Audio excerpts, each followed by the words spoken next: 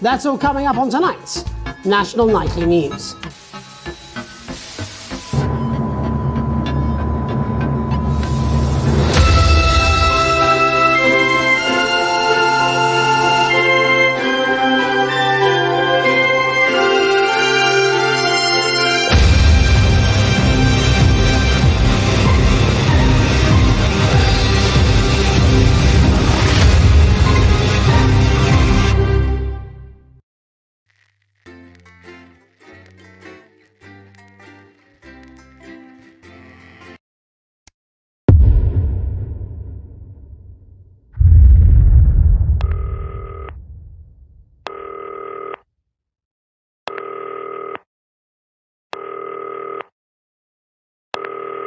Hi, David, I have a call for you. I'm just putting it through.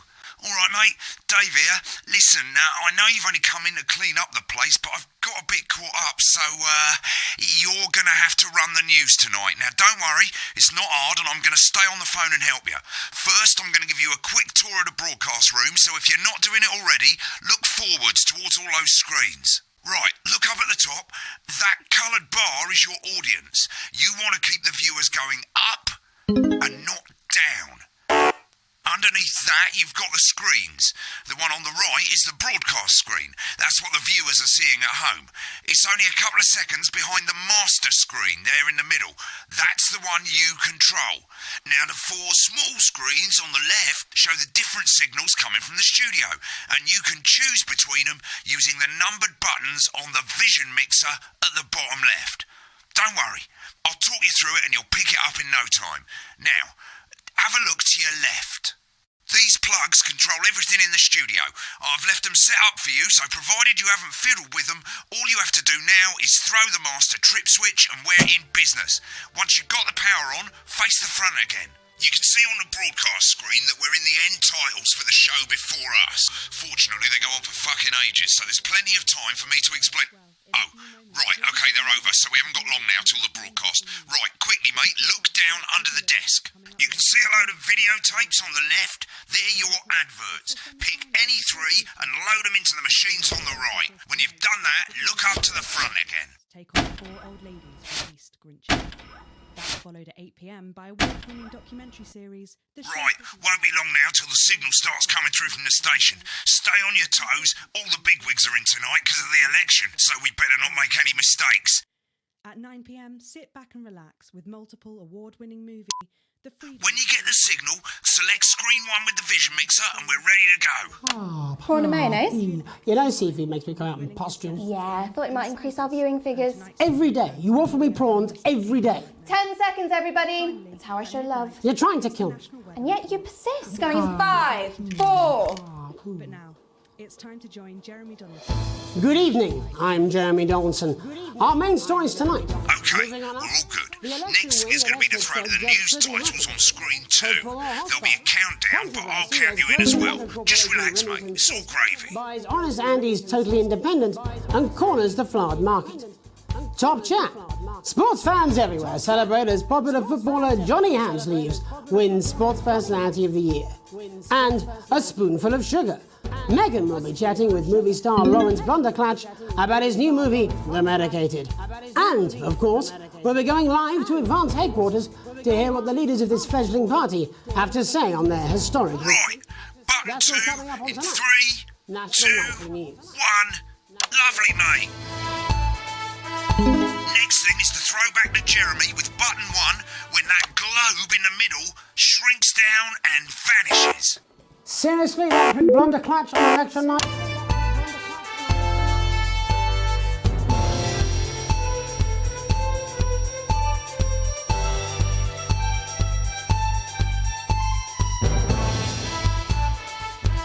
Here it comes. Switch to screen 1. Lovely, mate. But first, the votes are in and it's a decisive win for Advance. We often get a bit of interference around this time, mate. Keep your eye on the machine at the bottom right. Use that slider that's flashing or your scroll wheel to move the wave up and down, keeping the green bit in the white bit. But critics have accused him of a severe lack of actual policies and of being deliberately vague. The opposition parties have all conceded defeat to Advance's overwhelming mandate, but have yet to appear publicly. However, former Home Secretary Right, it's going well. All you got to do now is play the advert at the end of the segment. Make sure you don't play it too early or we'll all get fired. Now, the clock at the top is counting you down to the advert. When it reaches 0, press one of the 3 play ad buttons over there at the bottom right. I normally play the first one at the first break and so on, but you can play them in any order you want. I'll count you into it as well, but keep your eye on the clock. To hear the co-leader's acceptance speech. And 3, 2, 1, advert. 1 minute back, everybody. Jeremy, I need you to fill after the ads. What? Why? Wanker Snatch is running late. I thought I'd ask him about the election. Personally, I wouldn't try to confuse him with any big words. That's the same policy we use with you. I thought that was our little secret. That's all right, he doesn't remember anything I tell him. I'm deeply uncomfortable with your burgeoning friendship. Me too. Yeah. Wicked, we've made it to the first ad break. You're doing great, mate. But this is where it starts getting a bit trickier. This next sequence is what we call a multicam sequence, because you're going to be cutting between multiple cameras to keep things interesting. A lot of it's down to personal taste, but here's 3 good rules of thumb. These are my 1. cards. Please Try and keep the shot on whoever is doing the talking. 2. Don't stay on the same shot for too long. 10 seconds at the most. So if you're on the person who's talking, try and throw in the odd reaction shot or pull out to the wide shot for a bit just to keep it interesting. 3. Don't stay on reaction shots for too long. A couple of seconds is usually enough. Then the audience want to see who's doing the talking, yeah? Stick to these rules and you'll be fine. It's not as complicated as it sounds. You've seen programmes on television, haven't you? Make it look like those. Might as well get screen 1 selected now. No need to wait for the broadcast to start. Try and stay ahead, mate. Quiet in the studio. Thank you so much. 10 seconds, everybody. With Johnny Hamsley. Going in 5, 4, 3. Welcome back to the National Nightly News. Later, we'll be hearing from shock election winners Advance. But first, Get ready to go to Megan on screen 4. is here with a star of both stage and screen. Megan? Thank you, Jeremy. Megan Wolf, culture correspondent. And today I have a guest who starred in everything from Shakespeare Right, to go to Blunderclatch on screen 3 when she says his joined name. today by none other than Lawrence Blundercatch. Thank you so much for coming on. Oh, my dear, I do hope you believe me when I tell you that being with you here today is among Switch to 2 for the wide now. May I say, having you here with us is among ours. Right, now just try and stay on whoever's talking. Your latest movie, which is called The Medicated. The Medicated, yes. Wow, what was that like? Well, as I said to Peter at the Rat, that's Peter Jensen, the director. Give us a look at Megan's reaction. Lovely. Now back to Thunder Twat. I've worked with him on several movies, all terribly successful. I said to Peter, what a wild ride this has been. And you know what, Megan? I really meant that. Wow, that is fantastic. And am I right in saying that the character you play in this movie is quite an academic one? Absolutely right. A scientist. Was that a challenge at all? What exactly are you implying? But seriously, yes, you're right. It was a complete departure from my last starring role when I played Sergeant Brock Rockman in Bullet Man. You'll remember that was the true story. Been on that shot a bit long. Fight for a love that surpasses all others. A love, of course, for freedom. I think it's grossed over $1 billion, but honestly, who's counting? It's a role that saw you scoop 2 Best Get back Actor to who's awards, if I talking. remember correctly. It's so sweet of you to mention it, but I really am not in it for the awards, although those 3 little statues do take pride of place on my mantelpiece. With all the others, I'm sure. So, if you're not doing it for the awards, what is it then that drives you? That is a beautiful question, Megan, and not easy to answer.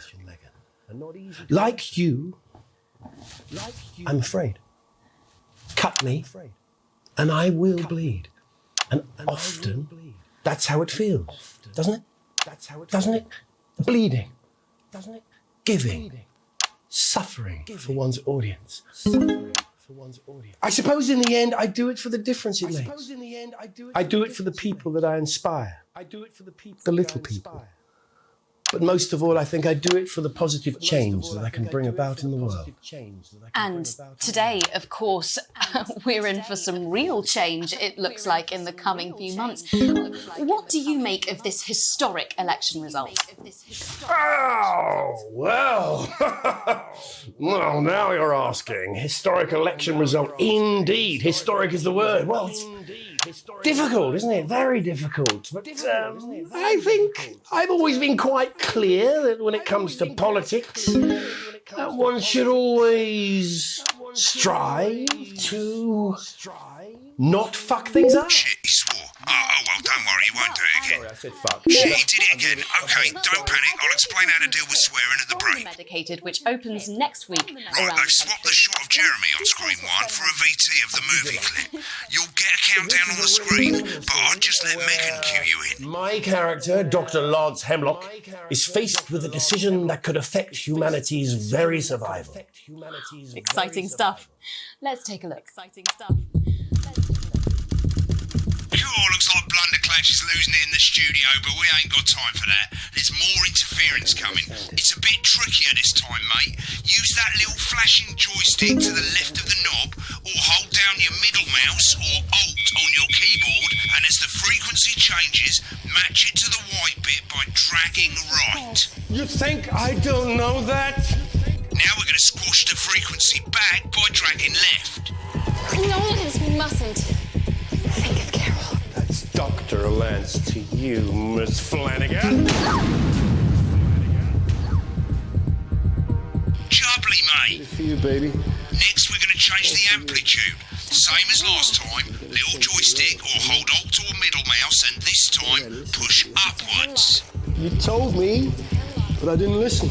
Doctor, I'm drowning, Lance, you said. you need to see this. No, don't. Right, now let's match it back by going downwards.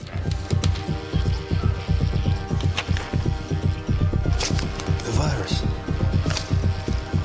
The sterility. This formula.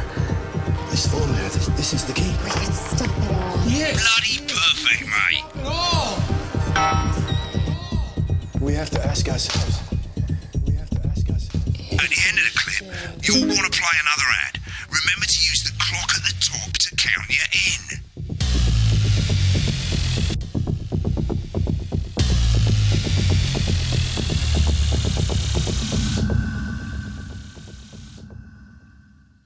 Right, I guess I better explain how to deal with bleeping out swear words. As you've probably noticed, the broadcast screen, here, is about 2 seconds behind the master screen, here. When someone says a naughty word, the bleep button lights up, like this. 2 seconds later, you'll hear that swear word going out on the broadcast, and you need to hold down the bleep button or the space bar on your keyboard for as long as the swear word lasts. It can take a bit of practice getting used to hearing 2 things at once. Just stay calm and you'll get it. And if you can't tell when to bleep, just above the button, you'll literally be able to see the sound scrolling by. All you gotta do is hold it down while the red bit is over the red line. Simple. Of course, if you do it by eye, you'll have to take your eye off the screens. That's why real professionals do it by ear. Most people like to have the volume of the broadcast screen a little bit below the master screen. Let's set it now. As you turn it up, you'll hear the advert getting louder. Good. You're set to start censoring. Like I say, it takes a little practice, but I'll try and help you through it, and soon we'll have you bleeping like a pro. Remember, button lights up, count 1, 2, and hold it down. That are still at a deal. We got those shares. You want crazy? We got crazy. Crazy deals got crazy deals. Remember to select screen 1 now that you've got the feed. Don't wait for the broadcast to go live. That's too late. You can use the number buttons on your keyboard, 1 to 4. We got it. You want it. You Seriously, pay us. You Edward. want it. We got it. You want it. You want it. We've got it. You pay us. Welcome back. And I'm told we can now go live to Advance Headquarters, where the two leaders, Peter Clement and Julia Salisbury, are about to make their acceptance address. Cut to the outside live broadcast. Oh shit, for it, it's Pat. pissed. Shall I start? Get ready to bleed. Well, thank you all for coming, and well, Thank you all where for do I coming, start? and, well, What where a do I day! start? They said we couldn't do it. They certainly did. They used every dirty, low-down, lying southern bastard trick they had against us. But you, Nice. you saw right through their shit. I'm sorry about the language there. Sorry about that. I've had a Perfect. couple of celebratory pints. Makes me Coarser than the grown is Makes funny. me- Coarser than the grown Memorably is funny. put. No, you totally Let's missed be honest, that. who can blame Peter for let's be honest, celebrating? who can blame Throughout Peter the for campaign, celebrating? you've heard us say that Throughout the advance are campaign, not you've a heard us political say that party. advance are not A a party is what you political have when party. things are going well. Party is what you have when the things are country going is well. suffering, you don't need a When the party. country is suffering, You need you a don't need team. a party. A team You need a that can team. change things. Team that can change. But today things. is day one of a new But today future. is day one A of better, a new future. fairer future. A better. So perhaps we should all be celebrating. Except for the Perhaps we should all be rich. celebrating. For them, the party's Except for the over. rich. They shouldn't For be them, the party's celebrating. over. They They shouldn't should be be putting their celebrating. shitting pants on and opening their dusty checkbook. pants on and Again, opening their colourfully checkbook. put, but Again, not colourfully inaccurate. put, but not Before we inaccurate. came out here to address the nation, Before we we used came our out here to executive address the powers nation, we to used pass our the executive Assets and powers Wealth Act. to pass the Working with Assets the and tax Wealth office, Act. we have produced a Working with the definitive tax list office, of we have every produced person in a the country with definitive wealth list of into the every millions. person in the You country with know wealth this into the sort of. Probably you rather you don't. Because the likes of you and me are not welcome in their gated communities. Tomorrow we will be introducing a sweeping reform of the tax system in this country. No more hiding wealth offshore, no more trust funds or creative accounting. A simpler, fairer, unavoidable set of tax laws. So all you bastard public school snobs have got nowhere to hide. I've got nowhere today. We revoked your passports. We revoked You want them back? You want to leave like you threatened before the election. That's fine. Before the election. But That's first, fine. you're gonna pay First, You're gonna pay back. Advance are going to turn this country from a nation of warring individuals into a team. To properly fund health and education. To raise the living standards of us all. The pundits said we'd have to raise billions. But you'll see when we've reclaimed what's ours, that's absolute ferret shite. So to you posh twats, The people who pay you a pittance to serve them drinks in their private clubs. The people whose children you raise. So they've got time to get even fucking richer. Advance have this to say to you. Only got a bit of the word. Today.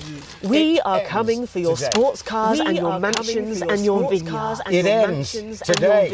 We will put the wealth of this country back where it should have always been. In the hands of the people who created it. Today. Yes, it ends today. And tomorrow we'll start making it fair again. Just like we promised we would. And until then, ladies and gents, I suggest we all get pissed. I can't argue with that. Thank you for your time. Nailed it. Thank you for your time. Well, interesting acceptance speech there from the leaders of Advance. And our apologies for the fruity language. Hopefully we got that bleeped out for you in time. If not, someone's going to be in trouble. So, as the country braces itself for new government, that's all from us this evening at the National Nightly News. We'll be back tomorrow with full coverage of the first day under Advance. I'm Jeremy Dawson. Have a peaceful night. Right, looks like you've got it now. Thanks for all the help, mate. I've got to go. Ferry's about to leave. Probably won't be coming back. Job's yours, mate. Good luck. Boring politics then. Is this some weird fever dream? Am I dying Well, we're not now? sure, but here in should St. be so on the lucky. Tape, we've got a big hill and I'll the see you bus tomorrow comes twice night. You're daily. not going for a drink? No, got a Visit date. Lucky you. picturesque Try not to get Zimbabwe this murdered. summer and experience a holiday that's simply unlike any other. When the programme's finished, you'll get a broadcast report. It's 3 pages. This first page shows you how well the broadcast went. Each sequence and an overall grade. Remember, grades mean bonuses, and they keep the boss happy. If you want to know more about how it went, select more info. If not, select continue to move to the next page. Right, this is the important page. It tells you how much you're going to get paid and how much wealth you have overall. That bollocks at the bottom shows you the financial state of our main advertisers. But you don't own any fucking shares. You're a cleaner, for God's sake, so why would you care? This is the last page and it tells you the state of the world, tells you how well the government's doing, and down the bottom there, this one's important, tells you what Channel 1 currently thinks of you. In other words, what the boss thinks.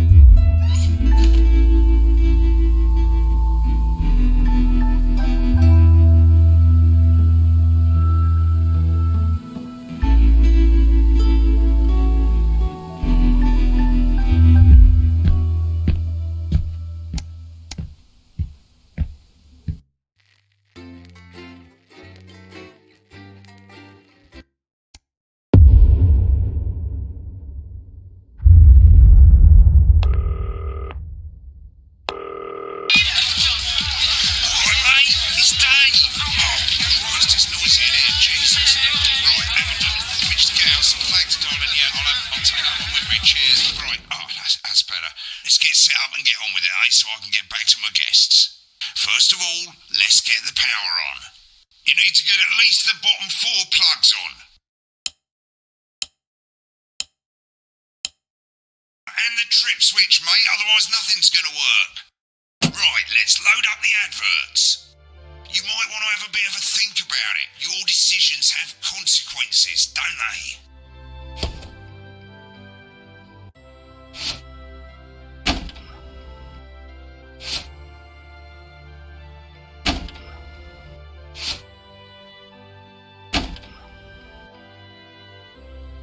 You can see they finally got the old headline system up and working again, and the Vision Mixer's already in headline mode because headlines always come at the start. It's really simple, mate. These 2 buttons at the bottom of the Vision Mixer, you can see they now have A and B on them, and they're to help you pick image A on the left bottom screen here, or image B on the right bottom screen here. It's really simple. This little clock here will count down the number of seconds you have to make your decision. Now you're in auto headline mode, so if you don't bother to pick a photo before that clock runs out, the machine's just going to pick one at random for you.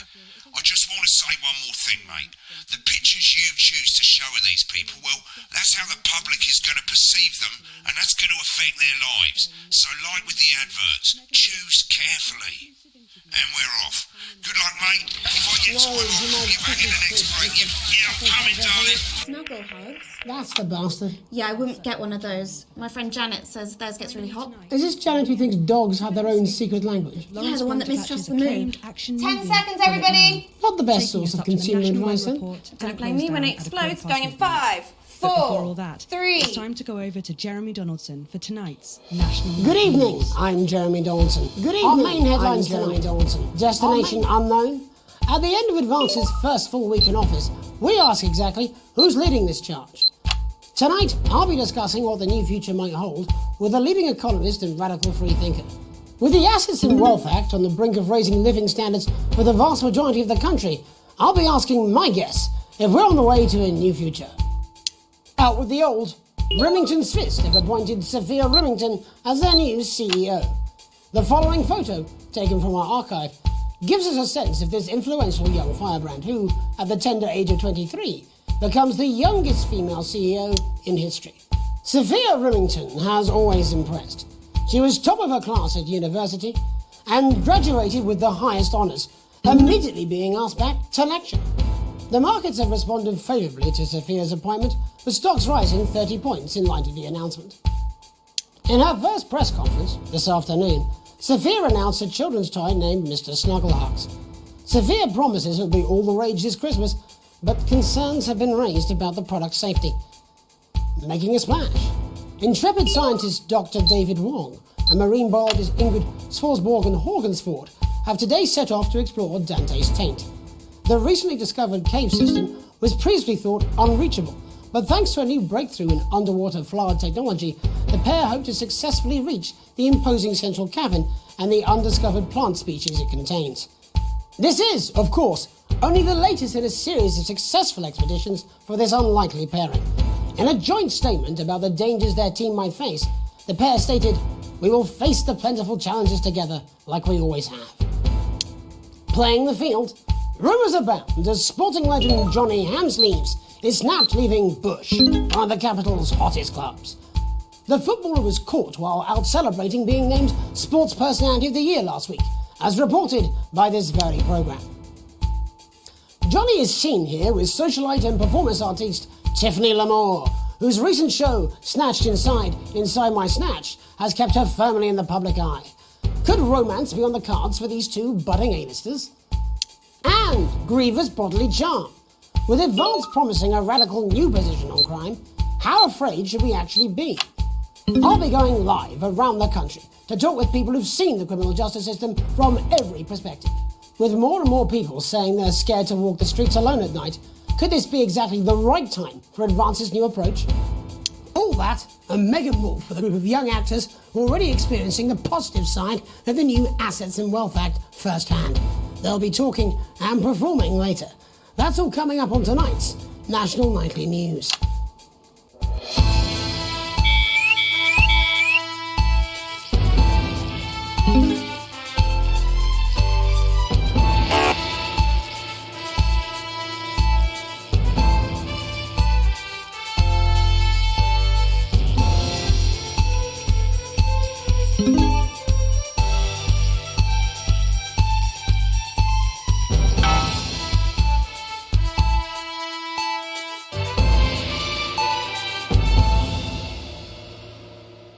government's swift enactment of the Assets and Wealth Act, we're talking about Advance's first week in office and what the new future holds.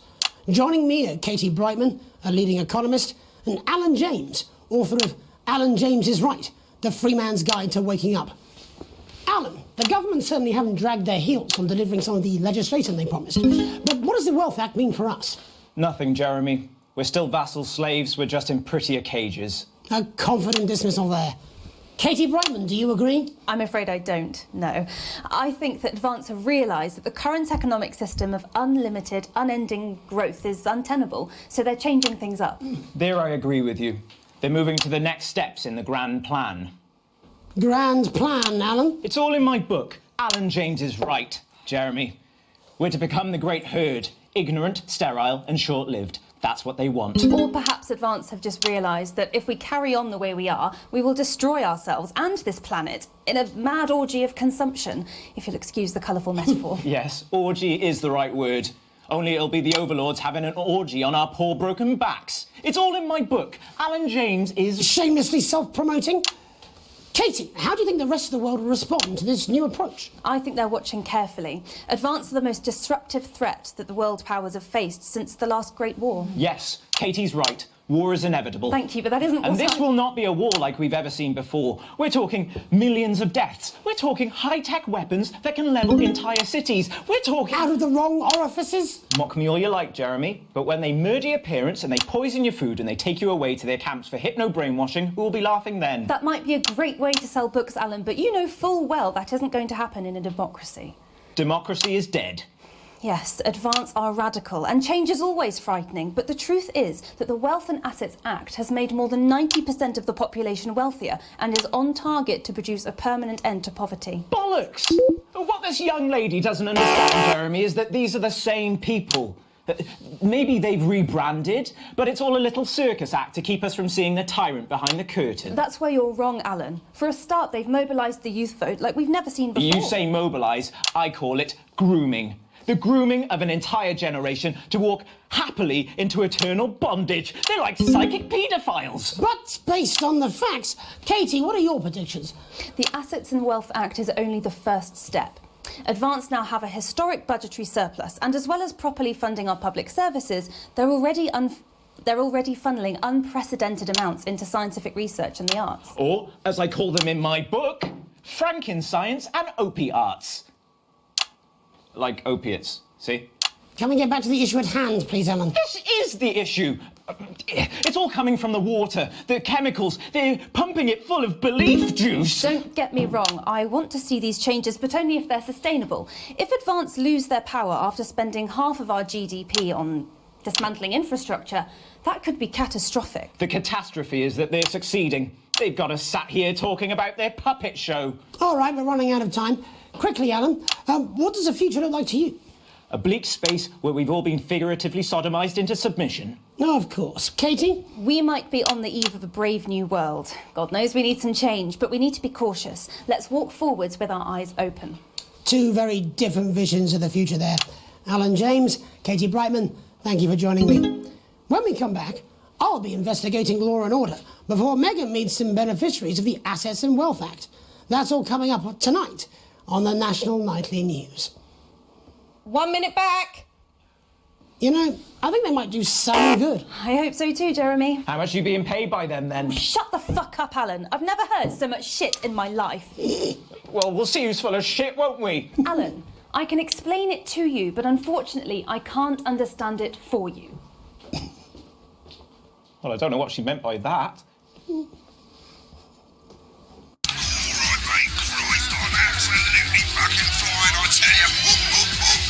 How's it going, actually? Fuck it, I don't care. I hate the fucking news. Oh, bloody hell, I love this tune, though. All right, mate, see you later. Bye! I'm just saying I'll do what I can, that's all. Bullshit, you will. She's good. You know she is. I've said a bit of wording, that's all I can do. 10 seconds, everybody. Is little JD scared of the big bad culture with water? If that sticks, I'll destroy you. 5, 4, 3. Welcome back. In our second segment, we're going to be taking a deep dive into the state of law and order in our country. Advance have already tasked what they are calling a solutions team to move this serious social problem to the top of the list. Tonight, we go behind the headlines to meet the people who live with the criminal justice system every day of their lives. First up, we have Gregory Judge, a lawyer who sees the problems close up on the front line. Can you hear me, Gregory? Yes, I've got you, Jeremy. Thanks for having me. What's it like on the front line of the hard face of the cold hand of justice? Well, as you can imagine, Jeremy, we are massively understaffed in this country. We're working every hour we can just to try and cope with the caseloads on our desks. Which must affect the quality of support you can offer. Well, we can barely keep up with demand, Jeremy. There just simply isn't enough being done at a systemic level to relieve the problem. Greg? We need more support from ministers. What are you doing? We need change at a structural level, I'm Jeremy. leaving, Greg. Not a good time, darling. It never is it? I'll be at my mother's. Just hang on. No, the problem isn't a local one, Jeremy. It's nationwide. Just give me 5 minutes. I'm talking to Jeremy Donaldson. Oh, have you mentioned your affairs? No. Well, the affairs of the Justice Department that we should be concerned about. Hello, Mr. Donaldson. Hello, Mrs. Judge. We need legislation to relieve the pressure on our public Sorry servants. to interrupt the news, Mr. Donaldson. Can I have a moment to tell my husband I'm leaving him? Yes, I totally understand. Quite the picture of a burdened legal sector there. Gregory Judge, thank you for joining us. Next, I'm joined by Police Chief Constable Bob Peel, a man with a very different perspective on our nation's crime. Do you think there's a problem with the system, Bob? I'm sure we all do, Jeremy. I'm sure we all long for a return to the days when you could safely walk the streets of your community at night, looking in through windows and generally enjoying your neighbours without the risk of being terrorised by some thug with a knife. Or kosh. So you feel the streets simply aren't safe anymore? Where have we gone wrong, Bob? Well, that's not a simple question, Jeremy, but I think it all comes down to moral decay. We've diluted our culture and lost touch with what it means to be a citizen of this once...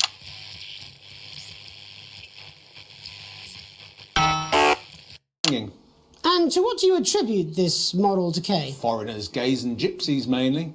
It's all in the Bible. Look, Leviticus clearly states that... Oh, bugger, hang on a moment. Jeremy, your bloody gimp's escaped. Delia? Delia, could you give me a little help, please, dear? As I was saying, Jesus didn't like immigrants much, did he? And just to be clear, you think it's the immigrants who are responsible for the moral decay? Absolutely, Jeremy. Back in your box, Clive. Back in your box. Delia, I really could use a little help with this. Oh, sorry, darling. I was saying the Badgers. Yes, I'm talking to Jeremy Donaldson. Clive, could you put him back in the box? Oh, Clive, you know it's Wednesday. Back you go. Back in your gimp space. And you go. whose responsibility is it to make a change, Bob? Well, it is certainly not the responsibility of the decent, good, white people Darling, of this... where's the padlock? Oh, hold on just a moment. Oh, Clive, this simply won't do. Naughty, naughty, naughty boy. Mummy said... get in your Clive, gimp I am space, not having this didn't she? again. Mummy said get back in your gimp space. No! Naughty! You beast, Clive! You As I was saying, Jeremy, moral decay. Crime is the responsibility of the criminal, no one else.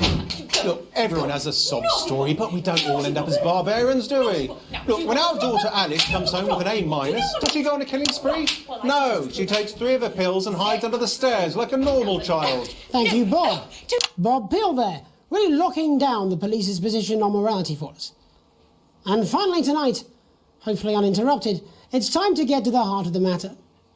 Tony Dawson has recently been released from prison after serving 3 years for aggravated assault, burglary and menacing a swan. He's agreed to talk to us today, which is also, I believe, his birthday. Many happy returns, Tony. Cheers, Jez. Call me Titwank Tony. Everybody else does. No, I'm not going to be doing that. Can you tell us what it's like in prison, Tony? Titwank Tony. Way! Prison's a mixed bag. Structure's quite nice, but it's a constant battle against institutionalisation, as you can imagine. And obviously, titwanks are quite hard to come by. I'm picking up that you're not alone there, Tony. Titwank Tony. Way! Yeah, sorry, my friends are throwing me a surprise party. Good bunch of lads. OK, well, we're trying to let you get back to that party as soon as possible. First, let me ask you this. Do you feel that your time spent in prison helped to rehabilitate you in any way, Tony? Titwank Tony! Way! I don't think it's as easy as that, Jez. Sopen! Yeah, I think asking that is an oversimplification. It sounds like it's getting quite busy there, Tony, but let's try and soldier on. Since leaving custody, have you been able to find a new job? Yeah, all the boys are here. There's Big Chris, Oi, oi. Little Chris, Oi, oi. and Vampire Chris. This one's, yeah? Yep. 1 sec, love. Shit, Wayne Tony's on the news. Rehabilitation's difficult with the current system, Jez. It's just not set up for it, you know? It's inherently unjust. Open! So, do you feel tempted to... I'm sorry, who's this guy? Open! You are joking. Chrissy Freebollocks has only got Mr. Fancy, oh.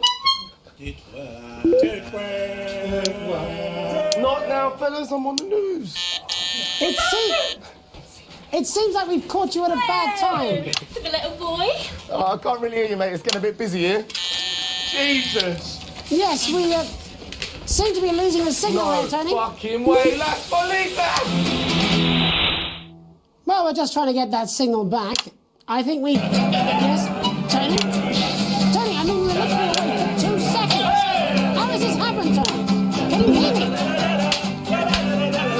Well, we seem to have lost our train of thought there a little. Hopefully you, the viewer at home, have managed to glean a broader understanding of the serious and complex issues around law and order. After the break, Megan will be live with some plucky young thespians. Don't go away. We'll be back after these messages. It's been a great night. In this next section, there's a bit of music.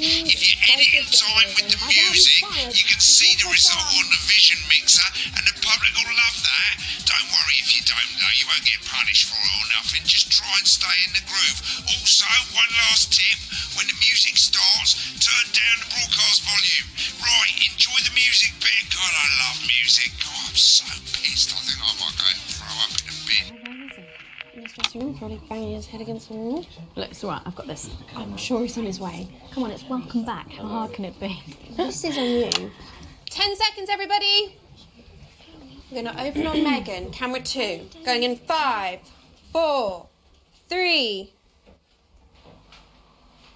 Welcome's Black. I'm Megan Wolfe, and on tonight's Culture Spot, I'll be chatting with one of the first beneficiaries of the Assets and Wealth Act, a team of inspiring young people from Scritchford Sixth Form College who today received a grant from Advance to take their play, Hey, Friendship, on a tour of local secondary schools. Welcome to you all. Well, let's start with you two, Harriet and Charlotte Winstanley-Hamilton. Girls, you must be thrilled. We are, Megan. We're overwhelmed, to be honest. And I believe you two are sisters, is that right? Yes, Charlotte's my oldest. I'm the older, more popular one. Only joking. Harriet and Trey were really the ones who came up with the whole idea. So, Harry and I were shooting the breeze in the cafeteria, and I said, hey, let's actually do something. So I went to look for a drama teacher. But she'd been laid off due to budget cuts. Fortunately, I directed a pantomime when I was at university, so I knew the ropes, as it were. Right, yes, but you're the maths teacher, aren't you? Yes, that's me, Jeff Algebra, maths teacher. Maths is really important. Oh, thanks, Steve. Maths is really important. Yeah, thanks, Steve. As is theatre. It's one of the oldest art forms in history. Aristotle believed. I just think that when we travel around all these problem schools and the poor kids see us, they say, hey, I really want to be like those attractive kids. And that's a very beautiful and powerful thing. We touch our audiences and they touch us right back. I suppose with a surname like Algebra, there was really only one choice of career for me. My wife, Angela, and I, we often laugh about it. Angela Algebra. Yes. We just want to bring a bit of song and joy into people's lives. And teach people about the difficult issues. The issues in the play are what really matter. And I think you're going to be showing us an extract from this play, aren't you? Yeah. That's right.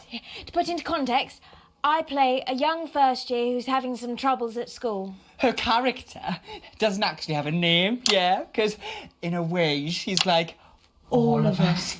It's like a metaphor. Maybe she's you at home, or like, maybe she's you, Megan. Maths is really important. Yeah, thanks, Steve. Put it in, Coach. Yes, thanks, Steve. Right, well, I'm going to have a little chat with your teacher while you run off and get ready. I can't wait to see it.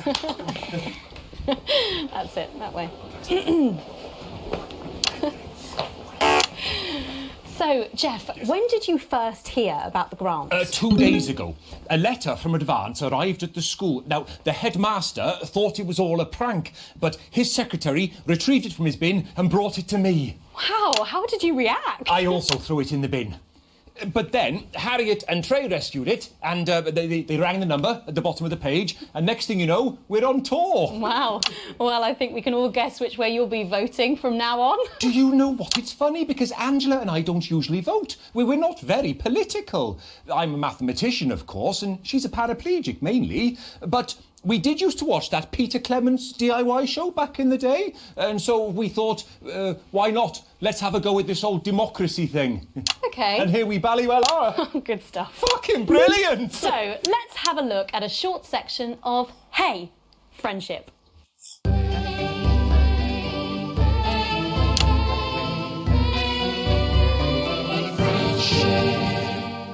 Dear Diary, I'm not sure I can take another day at this school. Another day of tears. Tears. Another day of fears. But still I walk the corridors alone. Alone. Dreading what might be around every corner. What's around the corner? What's around the corner? What's around the corner? Oh, hi, Gary. Oh, heavens, no! It's Gary the Fist! Gary the Fist! Going somewhere, little first year? Great. I've been looking for some poor victim to bully all morning. But will this make me feel better about my violent father? Violent father. Excuse me, I'm late for maths. It's my favourite subject. And so important. Maths is for losers. What? Maths is for losers. My arm's stuck, coach. Keep going, for fuck's sake. Right, maths is for losers. Now, give me your lunch money.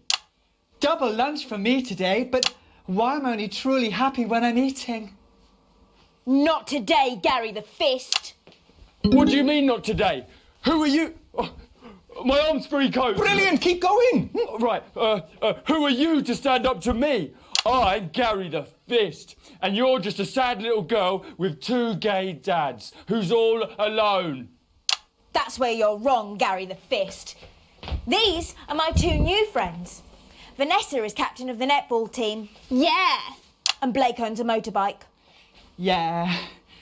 But I can't fight all 3 of you, and I don't have any friends of my own.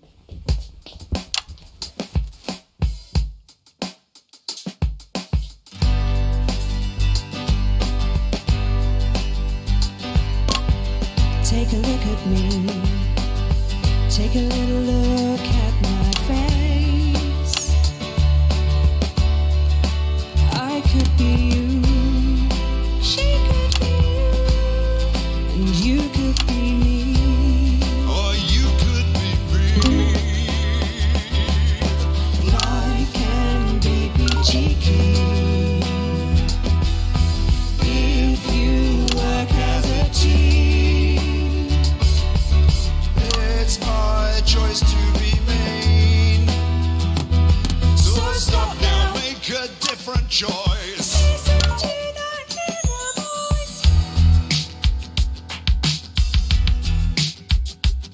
Hey, listen up, I won't take no crap. Who said middle class girls can't rap? I ain't afraid of your cruel lads. I'm a mother loving rebel, but I still love maths.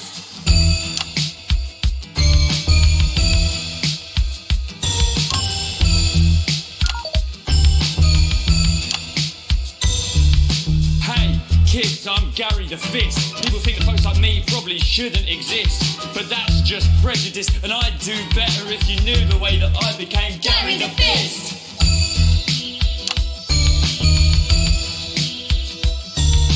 I grew up on a council estate. The park was hip, but the flats weren't great. My dad used to come home drunk and late, and he'd hit my mum for dinner, he had to wait. Where's my dinner? It's not ready. Where's my dinner, woman? Go. Don't make me ask you again. Hitting women is is wrong. I guess life's pretty hard on a council estate. Life's pretty hard on a council estate. Life's pretty hard on a council estate. Life's pretty hard on a council estate. Life's pretty hard on a council estate. Life's pretty hard on a council estate. Life's pretty hard on a council estate. It's so damn hard on a council estate. Life can be peachy keen. Yeah, yeah, yeah.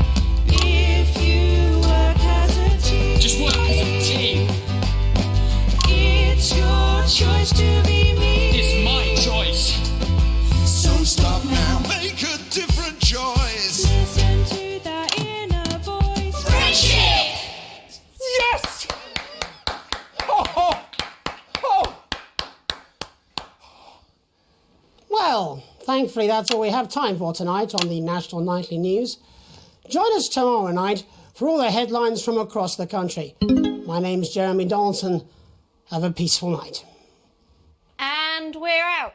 Oh, that was brilliant! What the literal fuck was that? I believe that was art.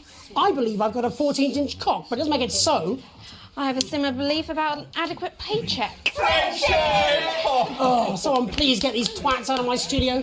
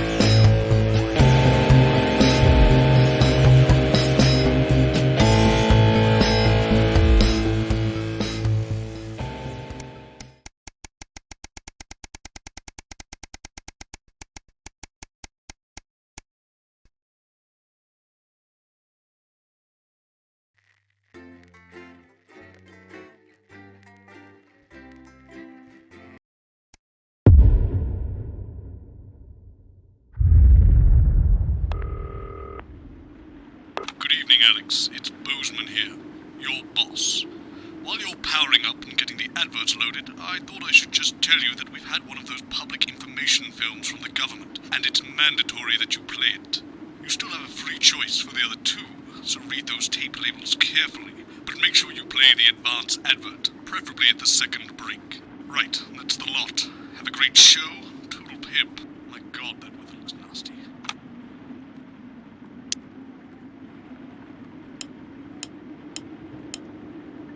Relationship with his fate. No. Sorry, are you saying he chose his imaginary friend in the sky over you? I don't know why I talked to you. It probably is a really awful date. 10 seconds, everybody. Like I said, all of you. Did your personality accidentally slip out? Pricks. Going in 5, 4, 3. Good evening. I'm Jeremy Donaldson. And I'm Megan Wolf. Our main stories tonight. Uncooperative. A mysterious symbol has appeared overnight on thousands of buildings throughout the capital. Tonight, in an exclusive live interview with Prime Ministers Julia Salisbury and Peter Clement, I'll be asking what this mysterious symbol might mean. After 3 months of record-breaking approval ratings, could this be the daring first move of a silent resistance movement? And what would that mean as we go into the future? We shall overcome. Trapped in Dante's taint for more than a month now, doctors Ingrid Svorsborg-Horgensvoord and David Wong announced today that they're considering 2 possible options. With 2 of the finest minds in science working together, hopes are still high for the eventual return of the team to dry land. Without enough engineers to successfully fix their craft, the team seem likely to attempt to farm the cavern's ecosystem while they wait for rescue from above ground. I think I'll stick to risotto, Jeremy. Bloodbath avoided. As the last Mr. Snugglehugs is found and destroyed, we ask, how could we have been so blind? Fortunately, this station wisely chose not to advertise Mr. Snugglehugs, and the subsequent disappointing sales turned out to be a miracle, as only 7 children were horribly injured by the lethal toy. How much worse could it have been? Thankfully, we'll never know. Julia Salisbury, who mobilised numerous government resources to recall the product immediately after the first blindings, said today that the new advance mark, which must be earned by all new products, would be a 100% ironclad guarantee of safety and quality. Table for 2. Johnny Hamsleeves and Tiffany Lamour were spotted having a private moment out at lunch today. The popular couple have certainly been on a roller coaster since they started dating late last year, and this image is sure to place them firmly back in the tabloids. Could we be on the verge of the biggest celebrity wedding since professional wrestler Randy Grizzlenuts McFridge married his longtime tag team partner Tina Tiny Hands last year in a wrestling ring made entirely of cake? Is this once celebrated role model about to become the bad boy of sport?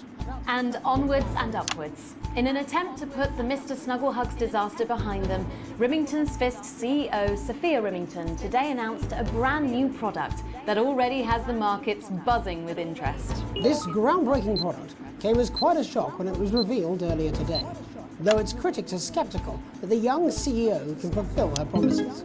Described as a breakthrough far ahead of its time, the male contraceptive pill is heralding a sexual revolution. Its fans are celebrating the fact that men can finally take equal responsibility for contraception, but others have expressed concerns over its safety and side effects. With that exclusive Prime Ministerial interview coming up later. And our very own Patrick Bannon live at the first annual Sports Board final. You won't want to miss a second of tonight's National Nightly News.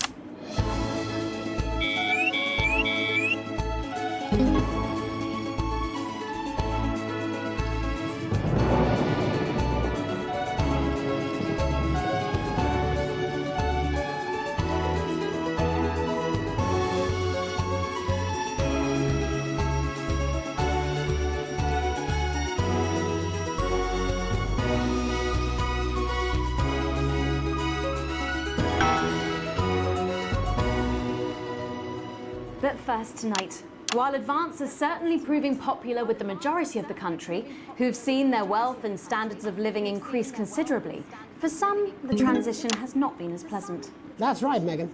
The formerly aristocratic members of our society have had to make major adjustments to come to terms with the new regime. Robin Short is in suburbia investigating rumours that these previously privileged people may be planning some kind of protest. Robin? Thanks, Megan. I'm here in Moderate Hatchings to talk to Wentworth and Penelope Somerset Bentley, who were relocated to the house you see behind me after Advance passed the Assets and Wealth Act on their first day in office. Tell me, how are you settling into your new lives? Well, quite frankly, Robin, we're not settling in at all. Our neighbours are whitewatters. It's simply untenable. I hope you'll forgive my language, but it's as steaming as a Wednesday hatch basket with too much spatting. Steady now, Penelope. Sorry, Robin, my sister's under a lot of pressure. She had to dress herself this morning and she still hasn't quite recovered, Robin. My goodness, that must have been quite a shock. She really struggles with ribbons, Robin. Well, at least you've been rehoused in a nice big house. Big house? This grubby little dada-spatch only has one staircase. And the breakfast room and the dining room in the same bloody place. Imagine that, having all one's grub in one room. One room, Robin. So what would you say to the people that feel that your family has had it far too easy for far too long, and that these redistributions are both fair and just? I hardly think we've had it easy for fussle's sake. Only one of our swimming pools was even heated. But realistically, what can you do? Well, you've asked the right waddy question, Robin. Thank you, Wentworth. I wasn't the youngest ever editor of the Swinstead Middle School Inquirer for no reason. I think our toilet butler was from Swinstead. Dear George. Oh, I wonder what happened to him. Daddy tried to shoot him in the buttocks and he ran off into the woods. Oh, good times. Oh, that's probably my last happy memory, Robin. Tragic, but what can you do? We will rise and rebel. We wage war on our revolting rulers with righteous words and rebellious writings. Our best guess in our quest for redress is to divest our breast in an undressed bare chest protest. Oh, what's that? Daddy! Daddy, it's Daddy! something! Please don't do that. We can't show this on the news. Right, you buggers! Tally ho! Oh my God.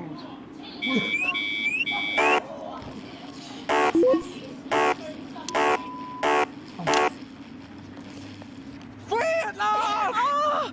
Somerset Bentley, glad to meet you. See, the protest has started already. Nice sharp work, boy. Thanks, Daddy. He gets that from me, you know.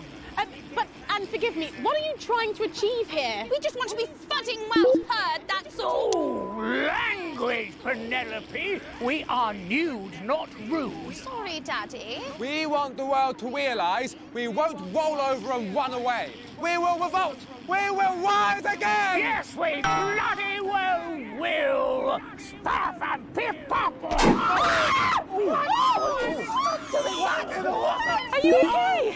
Daddy, how can you? Oh, shut up and get your Well, Jeremy, Megan, as this embryonic protest movement takes one in the top legs, it's back here in the studio. I'm Robin Short, struggling surreptitiously in Moderate Hatchings. Thanks, Robin. Let's get Hey, Megan. Speak for yourself there, Jeremy, but I've seen enough shaft work to last me a lifetime. I'm sure you have. But can a naked protest movement ever really catch on? It doesn't seem like the way we do things in this country. But as I'm sure you're aware, Jeremy, this country is becoming a very different place. Yes, but seriously, who's going to run around naked in our weather? Oh, hopefully not you, Jeremy. Yes, well, there wouldn't be enough canvas for the slogans. When we come back, our very own Patrick Bannon will be live from the Sports Board Finals. Stick around, you won't want to miss it. We'll be back after these messages. 1 minute back. Oh, sorry, I'm busting. Oh. She's funny. Yes, I know. I think it's very endearing. She wants your job. She's welcome to it. Why is it... This has got a crazy feel. Alex, Bozeman, we're getting reports in that naked protesters might try and spoil the Sports Board final by waving their fleshy bits about. Try and make sure you don't broadcast it. It's 6 p.m. for God's sake. No one wants to see fannies on the news. Bozeman out. Don't be lazy. Let's get crazy. You want to sleep on your lawn? We've got flower beds. We have even got shrubbery. You want to sling a hammer? We'll throw in the trees for free. You need a sleeping bag? We've got men's sleeping bags, boys' sleeping bags, couples sleeping bags. Sleeping bags, you could sleep it upside down with just your feet out. We got beds you could sleep on your feet. Well, that's what it says. Yes, I understand that, but I always say welcome back. I think we should just keep it as it is. Well, of course you do. I've got one hack line. What's that supposed to mean? I didn't write it, Jeremy. That's all right, fine. Jenny, there's something wrong with the auto cue. 10 seconds. Oh, I just felt a drip again. Have they not fixed this? I want to see us fry. It's good for the ratings. 5, 4, 3. Welcome back to the National Nightly News. I'm Megan Wolf. Coming up later, we'll be speaking to the Prime Ministers about their exciting new healthcare facilities, transition centres. Nice to see that. Wasting away in the chair. Jeremy. But first, we're going now to our own Patrick Bannon, who's reporting live from the finals of the new game that's gripping the nation, Sports Board.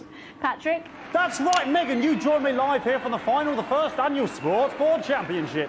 It's been a hotly contested competition so far. I think it's fair to say these two have been dancing around each other all season. First up, we have Ellie Striker. She's the more experienced of our two players today. Striker has got an accuracy of 7, a danger rating of K, and a 12-month driving ban. Striker's known for her signature move, the lanky hamster.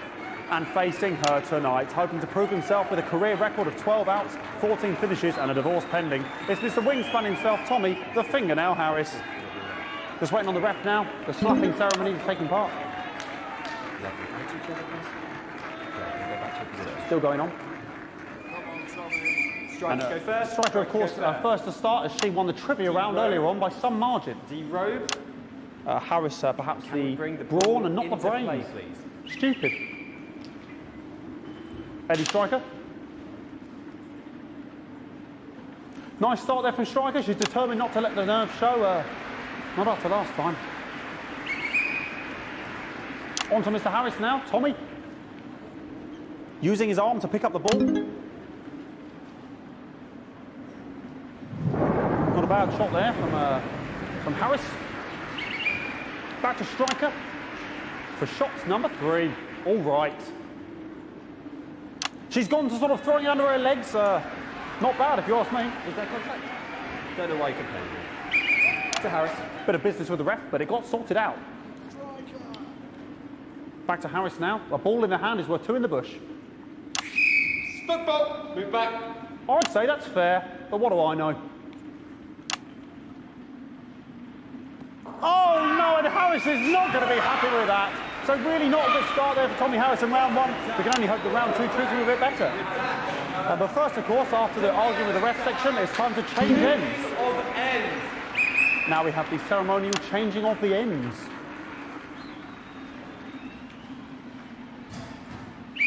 And of course, now they go back to the starting positions, as that makes sense. Striker giving it large. Second round, double. Harris. Wins round 2 now with Harris. Okay, we seem to have some sort of streak on the pitch. I apologise if we broadcast any of that stuff. She appears to have slogans across her breasts and arse. Try and ignore all of that. Security, I'm sure we're going to take them out as soon as possible. Apologise if we broadcast any of that. As I said, we're going to get the situation resolved as soon as possible. They're trying to carry on play, but it's proving a bit difficult, and I'm struggling to follow because it's quite an eyesore. And women's body, yeah. All right, great. Okay, so back into round 2 now, and Harry's absolutely determined to close that massive gap. Eddie Striker. No, it's just some of the tightest play I've seen ever. Harris. And was that a fitted thumb screw? We haven't seen that since the Heats. What a brilliant move. Back to Striker. And we know what that means, ladies and gentlemen. That is, of course, the ground sound. Excellent bit of play here on both sides of the bucket. I don't know about you at home, but I'm finding the technical mastery in display here absolutely blooming jaw-dropping. The ref has spotted something in Harris's neck or head. And Harris is having an absolute shocker. What a miserable start there for Tommy Harris. But he is a late bloomer, of course, we've always said that. And after all, it is a game of 2 halves, 4 rounds and 7 subgenres. But now, of course, it's time for the half-time show. Sponsored by Remington Smith. On my whistle, on my whistle. Nice piece of music here to start the half-time show. Okay, another posh protester loose on the court here. We can only apologise for that. We'll do our best to shield you from having to look directly at it. Is running around here with his genitals on display for all to see. and ruining what was shaping up to be quite the dance interlude there. Now he's thrusting himself in Harris's face. Security's on it, and the bucket's been knocked over. I cannot stand it when the bucket gets knocked over. Hopefully he'll get taken out now. Genitals flying around for all to see. Really, if you ask me, not Sunday morning television. And out of there, hopefully taken away, never to be seen again. Final poses. Ballboy cannot be in the final pose. And a lovely finish there on both sides of the bucket. I wouldn't like to call that one. And as we head into round 3, I'd love to know what's going on in these two players' heads. But unfortunately, because of science, we can't. Thank you.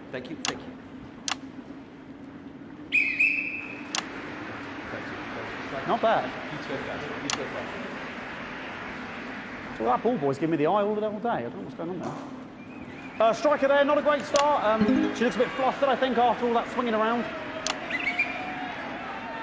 Back to Harris here. God, what I wouldn't give to be that ball. Am I right, ladies? Tommy Harris. And it dribbled down his arm, which is actually a really good move, because, of course, if it dribbles down his arm and goes on the floor, it's not going in the bucket. Back to Striker. And Striker's gone for the animal bonus there, but of course, perhaps... And yes, Harris has counted with a tiny bell. That is wonderful play. Of course, we've seen that before. Look at her face. She is absolutely gutted. What a mud. That could have been the clincher. What a massive shame. Harris receives possession now. Harris to serve now. Harris, of course, undefeated by Kestrel in his last 4 bats. So, here we go. Tommy Harris. That's all right. Not bad there. He threw it quite far away from him, which is quite a good idea. Very clever there. Perhaps a little contact, a caution from the referee, who's being, if you ask me, a little bit harsh. Ellie Striker. And she's let the nerves get to her. What the hell was that? You hate to see it, don't you? You cannot believe it. Oh, for God's sake. Okay, like, I mean, this is a mess now. I don't know what I can be doing about this. I mean, it's sort of breasts and genitals for all to see. I mean, there's only so much I can do. They're sort of everywhere, aren't they? All right, I'll try and carry on. The players are trying to carry on, but of course it's difficult because these protesters, hopefully we can get them taken off soon so we can carry on with the match. Okay, nonsense is going on here. Yes. We want our money. Yes, very good. Take them away. Bloody wasters, absolute wasters.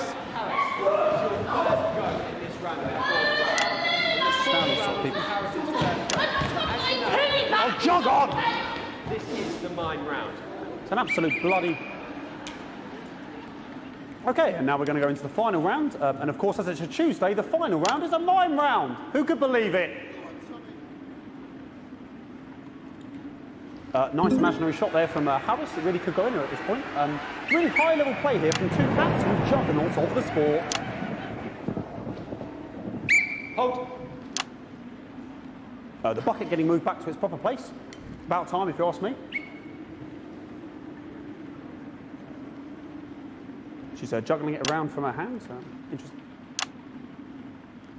And she's put it in her mouth like as if it was an egg. And now she's she's spat it out. She did the egg spit. So a wonderful move there, quite late on. Illegal spit. From Striker. But she's in it to win it. Harris's ball. On it, like a car bonnet. Tommy Harris here, having a bit of beef.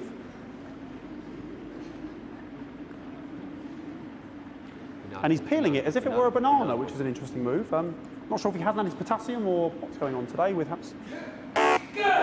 And he's thrown it. And the banana was the ball! What a fantastic move there from Harris. Unfortunately, that is the end. What a pathetic... There we go, Jeremy, that is over. How can he look his 8-year-old son in the face tonight? What a lump. We just have to wait for the referee now to announce it to make sure it is all official. Contestants in, please.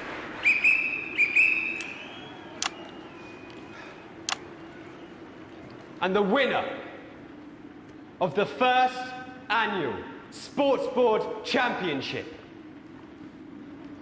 is... Everyone! Okay, the ref has decreed once once again a win for everyone, including me as my 15th win in the Sports Board Championship. I'm going to be celebrating tonight with my wife and children. Another wonderful victory for me. Here come the on-site security to collect their medals, their 6th and 7th respectively. And thanks again for watching the Sports Board Championships. What more is there to say? I'm Patrick Bannon. Looking forward to celebrating tonight. And all I always have to say, Jeremy, is back to you in the studio. Patrick Bannon there had an extraordinary final. Historic sports board, Jeremy. I didn't know you were a fan. Oh, yeah, I can wrench a doubler with the best of them, I'll have you know. I certainly wouldn't bet against you. When we come back, I'll be talking live with Prime Ministers Julia Salisbury and Peter Clement, who apparently have a big announcement you wouldn't want to miss. That's coming up after these messages. 1 minute back. Fucking microphone shocked me. What? Fucking microphone just shocked me. Where's that sound guy? Everything okay? Oh, the mics are just trying to kill us now, apparently. You'll be fine. You're unshockable. I'm immune to Postman again. Just heard from the chaps in maintenance that this storm is causing the odd power surge, and some of your controls might be a bit, dangerous. Now, I know you're tough, and you can take the odd shock for the sake of a perfect news broadcast, but too many in quick succession can stop the old ticker. I'm sure you'll make the right decisions. Postman out. We seem to have sprung a leak. Well, several, actually. You're going to need a whole new lining up there. Triple suit. We'll look into it, Minister. It's so good to see you again. Miss Wolfe, your star seems to be in the ascendant. It's a great time to be alive. Too bloody right. Peter Clement. Megan Wolfe. My, but that's a firm handshake you've got there. She's tougher than she looks. Am I here? Here, with Mr. Clement on your left. Right you are, pet. Is your seat damp?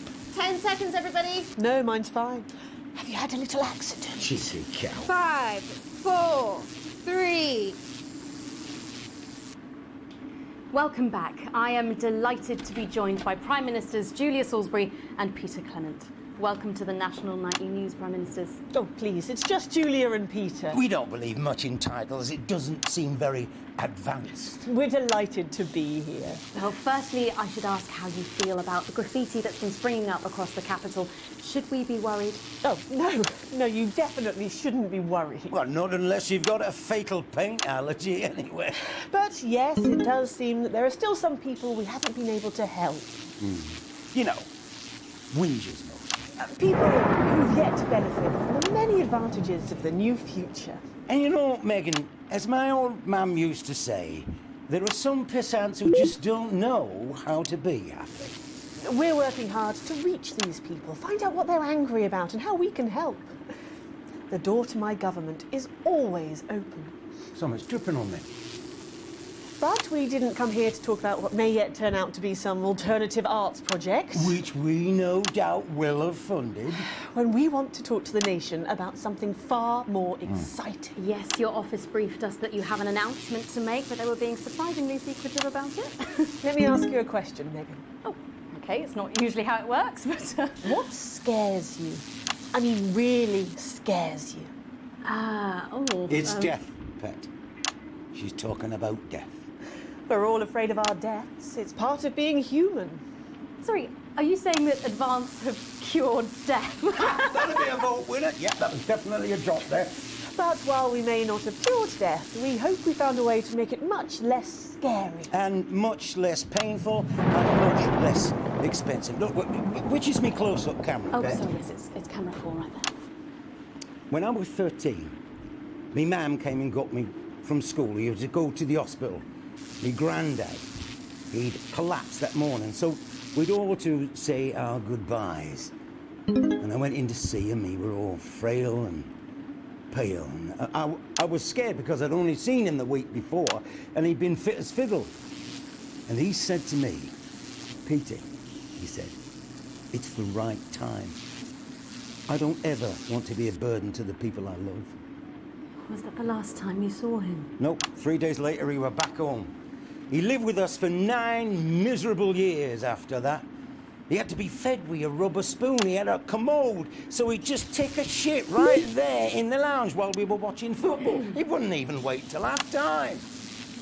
That sounds... It was awful. It was awful for us, and this is the point. It were awful for him. He could see it was destroying me, man, watching him slowly fade away, and he would beg her to turn off his breathing equipment at night, but she couldn't, or she wouldn't. It were a crime, you see. And she didn't want to lose the children, as well as her old man. No family should have to suffer like Peter's did. And now no family will have to. The Health Service is today opening the first of 300 new transition centres. The transition centres will handle everything for your last days. The legal, financial, medical and emotional costs are all catered for and paid for by the government. So even the poorest citizen gets to pass on with dignity when they choose. And that choice is important. Yes. This is a service only for people who choose it. For people who feel they run their course and don't want to burden themselves or their families with a slow, long, humiliating decline. You've just given me electric shock! Are you okay? I don't know, I think I'm fried my asshole! We're still on the air, Peter. No, yes, sorry, my apologies all. Are you not worried that this new system might be open to abuse? In what way? Sorry, I've got sapped again. Can I get a little bit of help here, please? That the older generation might feel somewhat... That one was massive. Right, no, this bastard's coming off. That the older generation might feel somewhat coerced. Coerced into spending their final days eating gourmet food and drinking fine wine and luxury spas and gardens. Look, I am perfectly capable of... with a rusty twat! Prime Minister, please watch your language. For fuck's sake! Go get yourself sorted out. Right. We're launching a government information film tonight. It should tell your viewers everything they need to know. You really do move at a breathless pace. It's hard to believe you've yet to be in office a year. Oh, Megan, we're only getting started. And on that note, thank you both so much for being here. Jeremy. Right, yes, that's all we have time for tonight. Thank yous go out to our guests. Congratulations to all the winners at the Sports Board final, and we'll see you tomorrow night at the same time. My name's Jeremy Darlington. If you can, have a peaceful night. And we're out. Good job, everybody. So they just... Yes, sir. I don't suppose there's any way this could be a good thing. It's my nephew, so we transitioned the moment I saw the leak.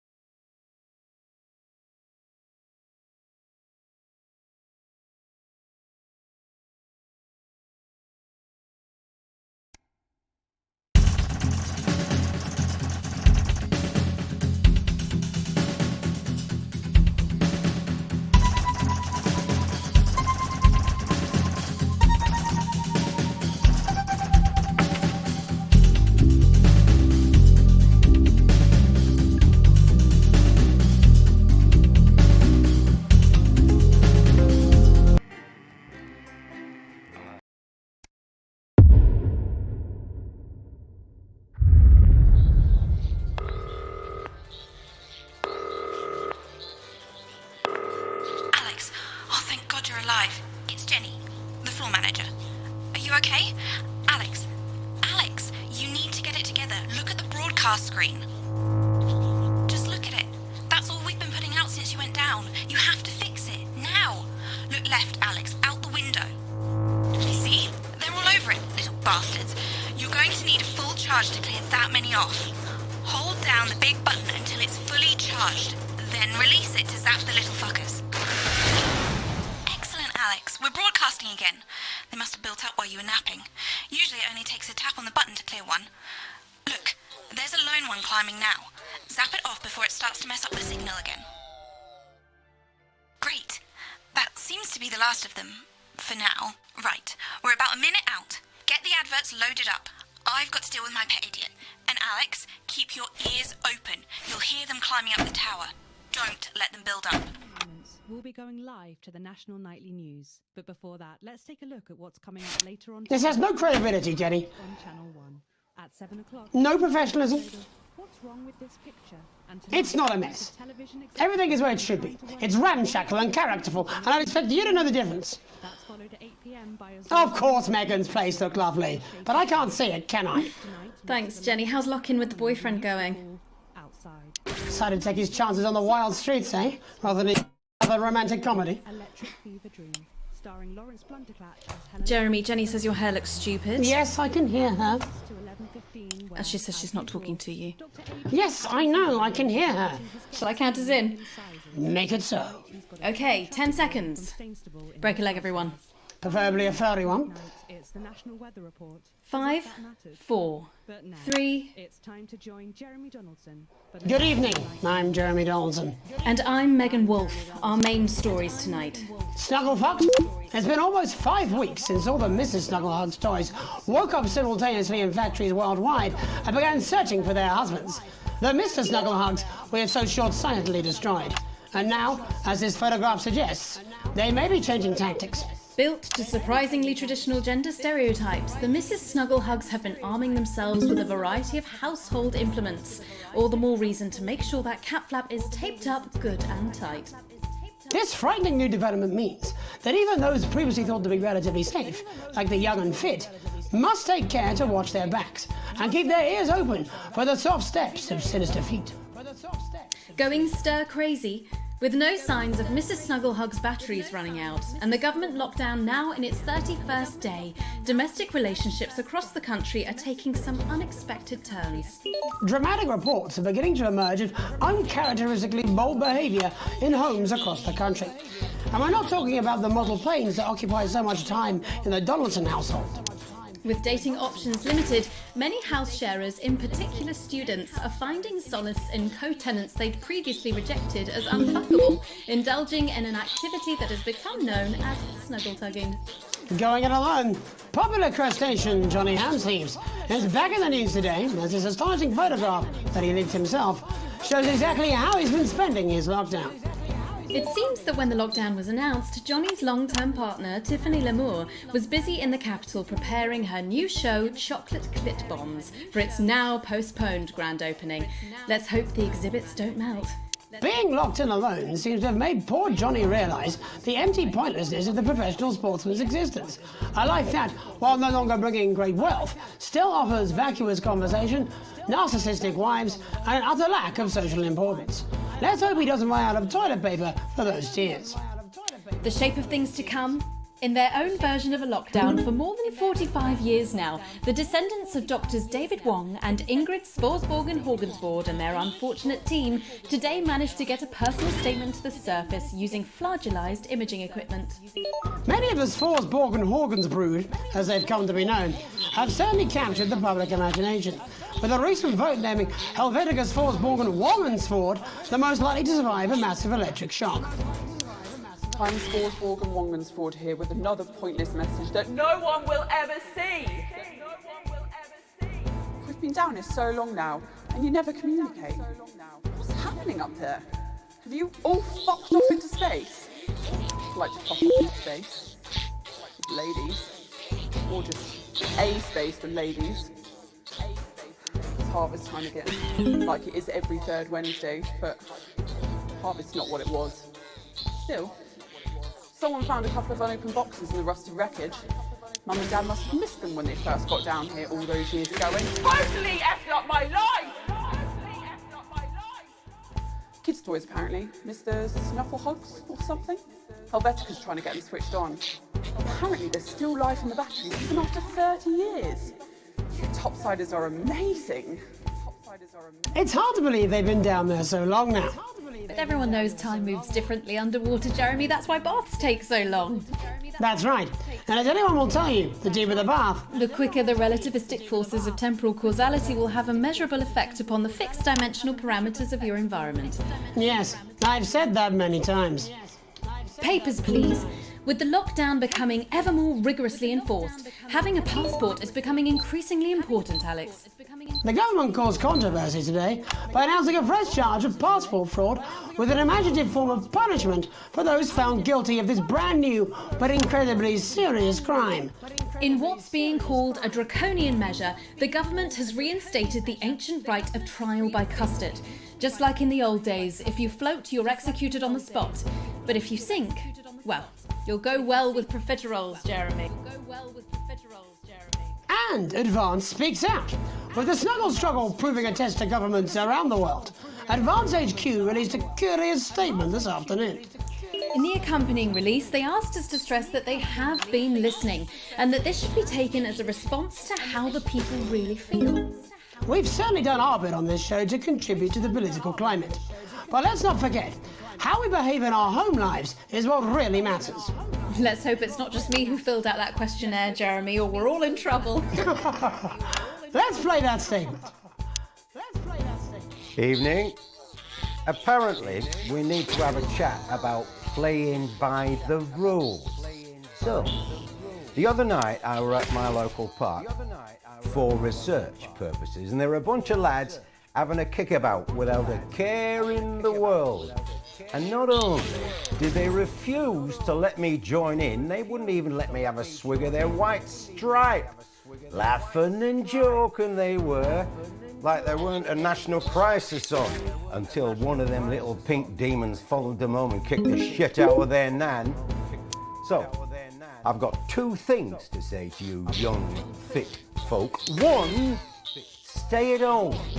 It's not for you, it's to protect your Aunt Mabel and Bill next door. And two, always share your booze with your Prime Minister. As my old man used to say, there's only two type of folk. Them who will help you across the road with the shopping, and them who will kick you in the fanny and nick your macaroni. So don't be a pasta snatcher. Stay at home, have a brandy, and this will be all over before you know it. Thank you. Delectable stuff.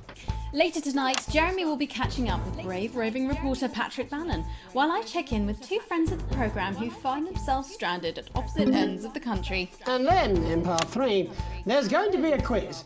Presumably because there's nothing more important going on that you might like to report on if you were, say, a news programme. And in a moment, we'll both be asking Sophia Rimington how such a trusted brand can have made such a terrible manufacturing mistake.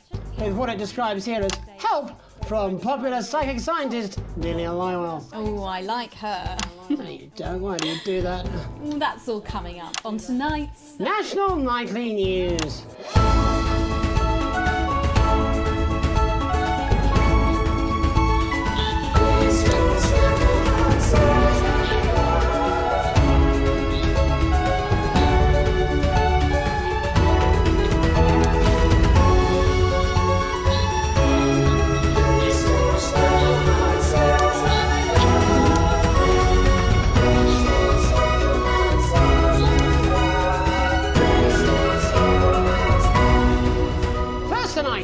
We get here? Where are we going? And most importantly, who's to blame? Joining us from her ranch in Arlingsfield Millkirky is the CEO of Rimington's Fist, internationally respected business Svengali, Sophia Rimington. Thank you for having me, Megan. I'm a huge fan of your work. And from a crystal healing laboratory in what I assume is a garage in Upper Lowington, inexplicably renowned psychic scientist, Dr. Delia Lywell. Thank you for being here. Thank you for having us. Sorry, us? Myself and the eminent professors. Is that what you call the voices in your head? The voice seemed to attract dead scientists. I don't really know why. The money? They express themselves to me through ethereal algebra and quadratic predictions. It's all very technical. No, it isn't. I concur. Miss Rimington, the entire Snuggle Hugs range will surely go down as the biggest public relations disaster in history, won't it? Well, of course, that's one world record we would never have sought to claim. What can you say at a time like this? There is only one thing that can be said. I'm sorry. We're sorry. From everyone here at Rimington's Fist, but especially the dedicated inventors and world-beating engineers at Rimming Toys, we are deeply, deeply sorry. Who could have predicted that letting a child's toy learn how to love could have such unforeseen consequences? Mary Shelley?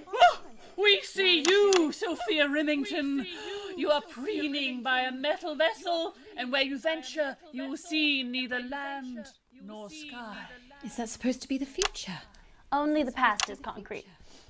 I remember being a child in my grandpa's workshop when he made the first dancing hangman toy. He put it by my bed, and when I couldn't sleep, I'd wind it up and let it go, and I'd watch that happy little executioner just wiggle and wave his tiny noose and dance before my eyes. Grandpa sold thousands of them, on the quiet, obviously. And he used the money he made to found Rimming Toys, which is now just one small part of the global supermassive megacore that is Rimington's Fist. Sadly, we lost Grandpappy along the way. He died in a fire at the preschool tobacco factory, another one of his pet projects. But we never lost his spirit of invention. Yes, I'm not entirely certain what your grandfather's offensive toys have to do with the current predicament.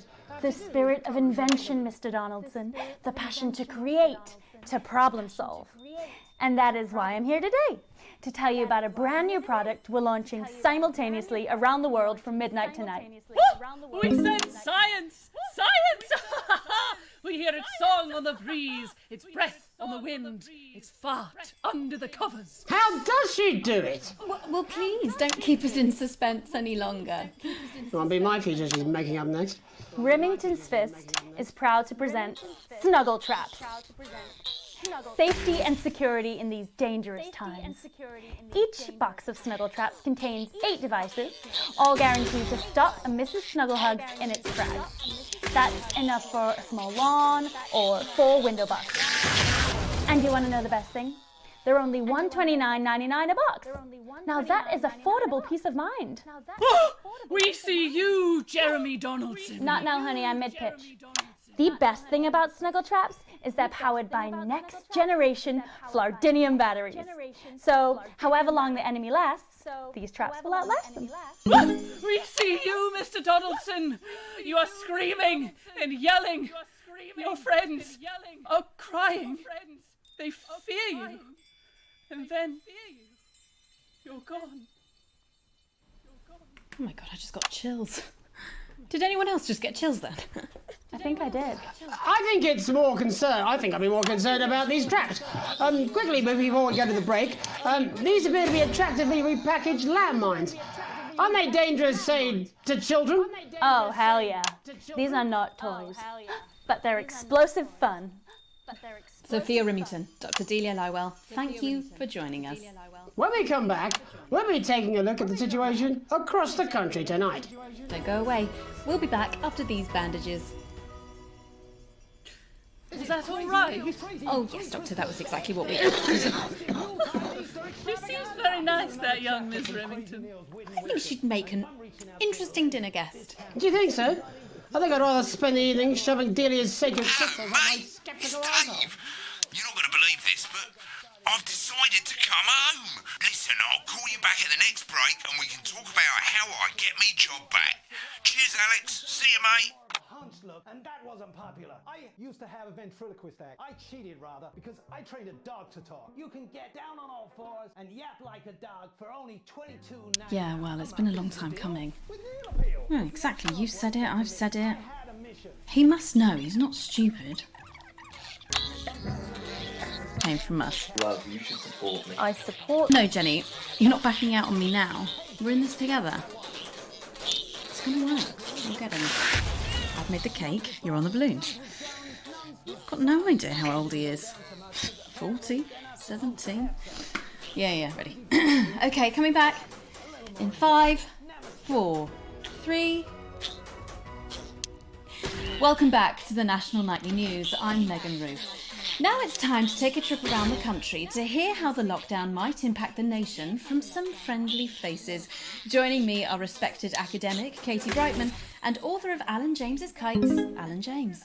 Thank you for joining me. It's a pleasure. Thanks for having me, Megan. Thanks, Megan. It really is a pleasure, Katie. I enjoyed our little heated encounter. I wish I could say the same.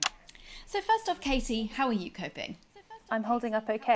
The lockdown directive was so sudden that, like many people, I haven't been able to get home. Oh no, what happened? I was staying at a hotel after an international policy convention, and we had a particularly heavy night out. You know what economists are like. Notoriously hate splitting the bill. And I overslept, and as you can imagine, I've been here ever since. But there are certainly people much worse off than me. Exactly. My tour has been cancelled indefinitely, and I've had to refund every single ticket, even the cheap seats. Oh, Alan, I'm so sorry to hear that. Yeah. People are being quite rude about it.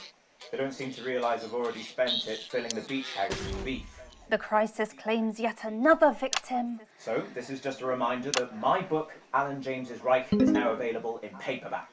Unbelievable. What was that? You're unbelievable. So, Katie, how do you think this might affect the economy? Should we be worried? Very, Megan. Not to sound dramatic, but this could be catastrophic. Unemployment has skyrocketed, and frankly, it will be a miracle if a lot of businesses can survive this. There you go, scaremongering again, spreading this latest liberal hoax. That's what they want. They want us quiet. Shh. They want us compliant. And they want us inside. A hoax? How on earth can you say that, Alan? Well, I haven't actually seen one of these supposed toys. Have you? Well, no, but... Did you know 3,000 people die every year from regular toys? That's a lot of people. And this is no different. You're just as likely to be hunted down by a yo-yo or a tennis racket. He makes an excellent and persuasive point, Katie. Don't listen to her, Katie. The press are the enemy of truth. She's agreeing with you, Alan, you absolute shit! Well, then I must be wrong. Alan, are you now recanting your statement that these toys aren't dangerous? People are saying they're just like normal toys, and that simply isn't true. Corrupt media lies. And Katie, how do you respond to Alan's claims that Mrs. Snugglehugs might be dangerous after all? I suppose I guess I'm agreeing with him. Thank you, Katie. I appreciate your support. A lot of folks are saying this Mrs. Snugglehug situation will all blow over, but it won't. Yes, right, exactly. We need decisive action from the government. We need huge financial support to protect our workers and our businesses. We need to support the vulnerable, and we need to repent. Exactly right, Katie. We brought it on ourselves with all our liberal indulgences like art, cake, and healthcare. We need to act now and begin sacrificing our firstborns, or at a push, a beloved family pet. Absolutely, Alan. If we can all successfully come together as a community and perform the ritual, hopefully we will appease the great ancient. Katie, could it be any worse? Luckily, over the past few years under Advance, they've invested heavily into health, so the system can actually bear the strain. Is it lucky that the Llama Lords have unleashed a horde of man-made monsters on its own people to conceal the enemy within? Will you just stop for 5 fucking seconds? The Global Alliance of Fish People are amassing an army amassing an army to kidnap our children.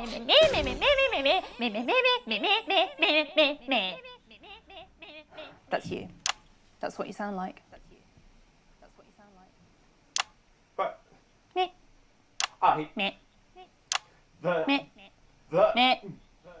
I don't sound like that. Yes, you do. You do, Alan. You do sound like that. And that's why no one wants to be your friend. I've got loads of friends. No, you haven't. I don't think you do, Alan. Yeah, stop lying, Alan. I'm not lying. You are. Oh, good one. Well, I'm telling. Alan James, Alan, you know... Katie Brightman, thank you for joining me. Some real food for thought there from two of the territory's leading minds. Any moment now, I'll be heading over to Jeremy, who is going to be bringing us an up-to-the-minute report of the status of the nation. Over to you, Jeremy. Thank you for what I'm sure was a reasonable debate which really contributed to the national conversation. Next, out on the streets, someone who's always doing exactly that. It's Patrick Bannon. Are you there, Patrick? Hello, Jeremy. Yes, hello, I'm here. I'm here live. Apologies for the quality of the broadcast today. Couldn't find any cameramen or women brave enough to come and join me, so I'm out here on my own. Right, and can you tell us what it's like out there? Yep, I can. It's as you can see behind me, the streets are currently completely deserted. But my question, Jeremy, is just how long? I mean, could there be danger lurking just around the corner, waiting to end the fledgling career of this young, promising journalist before his full potential is even realised? Will he die, underappreciated by management, and frankly, if you ask me, very, very much underpaid? I don't think there's any danger of that, Patrick. What's that on your jacket there? Oh, that's actually a sponge. What I've done here is made a snuggle-proof jacket, Jeremy. The network didn't bother sending me any PPE, so I've been forced to improvise. In fact, showing the sort of resourcefulness that would make me an ideal candidate for, I don't know, for example, an anchor position starting whenever they'd like. From your point of view, Patrick, just how safe are our streets? Not safe at all, Jeremy, not safe at all. I'd recommend people staying inside, following government advice and not putting themselves at any risk at all. Unless, of course, like me, it's for groundbreaking journalism reasons. Mm-hmm. And just where are you, Patrick? I'm in the street, on the street. Which street? I think I'm struggling to hear you, actually, Jeremy, there. Which street? Which street are you on? Oh, which street am I on? Oh, God. I'm just looking for a sign. There it is. I'm on Bannon Avenue. Bannon Avenue? Yep. Bannon Avenue. Yeah, no, I can hear you fine. Yep, I'm on Bannon Avenue on the sign, it says there. Like Patrick Bannon? Oh, yeah, that is like, that's strange, that's a weird sign. I don't know what's going on there. Where are you really? I'm on Bannon, Alright, fine, I'm not on Bannon Avenue, I'm at home, to be honest. Alright, fine, well, I'm in my bathroom, technically, but, you know, I couldn't face it, to be honest, mate. It's, you know, it's terrible out there, I don't want to go outside. They're everywhere. I'm sorry for lying. We don't expect any less of you, Patrick. Can you hear that sound? What the hell's that? I can, yes. I'm no expert, Patrick, but it sounds unmistakably like a tiny fist tapping on your door there. Oh, fuck, it does. Oh, fuck, Jeremy, shit, no! Oh, bollocks, right. Perhaps there's a small queue of tiny fists, each wielding a different gendered household implement, ready to bash in the heads of lying little roving reporters. But you're lying, aren't you? Oh, shit, fucking, listen to me, you bastards! If you're out there, just to piss off, you little fucking snuggle fucks, I'm too talented to die! Oh, what the fucking hell? Okay, it's fine. Oh, God. Don't worry, Patrick. I'd say you've got a few seconds before they break their way in there and finish you off.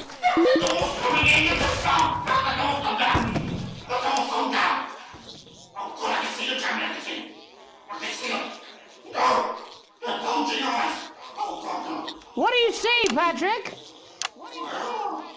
I see only the devil. I see only Satan.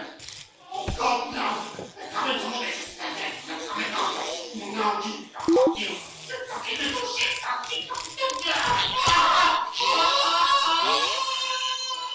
Thank you, Patrick, for that report, showing the nation, and more importantly, management, just where you belong. It's time for another break, but when we come back, we'll be hoping to take your mind off the world for a little while, and who knows, maybe even bring you a few smiles. Join us after this. You're damn right. Yeah, I had them delivered. Yes, to Bannon Avenue.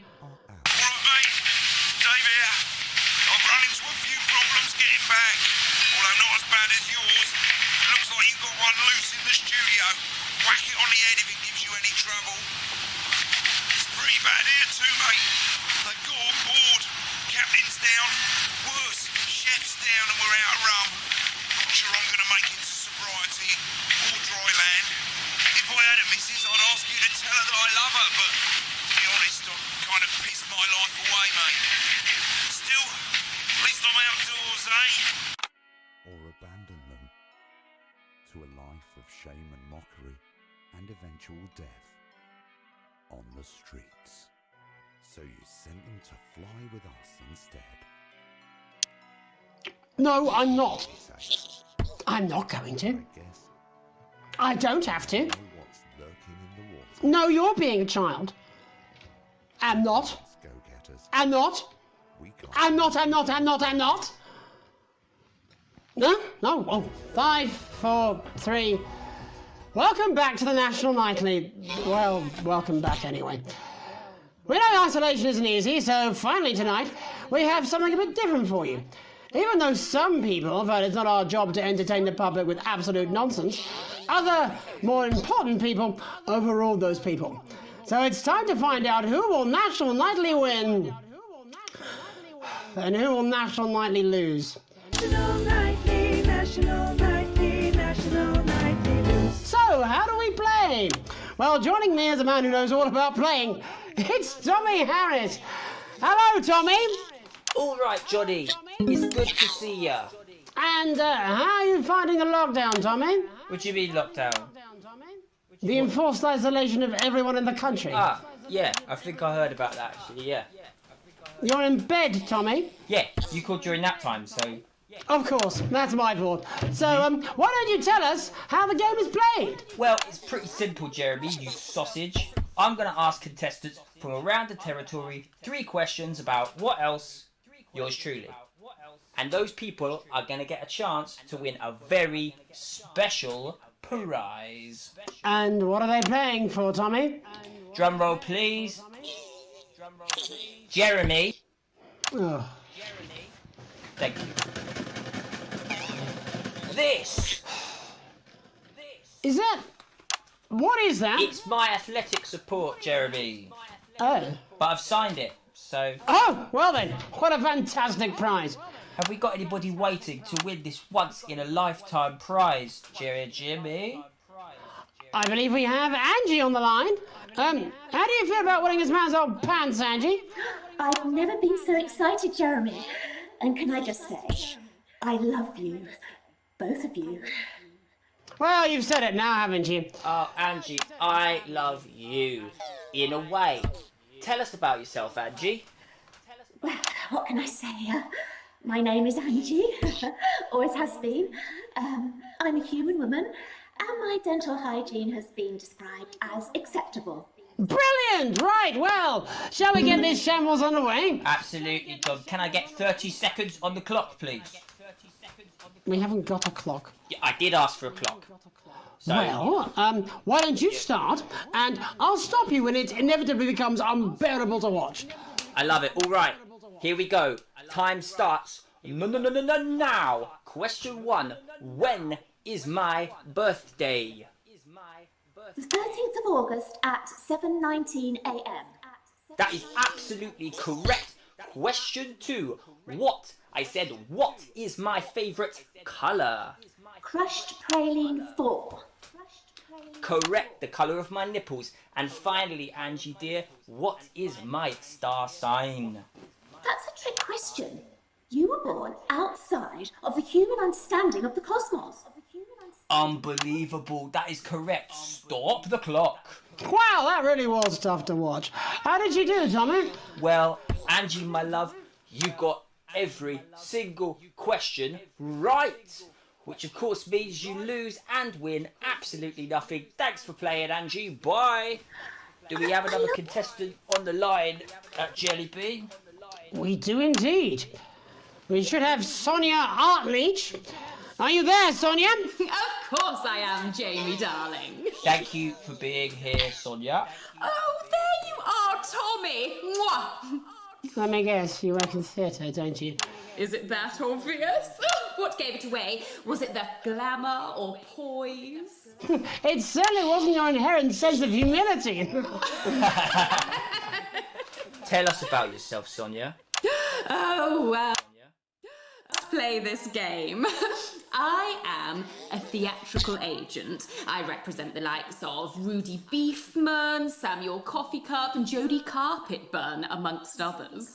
And how's the lockdown affected you, Sonia? Well, they may have closed the theatres, shut the studios, and boarded the cinemas, but they won't get me that easily.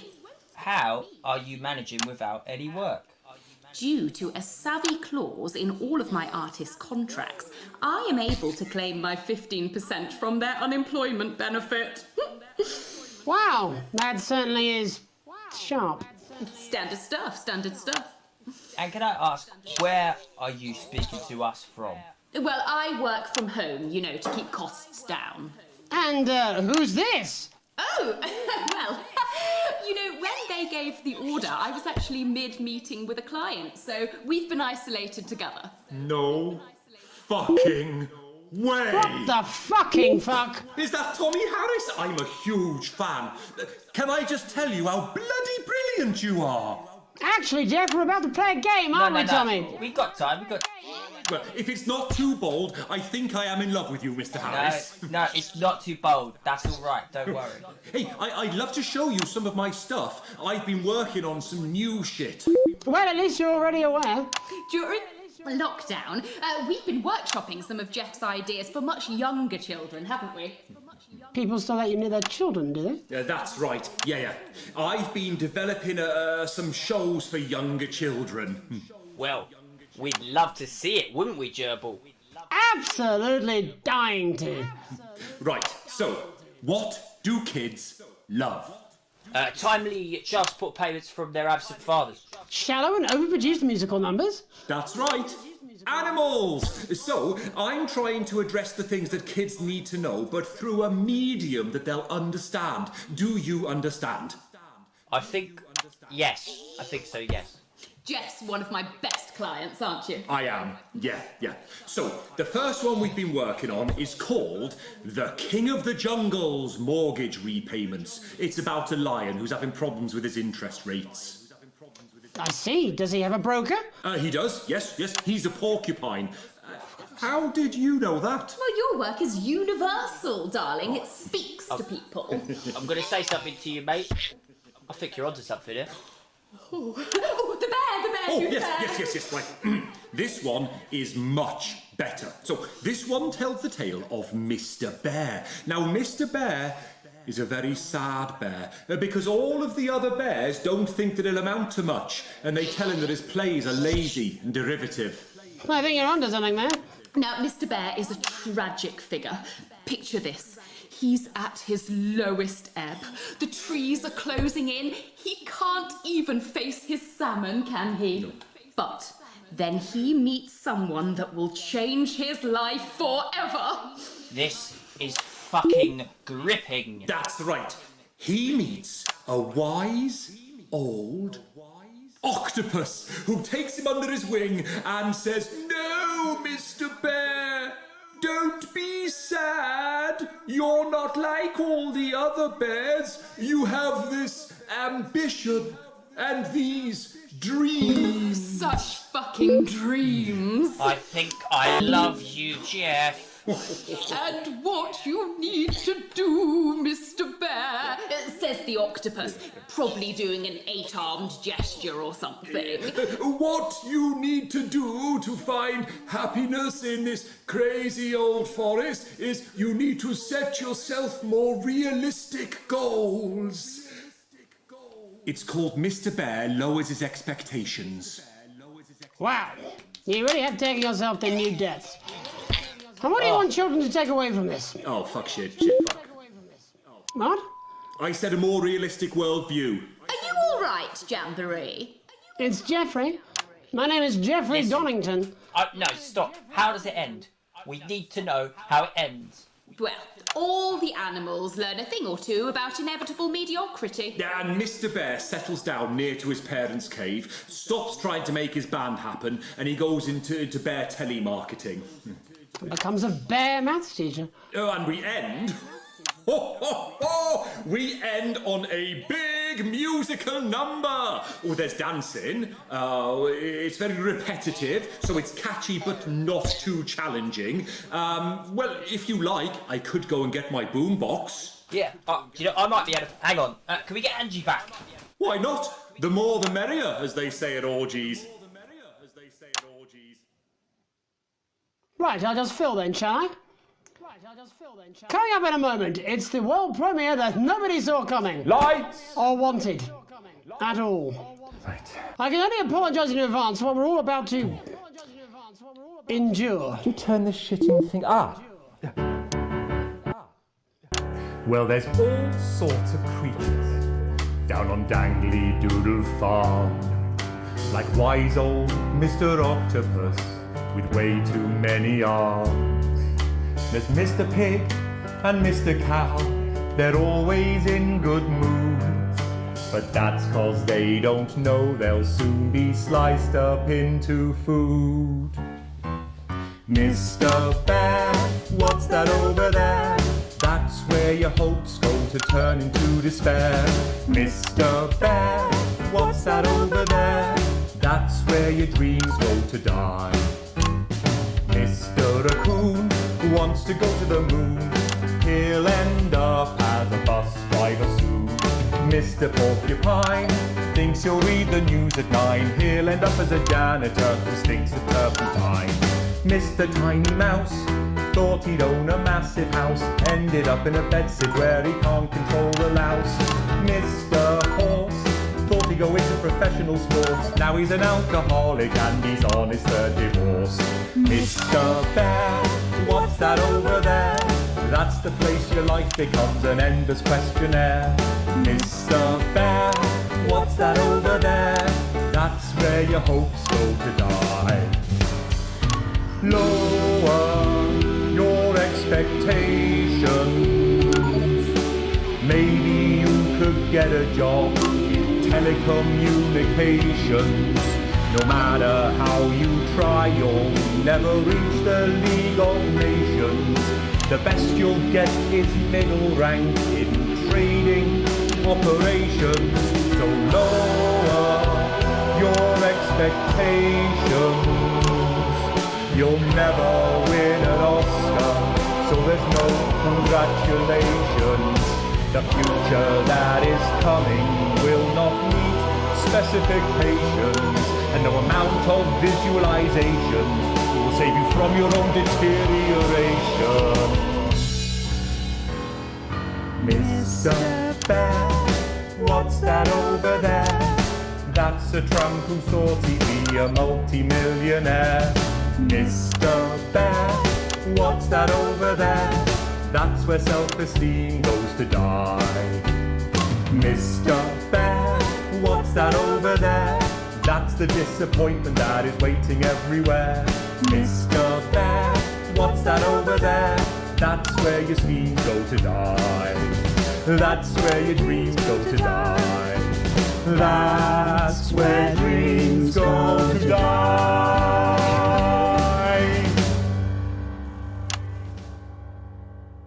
I'm sure we'll all still be singing that tomorrow morning. That's it from us for tonight. Many thanks to all our guests. I look forward to seeing them all again. Eventually. But before we go, Alex, I wondered if I might have a word. You see, I've had my eye on you, friend, and I've got to say I'm not liking what I'm seeing. You keep letting me down, chum. Playing it safe. Making the dull, boring choices, failing to assert yourself. No one likes a pushover, Alex. You know that. And frankly, chum, you're acting like a bit of a wimp. Alex, will you give away your passport so my super rich sibling can abandon us all? Sure. Here it is. Pathetic. Can I have the money we need for food so I can go around the continent on a jolly? Sure, Susie. We can always eat your grandma when we run out of food. Wouldn't it have felt better to take charge? Aren't you tempted to just lay down the law? You know what's hot, Alex? Other than me, obviously. Confidence. Power. Control. We're all drawn to it like rats to the piper. Don't you care where your son goes at night? You will when you find out. Look, far be it from me to try and lead you down the dark pathway, although sort of is my whole raison d'etre.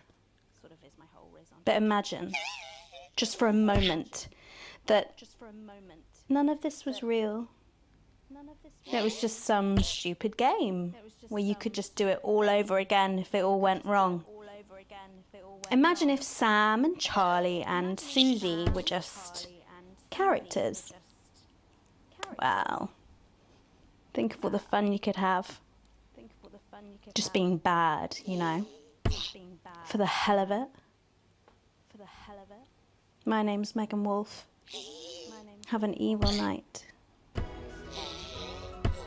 Ugh. Jen, I'm just going to go smoko, okay? Can you get Bozeman on the phone?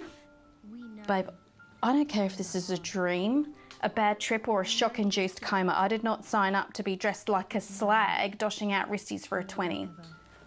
All right, I'm a professional news anchor, not a fucking bogan. It's bad enough that he makes me do that unconvincing accent the whole time. I mean, look at this. My skirt's so short you can see my jute. Alex, why don't you wake up? Wake up, Alex! Alex! Wake up! Wake up!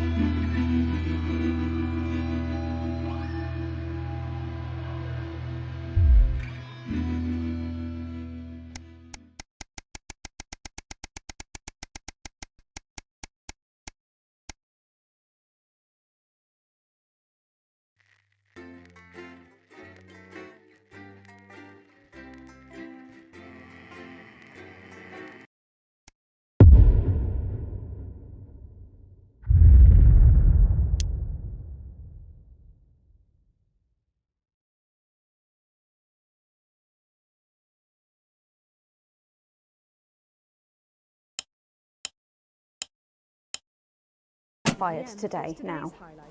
Don't worry, Kath, it'll be all right. No, it won't be all right, Kath. Pack up your weapons of optical destruction and get out. You realise you're beginning to sound like me? I mean it, Kath. Stay where you are, Kath. Jenny? This is not Jenny's decision, Jeremy, or yours. It'll be all right. I'll talk to Buxton. Oh, good. You can tell him I'll return his wife's casserole dish at our dinner next week. Dr. Adrian Atkinson Blimey returns with a new season Jenny. in Sizes, and his very first guest is popular parrot. I'm sorry, Kath, you're going to have to leave. At 11:30, it's a double bill for popular transatlantic comedy That Nun. You're letting it go to your head. She nearly blinded me. 10 seconds, That's everybody. all part of a team these days. Things are better, Jeremy, you know that.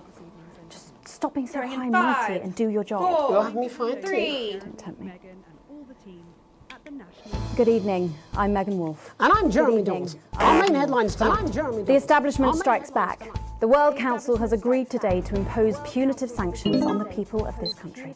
The sanctions, which are broad-ranging, include restrictions on the supply of oil and gas, food, clothing, and even some medicines. But how should we react? We asked the public. So how do you feel about the sanctions? I actually think that with Advance in charge we'll be fine. Of course the rest of the world will want us to fail, or it will be their billionaires next. But I trust Julia and Peter. Thanks, Patrick. Fascinating stuff. Popular Prime Minister Julia Salisbury has released a reassuringly brave statement in response to the World Council's controversial announcement. This international declaration is nothing short of outrageous. We are a democratically elected government with massive popular support. We do not recognise these sanctions, and we encourage other socially progressive nations of the world to both resist and ignore them. Advance have struck fear into the heart of the international community by showing that it is possible to have radical change for the betterment of the many. And whilst I wish we could improve other countries as much as we have our own, we do not rely on the help of others to thrive. This country is entirely self-sufficient. We are a team, now more than ever. And this team is on your side. Thank you. Defiant stuff. But what do you, the public, think of our government's stance? Robin Short found out. Hi there. Robin Short, National Nightly News. I was wondering if I could get your thoughts on the current government. I'm not really very interested in politics, really. As Mother always said, leave politics to the politicians, Malcolm. Over to you, fellas. Global mega corporation Remington's Fist today announced that trials have successfully completed on their groundbreaking male contraceptive product, Responsibility. The drug has been passed by the government for general release, but the small print warns that, in rare cases, side effects can include blurred vision, enlarged genitalia, and increased risk of stroke. No double entendre intended. But what do you, the public, think of Sophia Remington's latest venture? Patrick? Would you take the male contraceptive pill? No, mate. Her body, her baby, her problem. How progressive of you. What'd you say? Nothing. How progressive of you. Huh? The delicate sound of thunder. A frightening start for commuters this morning, who were confronted by a somewhat sinister sight as they left their trains. Many travellers reported feeling intimidated by the silent figures who stood motionless outside every major station in the capital.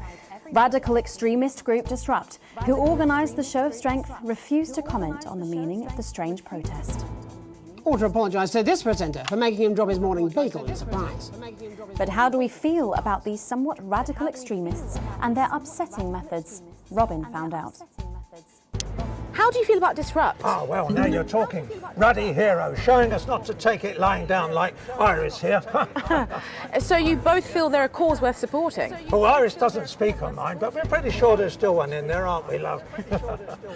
Wherever it is, it loves Disrupt, fighting the oiks for our freedom. And what could possibly be wrong with that? Do you need me to get you some help? Feast or famine. Resourceful doctors David Wong and Ingrid Sforsborg and Horgensford today announced their first successful harvest in Dante's taint. Although they can currently only grow a few fungal strains, the scientists seem to be staying positive, as the following picture shows.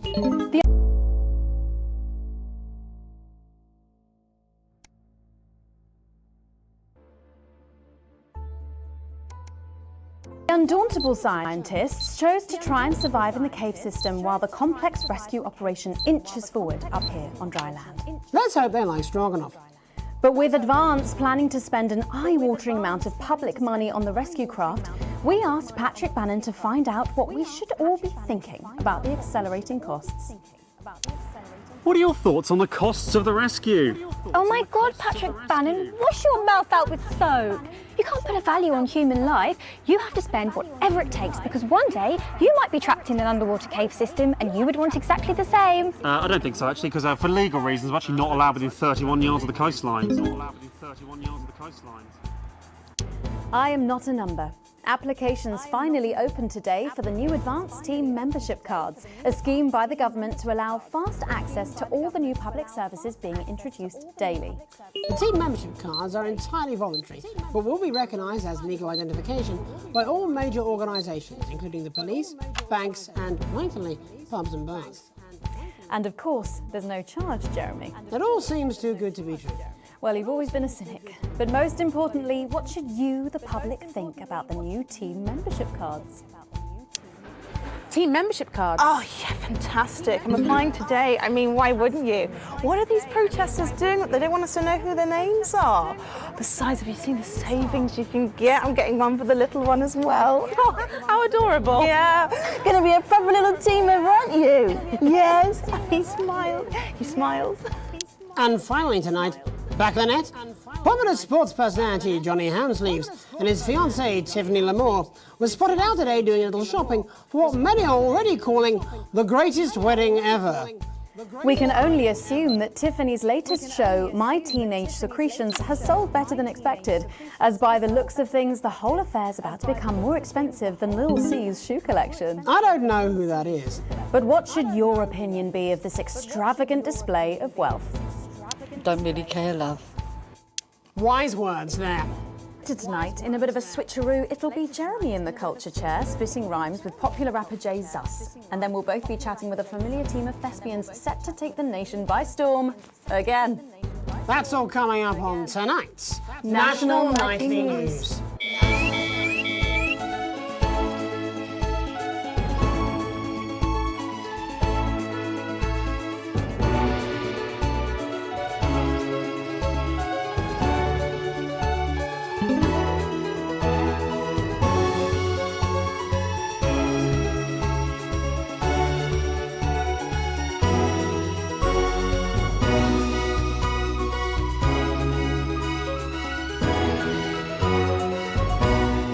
Tonight, thankfully, some news as we return to our main story. The World Council today agreed that punitive and potentially illegal sanctions should be imposed upon this country. The sanctions, which come into effect immediately, aim to stop the flow of food, fuel and even some medicines from reaching your pockets. Tonight, we have guests from across the continent to discuss this unprecedented situation. For Advance, Peter Clement is at his home in Lamfordshire. Are you there, Peter? Yes, I can hear you, Jeremy. Thank you for having me. A momentous day, Prime Minister. Are you shaken? No, I don't scare that easy, I'm afraid, old son. And neither do the people of this country. Well, joining us is Ivan Vodovich, Foreign Minister of Urkistan. Ivan, thank you for being here. Great pleasure. You, Megan Wolf, are like strongest guard at Labour camp who wake up inside body of crazy, expensive prostitute. In my country, you will be worshipped as a god. Okay. Minister, as one of those arguing most strongly for these sanctions, how do you feel about Advance's defiant stance?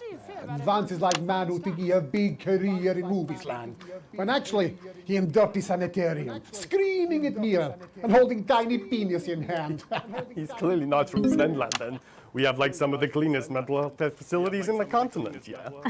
And welcome to Svenland's Minister of Mojo, Björk. I'm sorry, we don't appear to have your surname. It's just Björk, yeah. We don't use things like socially divisive surnames here, yeah. Minister? It's just Björk, yeah. Right, Björk. Your country spoke in favour of Advance at the World Council today, but you were noticeably absent when it came to the actual vote. Well, what a surprise. The hippies didn't show up for the fight. Actually, that's quite racist, because if you must know, we were going to go to the whole, like, vote thing, yeah? But it's actually the Festival of Feuerlands here at the moment, where we honor the old generations. So, like, we all had to work our grandparents' Galicia whilst the vote was happening, and that's, like, a really, really time-consuming process, actually. You're like sissy man. You have this expression, sissy man. It's like man with tiny penis who like to wash more than once a week. Actually, that's quite homophobic, yeah, Oh, because... stop winding him up, Ivan. We're not back at the Grange now. Sorry, Jeremy. Ivan and I used to play golf back in my media days. Yeah, he always wins. Nothing gives him greater pleasure than grinding people's gears. The more publicly, the better. Peter, you're like man with tiny penis who think he have tiny penis, but actually he discovered that. Oh, could it be? No, it's tiny penis. Ivan's just worried that when the rest of the world sees how well we're doing, they'll notice all that dosh that he's got squirreled away. Because that's what these sanctions are, Megan. They're the last pathetic gasp of an establishment in collapse. Wolves at the gates, Ivan, old mate. Good. They can join others on my wall. Actually, in Svenland, we have like serious animal welfare legislation. And like my friend Helge, she got arrested for killing a butterfly that was hovering over her fuel tank.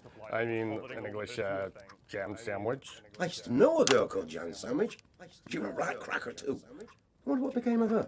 We seem to be wandering a little from the news here. It's human interest, Jeremy. The real people behind the headlines and all that. So if you're watching, Jan, give us a call. Yeah. Let's see if we can't organise a reunion. Crash, I'm not sure about that. I'll have to run it past Mrs. Clement first, eh? Peter, you're like man trying to empty ashes of mistresses into oncoming vent. Soon you have tiny penis and beard full of secrets. In Svenland, we don't really go in for all that restricted monogamy stuff here. We're kind of fluid, actually. Okay, well, it seems that we are running out of time. Yes, so before we go to the break, briefly, if you would, gentlemen, with the people of this country facing shortages and power Possible shortages and power outages. Yes, of course. Thank you. Possible shortages and power outages. Can you summarise your thoughts for us, Minister Bjerg? Well, from here, yeah, you all look a bit stupid really arguing about outdated divisive concepts like money. In Finland, we replaced currency with a system of bodily fluids back in the 1970s, and that's like really hard to sanction, actually. Thank you, Minister Vucevic. Your country is like man who think he invented perfect trap for giant Newton hairy bear. When really he just standing in field Holding his tiny penis, yes. Thank you, Minister. And finally, Prime Minister Clement. Let me talk to your viewers here, Jeremy. Don't worry, everybody. Don't be afraid. Don't even lose a wink of sleep. We knew the rest of the world would react this way, and we're ready. As my old man used to say, you can't make a shite pie without blocking a few toilets. Thank you, Prime Minister. Reassuring words there. We'll be back after these messages. 1 minute back. Hey, Peter, I over your way this weekend. You fancy a quick 9? Yeah, sure, front or back. That's what I hope you're asking Megan Wolf for me. She's out of your league, mate. Thank you for the correction. Well, you have to be more careful. It's all part of his long-term plan to get fired live on the news at 6 in front of the nation. Can someone warn him it's going a little too well?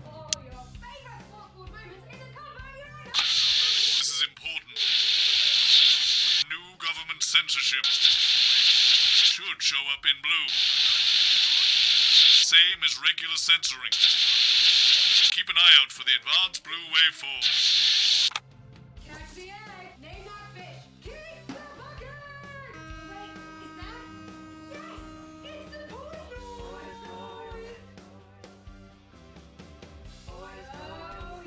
Are you still meant to bow to foreign royalty? What? Should I just like curtsy? Hang on. Have they given you the Crown Prince report? Well, Megan? This is Jeremy, and he'll be interviewing you. Yo, thanks for having me on your show, man. It's quite all right. Yo, just a quick one. You're not going to ask me about the chimp, are you? Live in 10 seconds. Because he put that get up on himself. I'm just saying. Going in 5, 4, 3. Welcome back. I'm Megan Wolf. Later, we have an exclusive first look at a theatrical sensation everyone's going to be talking about. But first, it's time to go over to the Culture Spot with lovely old Jeremy Donaldson, who's joined by a very special guest. Jeremy. Thanks, Megan. I have the honour and privilege of being joined by hip-hop royalty. He's been called the son of the streets and the father of truth. Not sure how that works, but whatever. Let's welcome Jesus! Thanks, Jeremy. Yeah, it's a real honour to be here on your show, The News. You know, as a kid on the streets, I used to watch you through a window of the shop, so to be here right now is crazy. You've had quite the journey to be here today. Can you tell us about it? Well, you know, I try not to, well, you know, the past is the past, and I don't like to dwell on it. I understand. But yeah, man, the streets is all I remember. Like, my mother donated me to a charity shop soon after I was born. Elderly lady took pity on me. You know, she let me sleep on a pile of crime fiction until I taught myself how to walk. Wow, that's quite the childhood. And she died, died tragically. Right there in my arms, man. You know, I remember a tear falling as she laid there next to the used homeware. And in that moment, I became a child of the streets. I was just 18 months old. What a tale. What a tale. You're known for your direct and honest lyrics. Was your style informed by your troubled past?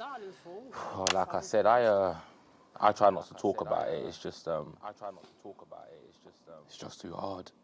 Of course. But my first album is about the story of the first 4 times I stole, so I wouldn't starve. A small group of infants came to see me as their de facto leader. They call me Mr. Cheese Slice. Anyway, we were like a family.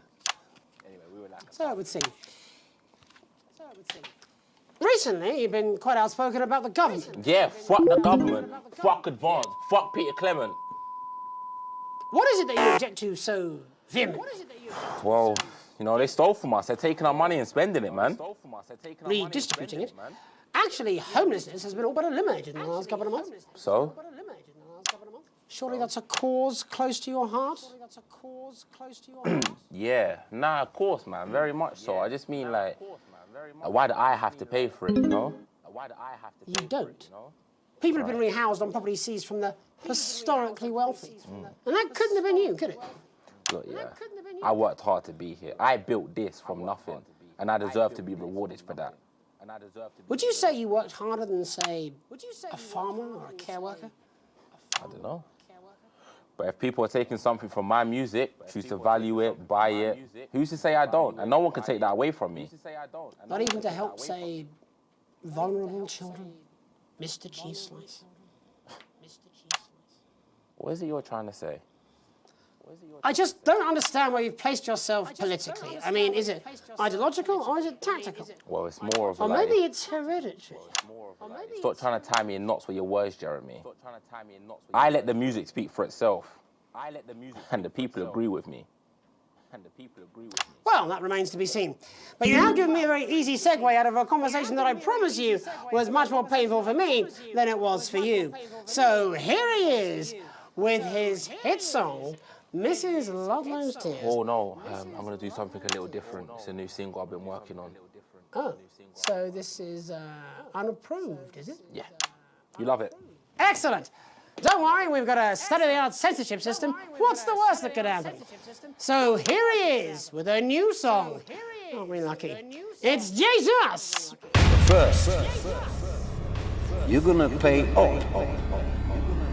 You're gonna pay back.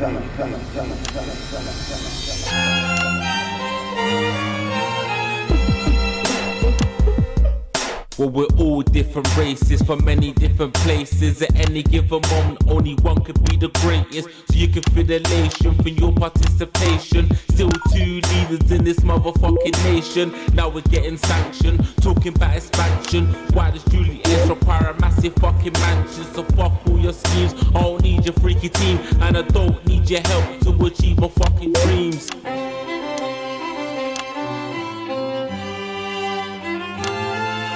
So don't make a fuss when you find you're one of us.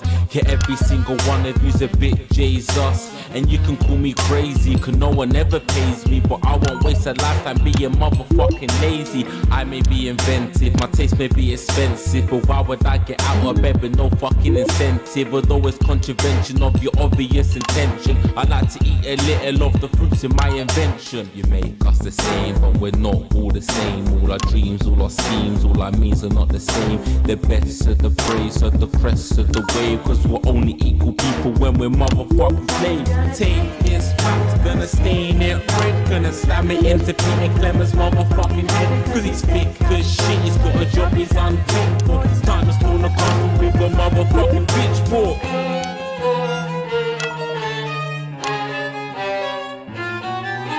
So this is for the snub ones, the push and the shove ones, the folks that feel the burden of their motherfucking loved ones who had plenty like a motherfucking Bentley, the ones who now finding that their bank accounts are empty, the ones of aspiration who had to flee a nation, the ones who built a business out of dreams of perspiration. There's all sorts of people, the good and the evil. It only takes a glance to see we're not all equal.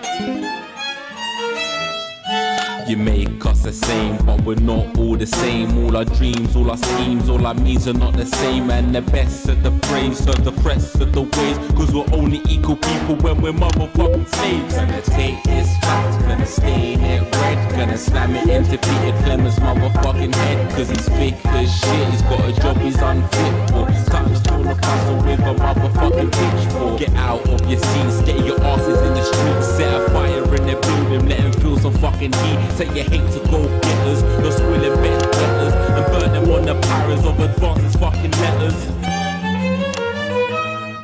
Gonna take his facts, gonna stain it red, gonna slam it into Peter Clemens' motherfucking head, cause he's thick as shit, he's got a job he's unfit for. Time to storm the castle with a motherfucking pitchfork. Chase that dream, you don't need a fucking team, and advance his little dances aren't as harmless as it seems, cause they're stale and corrupt, then your anger erupt, then your hearts and your minds and your fists to destruct.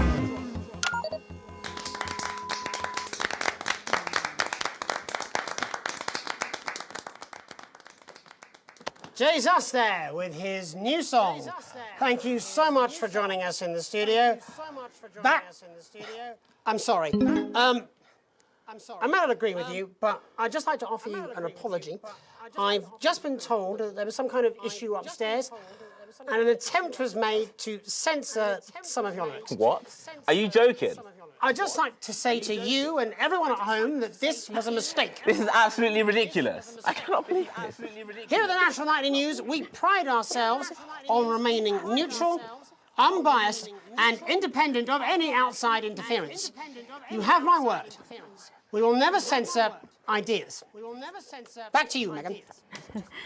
Well, a bit of dangerous language there, sorry about that. Well, thank you to little Jeremy Donaldson for providing our culture spot.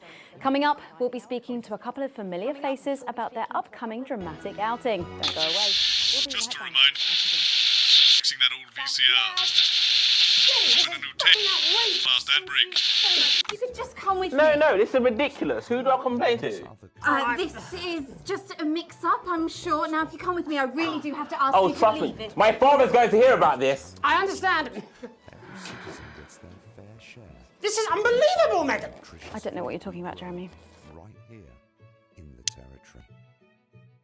Your entitlements book will be coming to you by post in the next few days, and it will let you claim enough food for the week every week at one of our many new distribution centres. Everyone will get their fair share, and no one will be left behind. So Oh, here we go. Oh, shut up, stop it. Look at him. If we could just get you in position. Oh, say no more. Say no more. Megan, Jeremy, you remember Mr. Algebra? Vividly. And Mr. Harris, and this is Ms. Radin. What? Philippa, please. We're back together again, eh? Who'd have thought it? Perhaps a lower order demon. Yes, it is awfully exciting, isn't it? Right, okay then. We're going live in 10 seconds, opening on camera 1. Let's keep on setting a shining example. 5, 4, 3. Welcome Welcome back. And no, you're not mistaken. Sitting across from us are some very familiar faces. You really are too kind, Megan. It was only a yogurt commercial, but I'm still proud of it. Here to talk about his new show, we're joined by National Treasure Tommy Harris, the National Theatre's Philippa Rayton, and National Deficit Jeff Algebra. It's so lovely to have you all. Tommy, would you like to tell us about the show? You know what? I'd bloody love to. It's about me. It's about my life. And where did the idea come from? So, right, picture this. Their legs akimbo, mid-session, sweat is pouring out of me like an immense hog. And then Cindy comes in, she says, Pete's on the phone. That's Peter Clement, the Prime Minister. Yeah, Pete's actually a really good mate of mine. Oh, is he really? Yeah, no, he comes to training sometimes. He's actually a pretty good goal sweeper. Anyway, so, Pete, he says, Toby, he thinks my name's Toby, see? He says, how would you like to spread your message of team spirit and cooperation across this fractured nation? How would you like to really make a difference in these desperate times? What did you say? Yeah, right, yeah. So, Jeff, the question on everyone's lips is, what in God's name are you doing here? Well, after the success of my debut work and all the people that I've touched, I knew that I had a career in theatre. Yeah? I've always been an admirer of Tommy from afar. So when my manager phoned and said that I'd been offered the gig as director, I was ecstatic. I whipped my trousers off and got straight to work. Why did you do that? I do all my best work with my trousers off. Yeah, I've been told that too. No, I wouldn't say so. Right, Tommy, sorry, would you just give us a sense of what the show is actually about?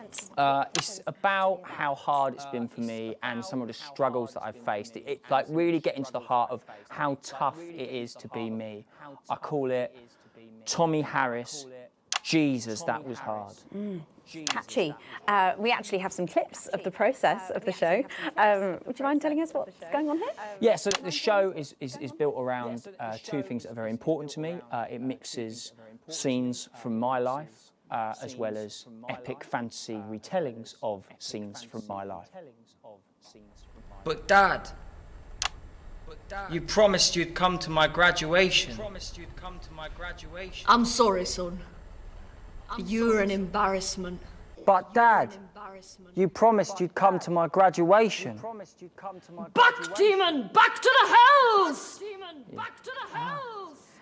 Philippa, what's it been like co-starring with Tommy Harris? I've always dreamed of treading the boards at medium-scale regional theatres, Megan.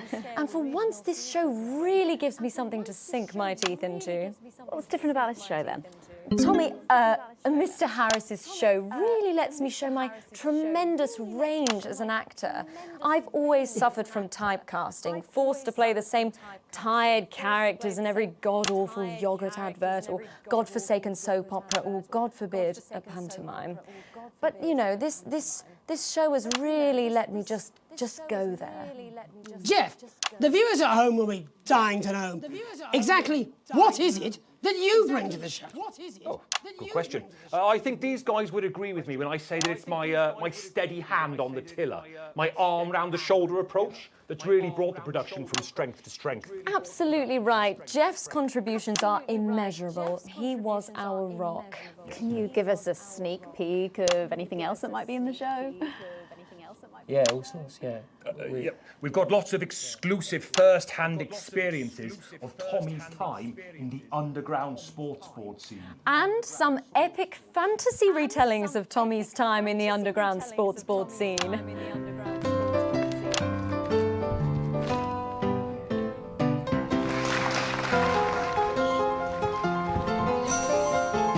You'll never take the sacred path! And am I right in saying this was officially commissioned by the government? Yeah, all paid for by the taxpayer, which, you know, to be honest, was actually a lifesaver, really. Yeah, I think it's fair to say that without Advance's support, we'd have had to cut the finale. Which, frankly, would have been a travesty. Oh, God, Jesus Christ! Goodness, and you do this every night? Absolutely. It's a metaphor. For what? For death. And the public are footing the bill, are they? Too bloody right they are. Between the cost of my tour bus and the dry cleaning of my ties, I'm barely scraping a profit here. Amazing. And where can the folks at home come and see this for themselves? We're performing all over the nation. And people can see it for absolutely free, all courtesy of Advance. Isn't that incredible, Jeremy? Yes, it's unbelievable. Well, thank you all so much for coming. Next time we see you, no doubt you'll have taken our jobs. That's all we have time for tonight. Join us tomorrow when I'll be interviewing the world's most attractive horse. I'm Jeremy Donaldson. And I'm Megan Wolfe. And from all of us here, have a peaceful night. That's the ads. Let's get reset for tomorrow, please. Hey, we must stop bumping into each other like this, eh? Not yet. It doesn't take a parent to tell you what a child needs is to be wanted and loved. Sadly, however, these days this sort of conversation happens far too often.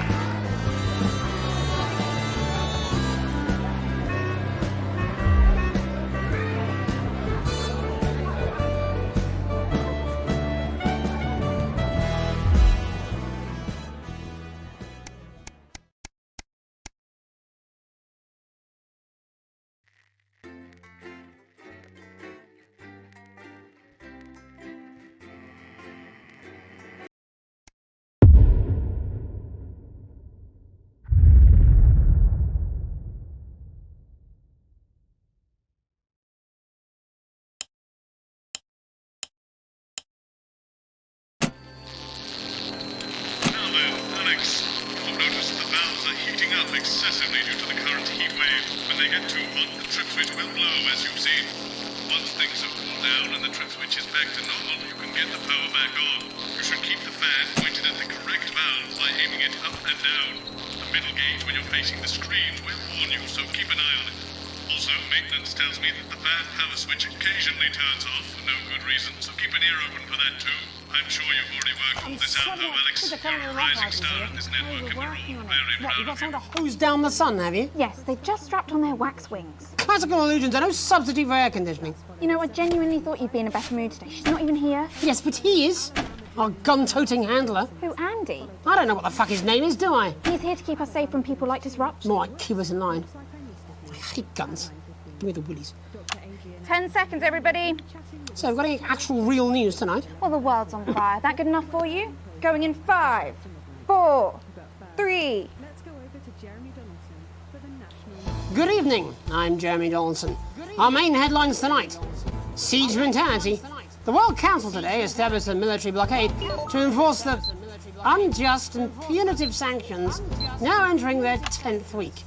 In a statement from team headquarters a short time ago, Prime Minister Julia Salisbury issued a commanding response to this unprovoked escalation.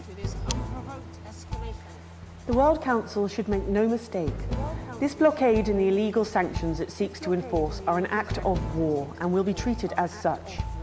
Any incursion, however slight, into our territory will be met with swift and deadly force.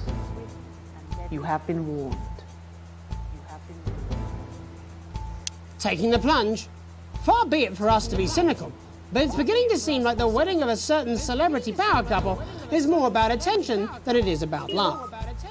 As this leaked photo shows, the naturals of heartthrob Johnny Handsleeves and art snob Tiffany Lamore were far from conventional when they finally tied the knot this week. Eyewitnesses claim that the fuse was lit sometime during the vows, and that his entrance to the reception, through 3 windows and an exterior wall, was particularly memorable. In it to win it, exciting news from Advance today with the announcement of a new monthly prize draw for all team membership card holders. Every month, lucky winners from across the country will be picked at random to receive what Team HQ are describing as unique prizes worth more than money used to be. Take-up on the scheme has been much higher than expected, and if this lucky winner's delighted face is anything to go by, it looks like pretty soon everyone's going to have one. Bitter pill. Is this the beginning of the end for responsibility?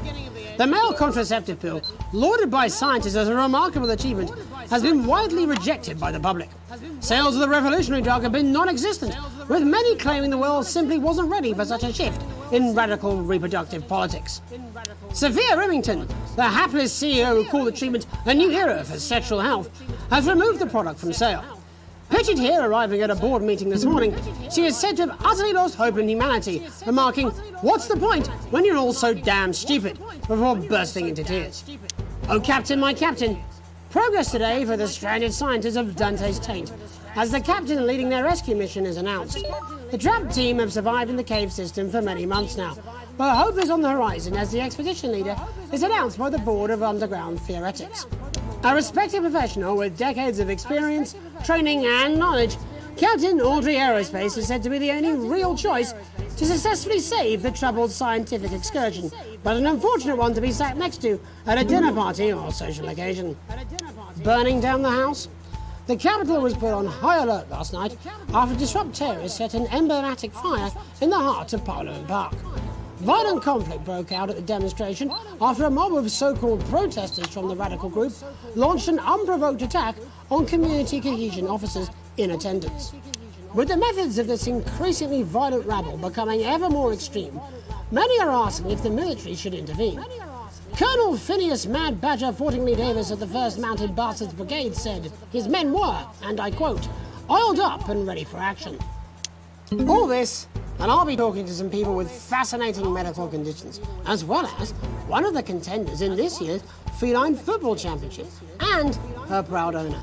That's all up on tonight's National Nightly News.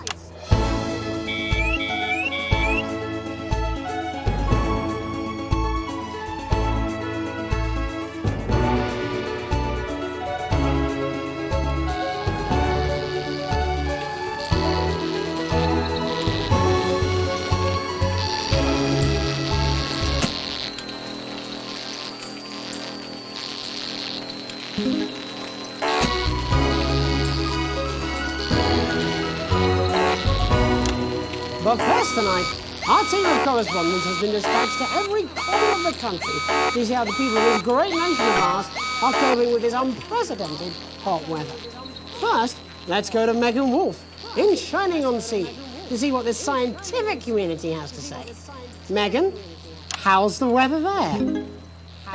It's absolutely glorious, Jeremy. Thank you for asking. I'm here with Dr. Anna Burns of the University of Princeford. Are you enjoying the weather as much as I am? Oh, yes, it's wonderful, isn't it? My eyelids are sweating. And you're part of a team carrying out a study into just what's causing this unbelievable heat, is that right? Yes, that's correct. Yes, we want to be able to reassure the public once and for all that there's absolutely nothing to worry about and that they can enjoy their sunstroke and fossil fuels in peace. You sound very confident about that. Oh, very much so. I can say without any hesitation, there's really no cause for any concern here. I've actually left my car running. So tell us about this experiment. Well, we take data from weather stations from all over the world, along with atmospheric samples, and we take all that and we feed it into this state-of-the-art computer, and very soon we'll be getting a high-tech readout of the results. Maybe that sounds very fancy. I should just say, none of this would be possible without the generous support of Remington's Fist. This is all thanks to their unrivaled investment in our future, and may I just say, complimentary personal anecdote. Oh, here we go. And, as expected, everything is absolutely fucked. Hang on. This can't be right. Right, but obviously you said they're going to go that everything is absolutely fine, so... Well, actually, under concern level, it just says, why, God, why? We should be celebrating these wonderful results, I think. Yeah? We need to evolve gills within 40 years. You look thirsty. Here it just says, shit. Look at you. This is meant to be a celebration. Can't go around looking like that. Shit. There you go, much better. Can I just say thank you again to Sophia Remington for providing all of this. Everyone, we don't have long. Time is running out. It's running out, absolutely right. That is all we have time for. Abandon hope and return to the forest. Enjoy that. I'd like to thank Dr. Burns for just one opinion on the climate. The sea will reclaim us all! There you have it, Jeremy. Proof, if proof be need be, that everything is just fine. I'm Megan Wolf, here with science. Back to you. Megan Wolf there, attempting to do some actual news. Next, let's over to Robin Short, who's in Scritchford with some of the winners of this week's team membership lottery. Robin? Thanks, Jeremy. I'm here in Scritchford with Gary Failsafe, a janitor at the local school, and Amelia Jackhammer, an aspiring poet. Both of you were drawn at random from those who hold team membership cards to receive this week's amazing prize. How do you feel? Filled with fervent euphoria. Yeah, good, yeah. And all that we had to do was fill in a quick form or two. Wow, that sounds so convenient, but we're all dying to know. What have you won? That's right, Robin. I've won dinner with Julia Salisbury at one of the capital's top restaurants. Ooh, swanky. And I've been invited to Peter Clement's house to help him dredge the gutter in. That's absolutely terrific. You must both be over the moon. I've written a poem about it. So, can you tell me about the moment when you first heard the news? Well, I was battling against a particularly difficult floater, probably one of the sixth formers, when the headmaster came and found me. I was involved in a similarly brutal conflict with a particularly arduous stanza. So you were both polishing turds? No, I don't like to polish them. I like to keep them intact for my collection. Oh. How unexpected. I don't polish turds. I write poetry.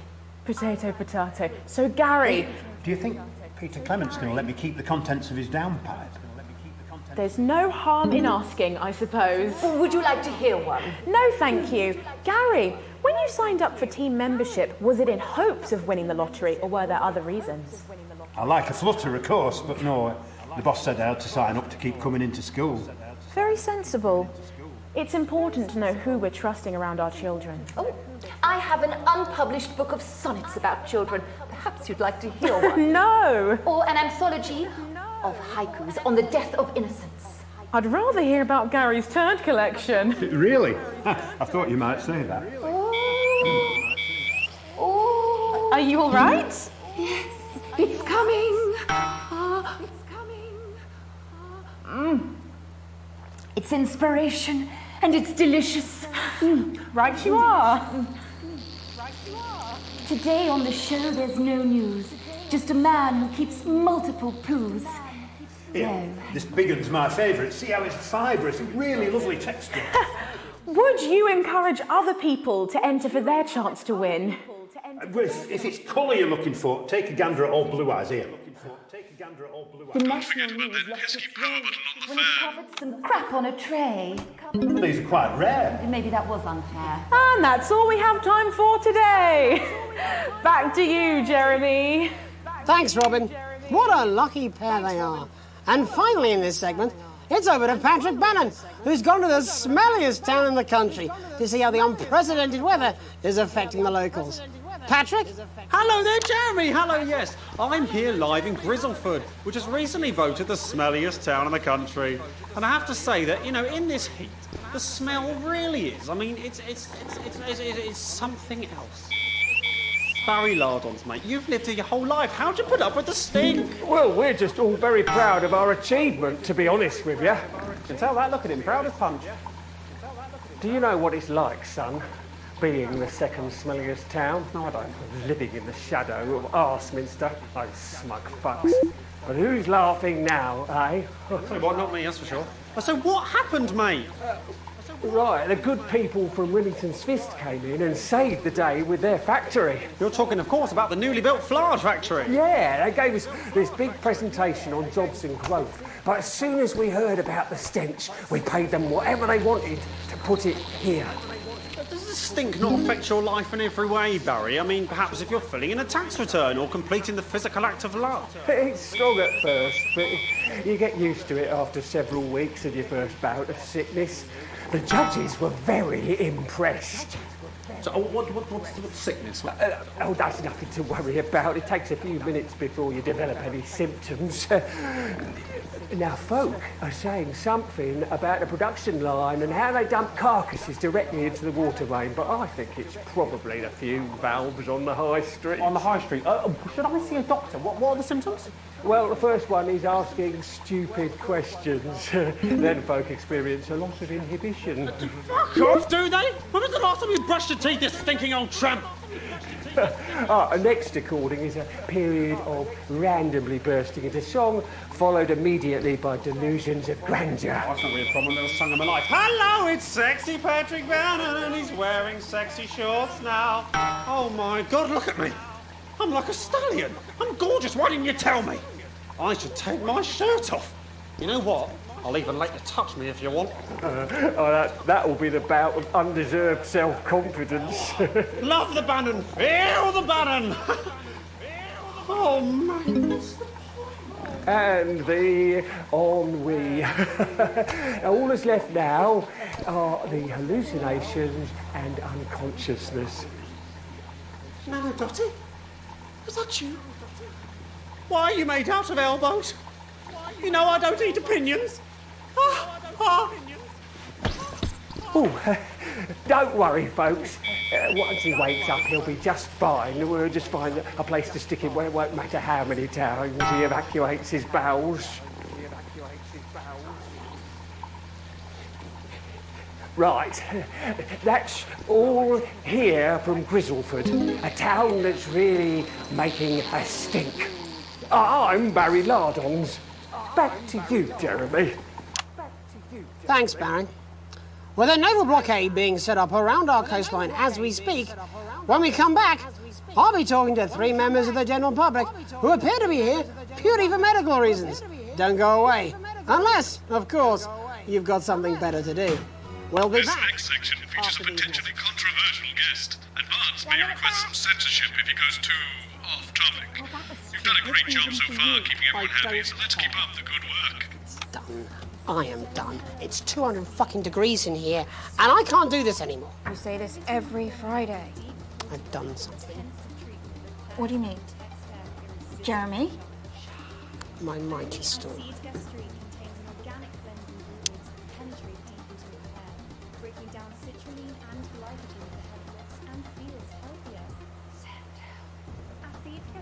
nourishes from root to tip for 8 times the strength of other brands. That's what I'm talking about? Cat football? We should be doing an interview with the War Minister, or a report from Grentham Downs. Even the weather would be more fucking relevant than this. Jeremy, please, just breathe. It's just something light to keep people's minds off things. Exactly, which is wrong. People's minds should be very much on things. Christ, it's so fucking hot! Please take your seats as quickly as you can. I can't do this anymore, Jenny. I've had enough. That's it. This is just 10 seconds! Get over yourself, Jeremy. Why don't you stop feeling sorry for yourself for 5, 4, 3. Welcome back to the National Nightly News with me, your host, Jeremy Donaldson. Later, we'll be talking to the captain of the Territory's first cat football team, Professor Pumpkin. But first, I'm joined by 3 guests with some balmy bodily behaviours. Joining me is a woman who's been hiccuping for over 9 months. Isn't that right, Miss Piercy? Yes, that's right. Yes. Tell us, what brought all this on? Well, it's all a bit of a blur, Jeremy, to be totally frank with you. So I was watching your show and I remember seeing the news about the election, and it hasn't stopped since. Fascinating stuff. Also here is Frankie Steampipe. Perhaps you could explain to us exactly what your physiological foreboil is. I'm here to say it's high time people like me were respected. We're constantly overlooked in the workplace, we're whispered about on buses, and we're asked politely to leave children's birthday parties. And it's disgusting.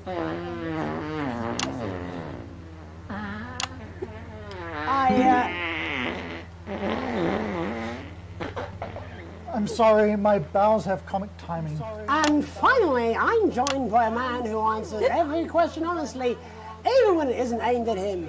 How do you cope with that, Mr. Truman? With a combination of booze, self-hatred, and hardcore pornography. Is that? Not according to my therapist. Well, in that case, let's speak to Rose. Tell me, how does the hiccuping impact you? I get shushed a lot, which is hard. At work, they've asked me to stop answering the phones. It's really affected my confidence. Well, I find it really fucking irritating. People tend to believe your story? Fuck no. Actually, I've been surprised at how much support I've received. And Frankie, why have you come here today? Because my wife left me, and I was hoping that the fame would win her back. We've started a group for people with ailments deemed broadly comical by society. It's called Take Us Seriously. That's right. And we bloody well mean it. And who's joined so far? A bunch of fucking losers. It's just us so far. And how much success have you had? Well, we've seen some real positive changes. I don't want to toot my own horn, but it's been a runaway success. Shit all. Not a single person come to our fun run, and all of our leaflets fell in the canal. Well, Miss Piercy, some people are saying your condition was actually caused by the shocking events of that night. What do you think? Come on, Mr. Donaldson, that's absolute rubbish. What it'd be like to have a pair of tits. Could you? I'm sorry, it's very hot. What was I thinking? That you're a team fuck puppet? No. Or a sellout cunt? Apologies. Just a reminder that he can't help it. And hey, if this isn't live television, then what is it? Fuckfest of propaganda masquerading as journalism. Right, Frankie, Rose, tell us, how can the viewers get involved with your cause? Yes, we're holding a sponsored run in Capital Park next weekend. It's called the No Smiles 13 Miles. No, it's called the No Laugh Half. What did I say before the show? That it was the team pulling Jeremy Donaldson's strings. No, I didn't say... Oh, wow, we may have to end that there, unfortunately. What a harmless bit of fun. Steady on! This is exactly what I'm talking about. We demand respect. Yes, well, later, I'll be talking to Professor Pumpkin, a ginger tabby with a world-class pair of penalty paws. Is that really necessary? No, it isn't. Let go. Not you. Unhand him at once. Enough! That's enough! Enough! What are you doing? Trying not to piss myself. Alex, cut. Don't you dare! Don't you fucking dare cut to the ads before I tell you to. Now, you in the broadcast centre, Bonesman's Little Escapers, you listen to me. You cut to the ads before I tell you to, and I will kill every single person in this studio. I am thinking about what I'm doing. I've been thinking about it for a long time. We all should be. Christ, it's so fucking hot in here. Do you remember when we used to do the real news? Before it was all lottery winners and bloody cat football? We are on the brink of a siege, the likes of which the world hasn't seen in hundreds of years. The enemy is at the gates, and I'm stuck here talking to these three fucking idiots. I think my hiccups have stopped. You three, get the fuck out of my studio. Go on, now, go, before I change my mind. Jenny, lock the doors. Lock the doors. Yes, Jeremy. Now. Good. Yes. Now. Good. Right then. Yes. You in the broadcast centre. Alex, you listen to me. You pay attention. Now, I'm sure you've already loaded up exactly what you're going to play in the commercial, but today is going to be a little bit different. Look to your right. Yes, really. Look to your right. There is a VHS tape, and I want you to load it into one of the machines, and when I say so, and not before, you play it. You've got about 15 seconds, so I wouldn't waste any time. Now, all cameras. I assume you won't be playing that tape. This station does not negotiate with terrorists. I hope I've made myself clear. You seem to know what to do. Every single thing that comes out of this studio is either one-sided or banal. We're going to show the other side for a bit. For a bit of fucking balance. Like the good old days. Alex, play the fucking tape.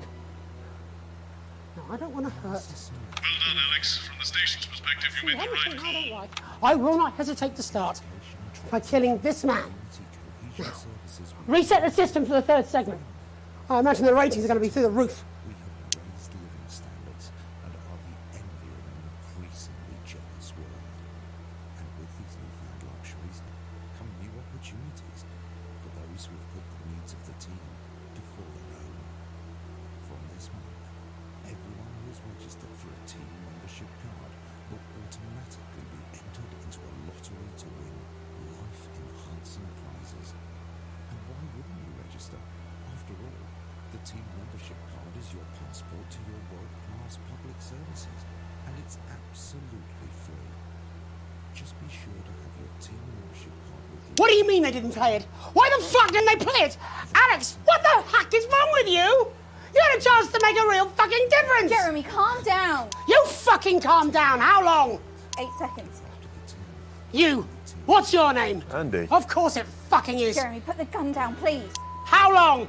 We're going live now. Welcome back to what's left of the National Nightly News. Our main story tonight. There is a fucking massive military blockade being set up around this country. We are surrounded and outgunned, as incidentally am I. Now I have asked for all the security doors to be locked, the studio doors to be locked, but security is on its way. So, I doubt we'll have much time. But while there is, let's try and do the fucking news. Our first guest tonight is Jenny. She works here in production, and earlier today she told me she put forward several news stories. Older viewers will remember those, but they've all been rejected. So tell us, Jenny, what's somehow less important than Barnum and Bailey's Amazing Shit Circus and Commander Pumpernuts, the fucking cat footballer? It's Professor Pumpkin. Really, Jenny? There isn't much time. There isn't much time. Come on, just one real news story. I don't know, I can't think. I'm trying. Christ! You haven't even taken into public ownership yet. I mean, might as well be one from Julia fucking Salisbury's no doubt immaculate kill room. Leave her alone. And this gallant knight, in slightly shattered armour, is Andy. He's a CCO. What's that stand for, Andy? Community Cohesion Officer. And what does that mean, Andy? Well, we aim to strive... No, you utter prick. I mean, what does that mean? What is a CCO? What are you? Community... Policeman! You're a policeman, a fucking policeman! Yeah, that's what we used to be called. Used to be? It was less than 2 months ago. What the hell is wrong with you all? Jenny, any recollections yet? Nothing springing to mind. All right then. Looks like you're in the hot seat, Andy. Exciting, eh? I mean, that's what you joined up for, wasn't it? Excitement? It's your first hostage situation. Yeah. Yes. Pretty shitty you ended up being the hostage, eh? Never mind. How many people have you arrested for not carrying or having their ID cards? Well, firstly, we don't arrest anymore. We invite for consultation. And they're not ID cards. Don't be a bellend all your life, Andy. You know what I mean. Answer the question. Well, it shouldn't have to be a big deal to prove who you are. Only the guilty have something to fear? Well, yes, actually. How desperately naive. Look, I'm just a police officer. CCO. Just following orders? Oh, come on, mate. That's not fair. It was rhetorical. Jenny, ready to spill the beans yet? Jeremy, please stop. I'm scared. Alex didn't even play your tape. This is pointless. It's over. Jeremy. I was going to quit tonight. I had notes. See? I had notes. See? There's a recording. A VHS tape. A message from Disrupt. I haven't heard it, but I know what it's trying to say, and I wanted you at home to hear it. So listen to the other side and make up your own minds. But Alex Winston, who works in production, decided it was not for your eyes and ears. It was not for broadcast.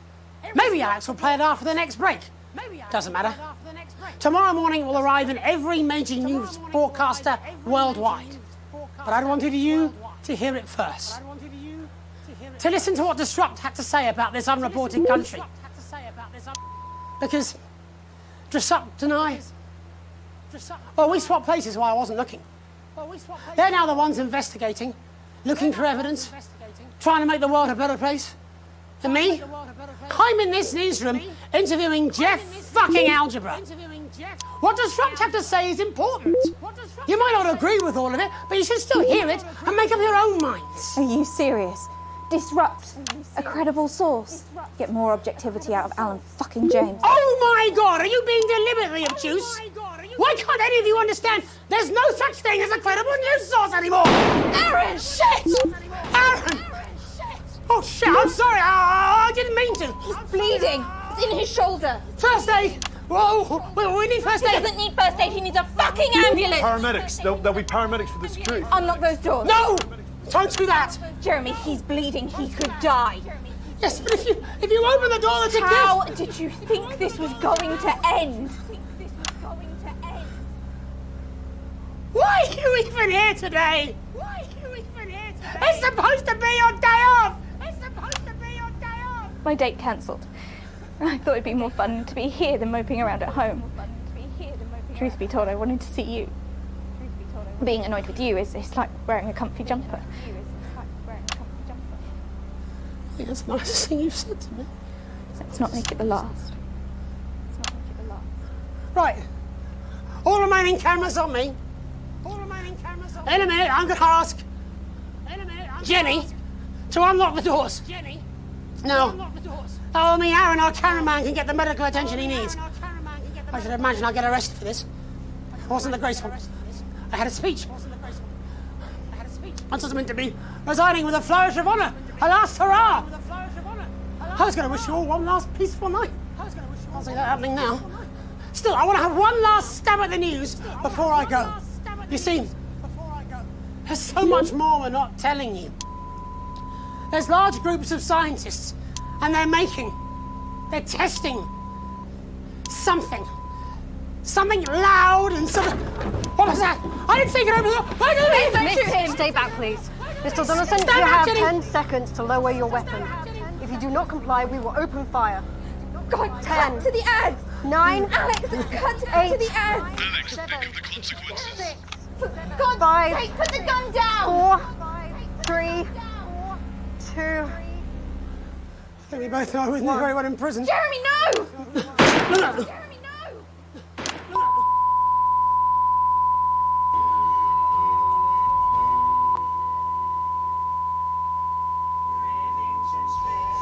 I'm Sophia Remington, CEO of Remington's Fist, and I'm here today to take you on a trip to tomorrow with the brand new RS Rainbow, a home computer entertainment system with sophisticated graphics and breathtaking sound.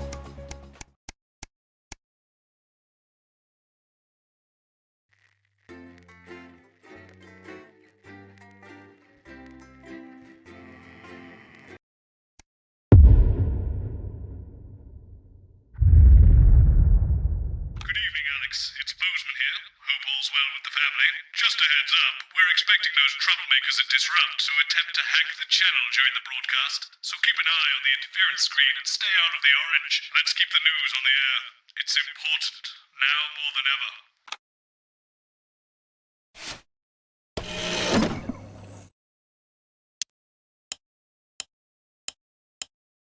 Team have asked me to ask you to keep it light. What does that mean? It means to do that thing you do where you turn politicians into humans. Just don't get drawn into talking about the war or politics in general. They do know this is the news, don't they? You didn't hear this from me, It's over but to Patrick Bannon for all the day's sports board highlights, including all the tabletop action. apparently there's a crew at Team HQ right now. I think she's giving a speech or something tonight. They'll get it on the late news. Oh, great. So they get the brains and we get the performing monkey. Followed at 9:25 by our unsettling play, Sometimes you sound just like him, you know. which tells the cautionary tale How of are one you? brave young lady's battles to survive the cruel administrations of our neighbours. It At is what it is. 11:25, it's Incisors. It And is what it tonight, Dr. Adrian Atkinson Blimey I will miss be him getting too, his you know. teeth into Fiona from Hamble Bamblebury, who has 10 invented a seconds, tasty everybody. twist on the humble biscuit. dots, And so. that takes us, after the weather and public information Going in film, 5, into our close down. 4, But first 3. tonight, it's time to join Megan and the team for the National Night. Good evening. This is the National Nightly News. I'm Megan Wolfe. It's the 140th day of war. Our main headlines tonight. Company of Heroes. Skirmishes on land and sea again today as our armed forces tested the mettle of the World Council's illegal blockade. Advance's strategy of multiple small-scale incursions into the disputed zone is certainly keeping the enemy on high alert, unable to work out where or when the next strike will come. Proud parents throughout the territory find themselves ever more impressed by the bravery and commitment of their incredible children and the job they're doing keeping supply lines open against all possible odds. Don't starve. Advance's food programme moved from strength to strength today as rationing depots were opened in the last remaining unfed areas of the territory. The rationing depots have been constructed in record time, and the government's agricultural coordination strategy has seen shelves restocked with increasing regularity. And judging by the looks on this happy family's faces, it can't come a moment too soon. They'll be getting a good meal tonight on the government, just like the rest of us. 7 days to die. The recent decision to allow those with long-term health conditions to access transition centres has today been declared an overwhelming success. Previously available only to those in their final years, the expansion of the service has been met with relief by the many organisations calling for it to be opened up to the wider community. The transition centres have reported larger than expected numbers, but report that they are coping well and able to provide a complete and meaningful service to all who choose to use it. Populace. More than 11% of the population have thus far failed to register for a team membership card, a worrying statistic given that the cards are a legal requirement from midnight tonight. It's up to the other 89% of us to remind our tardy friends that not taking advantage of all the exclusive services available to cardholders is now, as it should be, absolutely criminal. Start me up. Disrupt spokesman Alan James held an impromptu rally today in the northern city of Mankipool. Large crowds gathered to hear the band speaker prove Disrupt are still able to capture the public's imagination. A representative from the Mankipool Community Cohesion Team described the event as mostly peaceful. But it looks like Disrupt aren't going quietly into the night. And finally, absent friends. Sad news today as the grave of former National Nightly News host Jeremy Donaldson is vandalised by radical Disrupt activists. The much-loved broadcaster suffered a very tragic public breakdown 10 weeks ago in an incident which ultimately cost him his life. A passionate and rebellious man, always willing to question authority, Jeremy was posthumously celebrated with a Team Service Award by Advance for his outstanding dedication to journalistic truth. But first tonight, with the war about to enter its 21st week, I'll be chatting with Peter Clement live in an exclusive team talk from his home in Lanfordshire. Don't go away. You won't want to miss a second of tonight's National Nightly News.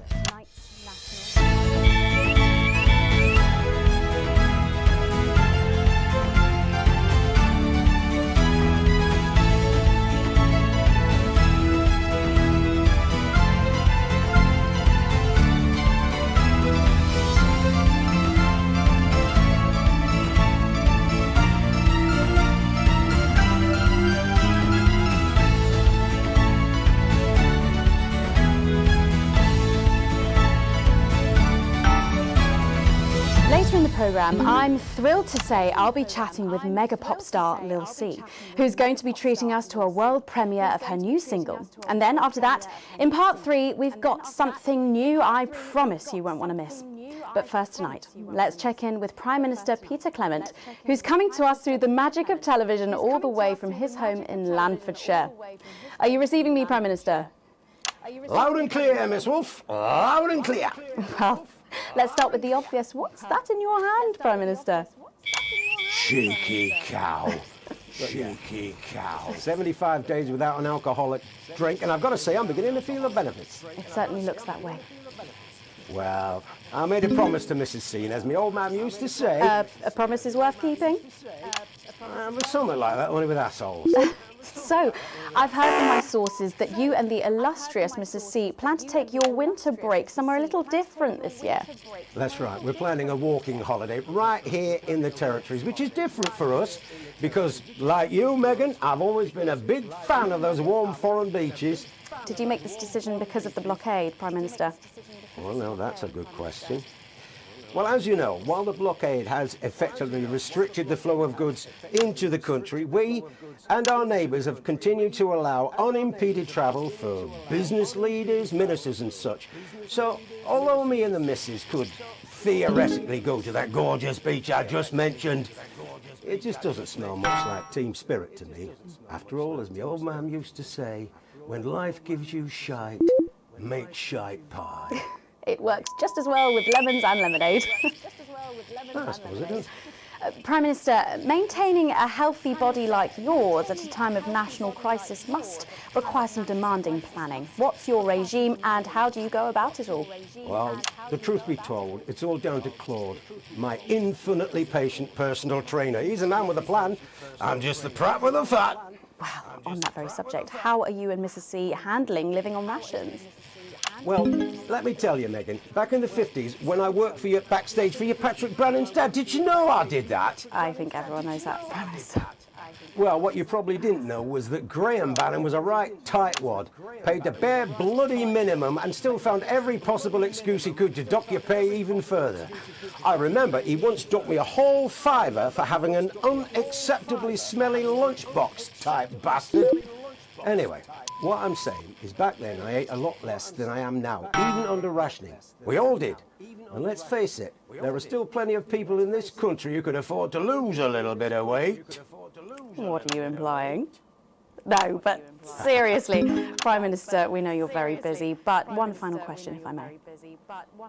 Oh, well, go on then. When you get home from a long day, your head full of the territory's hopes and fears, what music do you listen to when you work out to take your mind off things? Well, I know I've got a bit of a reputation for being an old fuddy-duddy, but I'd be lying if I didn't say there's something about Little C that just demands one's attention.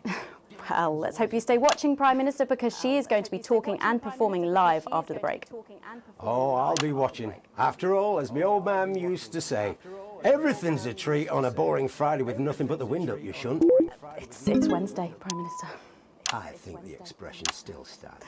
Peter Clement, thank you for joining me. I don't know about you at home, but I think there's something kind of inspirational there. I know I feel safer. When we come back, Lil C is going to be giving us the debut performance of her new single, and I'll be getting to meet her. As her biggest fan, I don't mind telling you, I'm pretty excited. Don't go away. We'll be back after these messages. 1 minute back. Gripping stuff. Was that even news? I think you forgot to ask him what his favourite number is. Oh, I must have forgotten that in all the excitement. So assuming it's not vodka, what do you think's actually in that milk? I reckon it's the tears of his enemies. You are one disturbed individual. That's how I cope.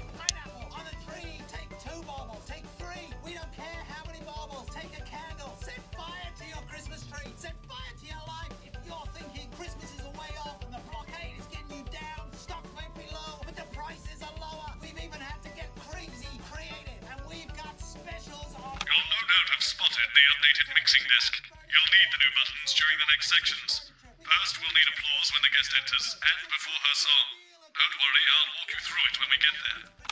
We got crazy Christmas dancing hats. We got crazy Christmas dancing hats and jumpers. If you're feeling hungry, don't feel down in the mouth. You can have a dog on a log. And remember, a dog isn't for life. It's just for Christmas to eat. It's a crazy deal at Crazy Meals. We've got elves on trees. We've got trees on elves. If you want to know where the elf on the shelf is, we've got elves on elves. Bend over and ready for you to take home. We got naughty Christmas nativities with naughty Christmas figurines. I've never heard of her before.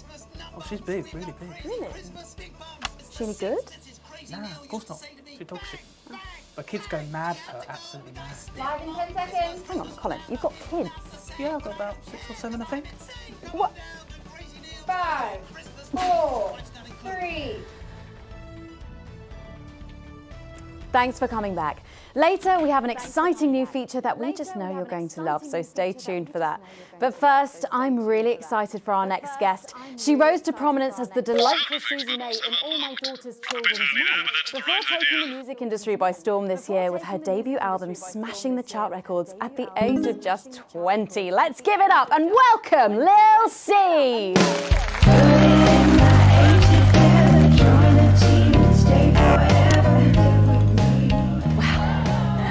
I just say, you look incredible. Oh, thanks, babe. I'm doing this new regime and it really does work. What's the regime? My manager suggested it to me. It basically involves bathing in like cabbage water and then having the leaves sucked out of you while you sleep. Wow, is that healthy? Well, look at me, Meg. The leaves are my only nourishment. Yep, they certainly are.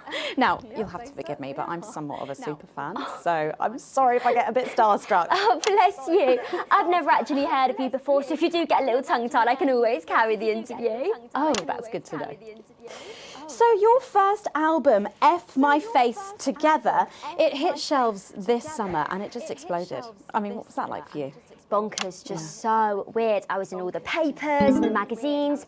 Overnight, I went from that like annoying little girl from that show to that like sexy little girl from that show. Wow, that must have been bizarre. Not really, it was just like any other morning. You know, get up at 5, go on a 4-mile run, have 3 meetings on my cabbage bath, but then only then was my dad actually talking to me. Oh, of course. I mean, the famed country singer, Billy Bob Jeanshort. I didn't know you'd been estranged. There's nothing that strange about it, Megan. Okay, yes, he may believe that aliens told him to hate women, but there really isn't anything to prove that he's wrong. So, this newfound explosion to your popularity, I mean, did that change your life? Well, I had to start wearing like nicer underwear, you know, for the paparazzi. But as my manager says, best to make the most of it before I'm 30. Is that right? So what's the album about? So I thought it was about like how pretty and great I am, but actually it's about monetizing youth, I think, or about like promoting an unrealistic standard of beauty or something. Your manager again? Yeah, he says insecurity is an opportunity. Oh, do you think he'd be happy with you telling us all this? Telling you all what? It really doesn't matter what I say here. I'll do my dance and then this part will all be forgotten about. Oh, well, yeah. I mean, we're going to see some of those famous dance moves very shortly because you're going to be performing your new single, aren't you? Yeah, it's from my album Put It In My A Together and it's out tomorrow. So soon, after the last one? Oh yeah, I've actually released 2 albums since lunchtime and a clothing line during this interview. So this is called Cry for Help and it's going to be in all the best high street and retailer shops and it's out now. So girlies, you know what to do. Scream and cry until somebody gets it for you. Ooh, there she goes. Blimey. All these projects, they're keeping you very busy, aren't they? It must be tough. Yeah, it can get tough and I hate it sometimes and I hate myself. I just want to like cry into a bath of root veg. But then I think thousands of girls would do anything to be me, so I must be quite lucky. Well, you know you don't have to do this though, don't you? Yeah, I do think that sometimes. Most nights between like my 4th vodka and the 8th time a stranger slaps me around the arse. I think things could have been different, you know, like better. But I don't know. I love doing autographs and having somebody dress me and tell me what to wear. Did you always want to do music? Well, ever since I was a little girl, I did. I'd sit in front of the radio, and as soon as my favourite girl group would come on, I'd press record on my cassette. But then my dad would come in and tell me to turn it off and to go back upstairs and start practicing again. Sorry, is your dad your manager? Yeah, which can be tough. And sometimes when it gets really hard, he'll say, "Make Cragler proud, and you might just survive childbirth." Well, you know what? Despite anything, you'll make me proud. Oh, if only your opinion was as valuable as his. And on that problematic note, you're going to be singing your song for us soon, aren't you? Tell me about it. So it's called These Babies Gonna Bring You Home, and I actually got sent the lyrics in the car on the way up here. But you know what? It's actually all right. And don't worry, all my work is team approved. All right then. Well, you can go and get ready for that. We'll see you in a little bit. It was a very specific type of pleasure to chat to her, and I just can't wait to hear this. Oh, so here is Lucy with an exclusive first performance of her new track, These Babies Gonna Bring You Home. Take it away. Ladies and gentlemen, it's the Force's favorite, the Queen of Teams, here to break in your blockades, Lil C.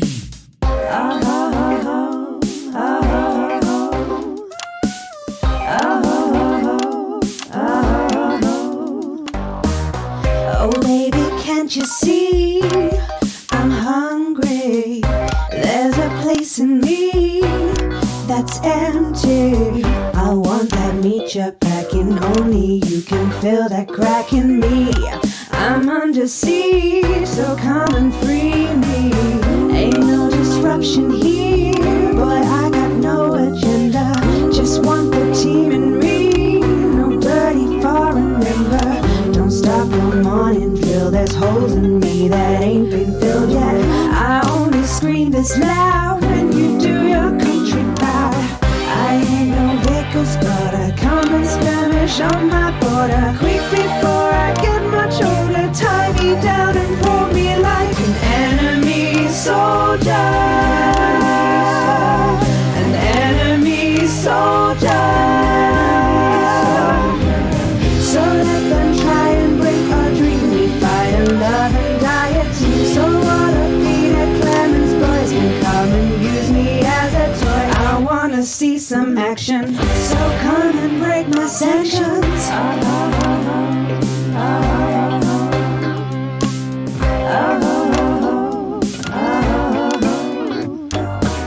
I've been this wild and free since Mama burdened me. She was only 53, but gave to save her family. There's no one judging me if I'm the one that's in your fantasy.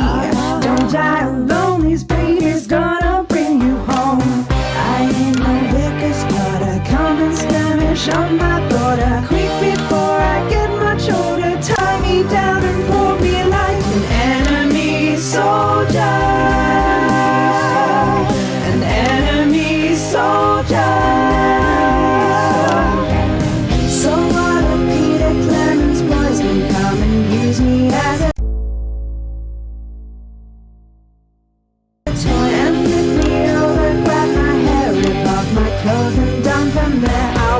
wanna see some action, so come and break my sanctions.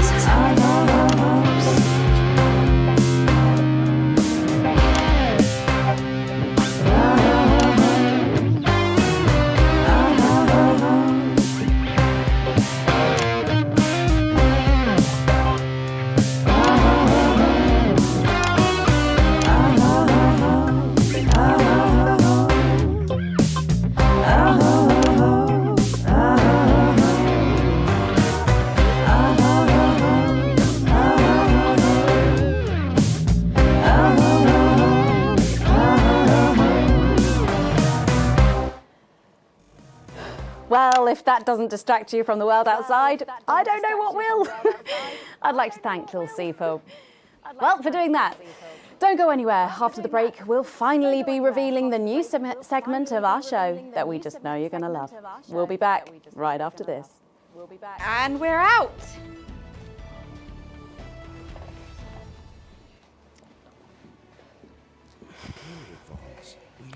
Can I just say, thank you so much for letting me do this. It really means a lot to me, you know. Yeah. To be able to promote myself on such a mainstream platform like the news. Well, don't worry about it.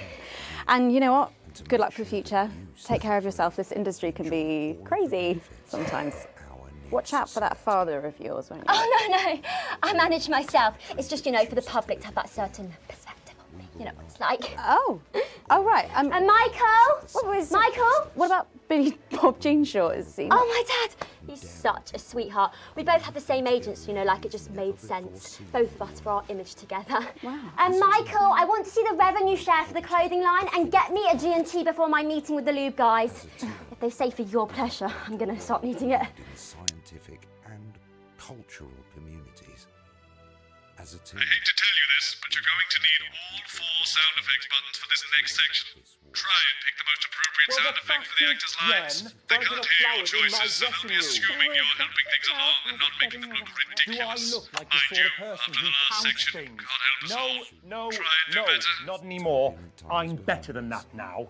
I'll tell you what, just keep adding flowers until it feels like 12. Got it? Absolutely, right away. 10 seconds. because we are you. 5, 4, 3. Thanks for joining us for part 3. We've been teasing you about our new feature all night, and now the wait is finally over. I can reveal that every night on the show, we'll be treated to an episode of an informative and hilarious new segment called The Notice Board. It stars some top talent, and we're very excited about it. But before we see it, let's have a quick chat with the writer, director, and phenomenon, may I say, Jeff Algebra, guys. Actually, I've dropped the algebra. I go by Jeff DePloon now. How'd you like that? Well, yeah, very fancy. I suppose you need a new name now that you're a successful artiste. Well, exactly. I'm earning enough to pay taxes now. Oh. It's shit. And how does Angela feel about all this? Your wife. Your wife. Ah! Oh, God, no. No, she's long gone. No, she was holding me back. I'm with Norm now. We were married last month. Norm de Plume. Yeah. And why did you write this? What was your inspiration? Well, I received a telephone call offering me 25 grand to write a pro-team sitcom. And I heard my father's voice. It said, Jeff, you listen here, boy. You make hay while the sun shines. You wring every penny you can get out of this. So I wheeled him down to the transition centre, got out my typewriter and started clacking. Utter shite. And without further ado, let's give it up for the notice board. You have to play a sound effect, Alex.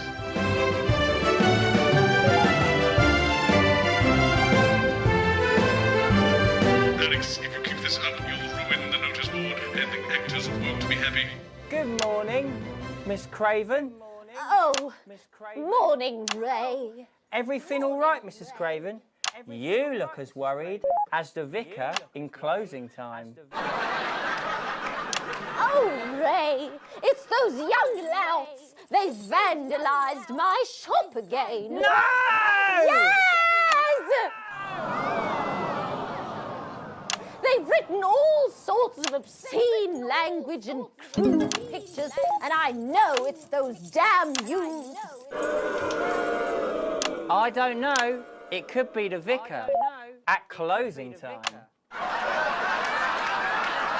I'm just worried they won't ever become productive members of the community.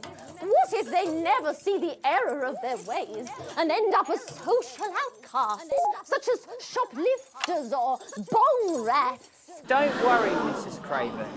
This is a very supportive community, and I'm sure that in time they will fit into this society like this key into this lock.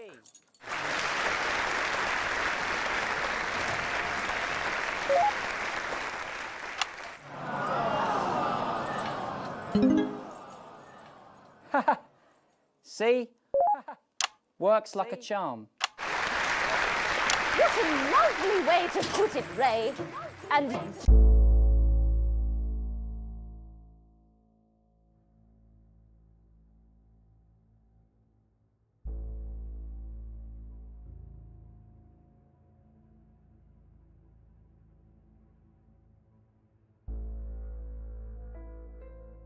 just like that, we can unlock their future. Yes, yes. Wow! Look at all the letters in my collection today. Oh! I think that one's addressed to me. What? This one? Oh, so you're right.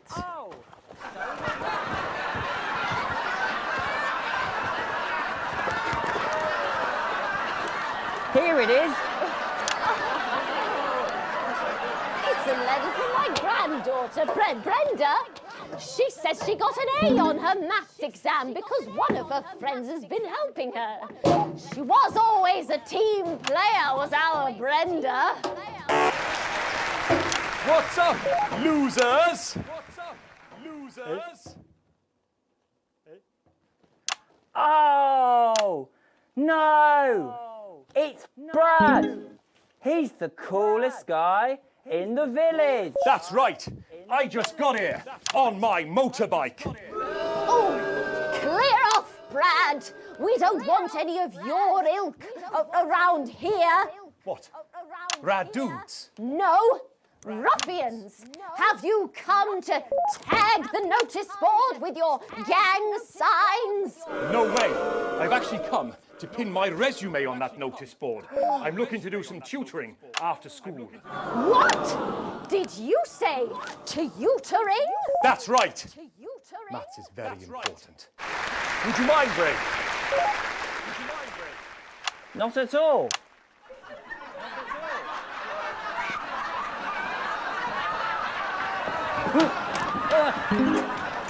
So you, a young person, have been spending your time helping others and not just urinating on churches or huffing glue? Hey, I haven't huffed glue for months. Well, blow me down! You know what? We misjudged you based on how young and cool you are and not on your actions. No doy. So it wasn't you who vandalised my shop last night or called me a rancid old crone from the back of a chopper? No way. It can't have been me. I was too busy helping my friend Brenda with her maths homework. Could you speak up there? I thought for a minute there that you said Brenda. I did, you daft old sow. Did you hear that, Ray? Oh, yes, what a wonderful surprise. I now respect you as a man. Put her there, Ray. Oh, what the heck? Give us a hug.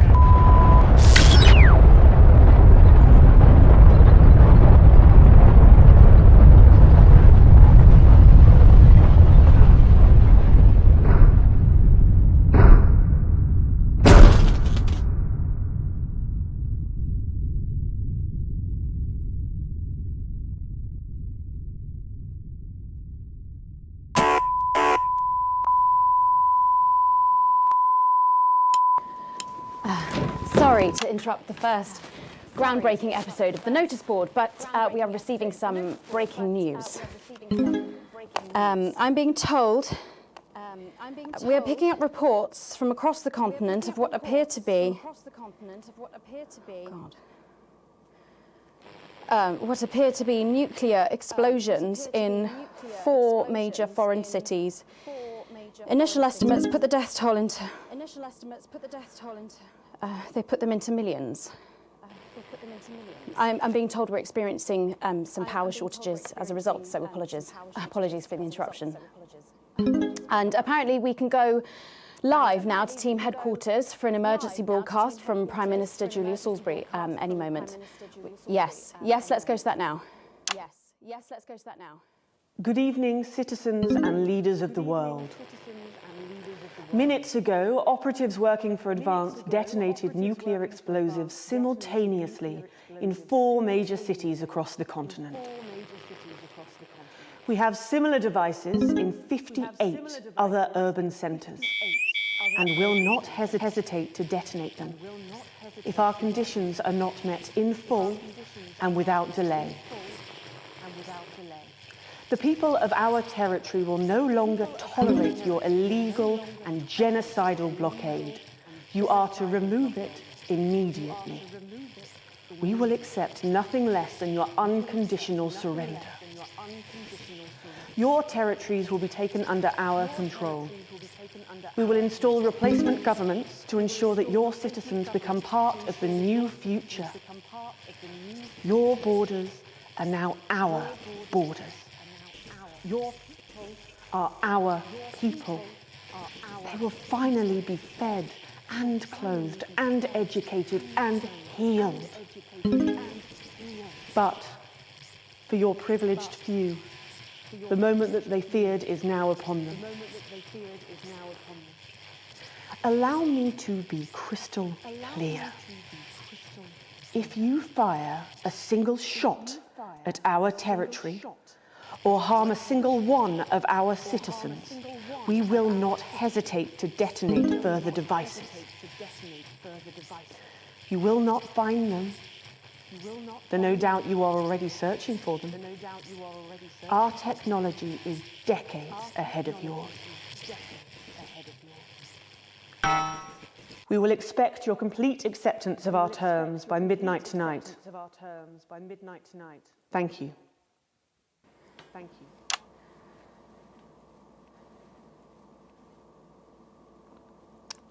I don't really talk about my personal life in my job. It's not relevant or important. So many of you may be surprised to learn that I have a brother. His name is David.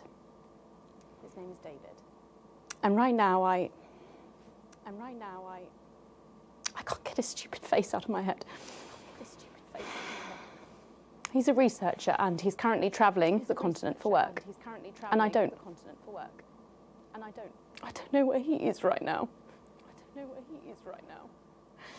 And I should imagine that there are many of you sitting at home tonight digesting this news, and you also have loved ones on the continent. In Urkistan, or Havia, or San Palmerino, or Konislava, which is where David was when I last spoke to him 3 days ago. So when I tell you I know how you are feeling tonight, believe me, I do. But I also know that there's a flow to events. I see it every day here. I know that although tonight it feels like we may be in a time of fear and darkness, we may actually be at the break of a new dawn. We don't know that yet. We can't know that yet, but together we will find out. And I will be here every night, feeling what you are feeling. And with your help, maybe we can all get to that brave new world. My name's Megan Wolf. Let's make tomorrow better. And we're out. Hi, I'm Sophia Remington. We've got people ringing in, but the telephone networks are overloaded. Okay. We'll find him. Do we know exactly which cities were hit, or? Megan. We will find him. The things that make life worth I positively loathe these sanctions, Jane.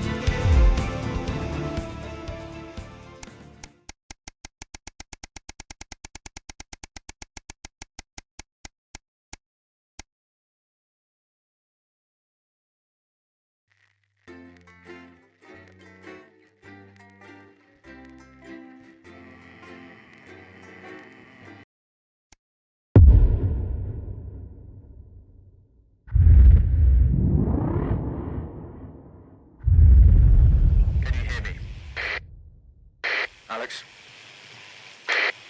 This is Alan James. The revolution starts tonight, Alex, and to be frank, we need your help. I know you've never been that sympathetic to our cause, but since the bombs, well, you've seen what happened. They have to be stopped, Alex. You know it in your heart, and tonight, well, it might be our very last chance. Play our tape at the second break. It's on your right. And please, when I hack in, let my message reach the people just once, just tonight, before advance can't be stopped.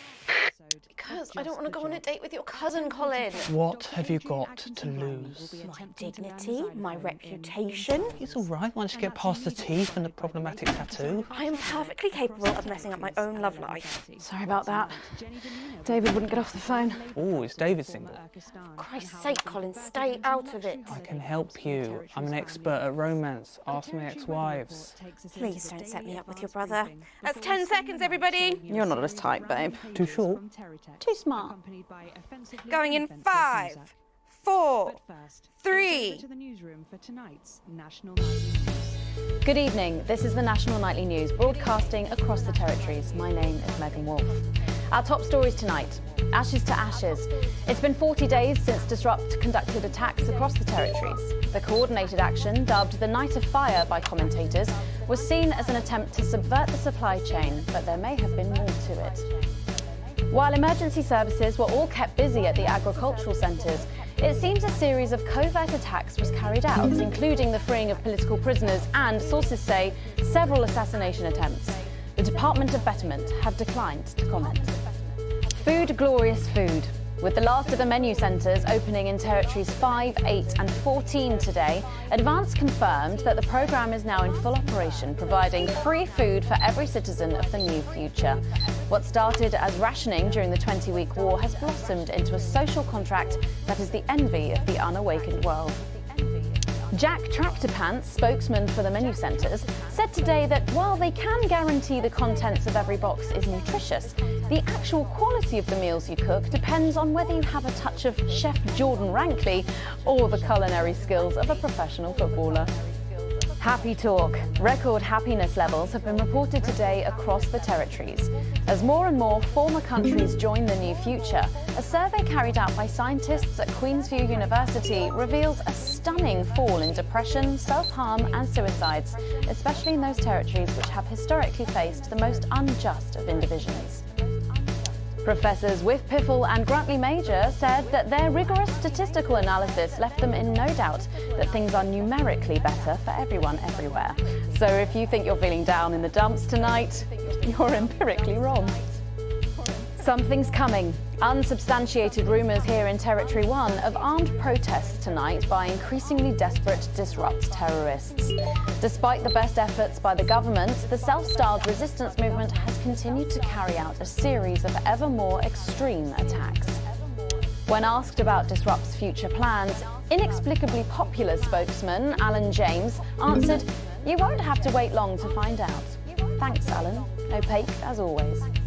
3 of our regular stories reach their natural conclusions tonight.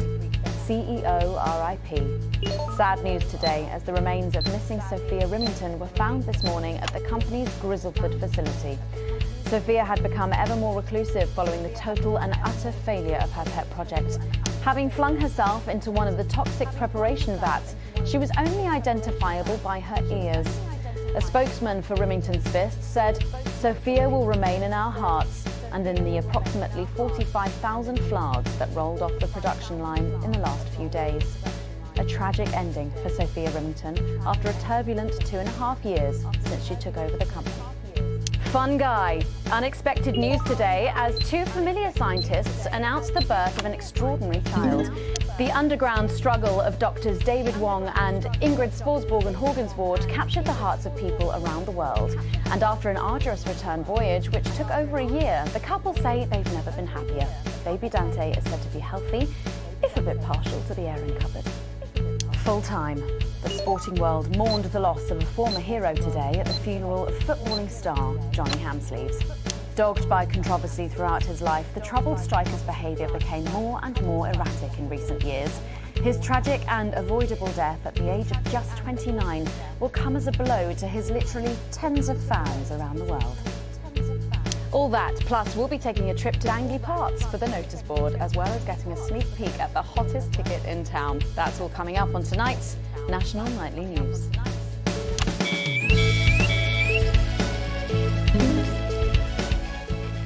Today is the day we take back control. Soon it will be time for you to help us again. Come out of your houses, block the traffic, bring the capital to a standstill. I've met so many of you in my travels up and down Territory 1. You always ask the same question: how can I help? Well, this is how. And as for when, you'll know. Keep watching.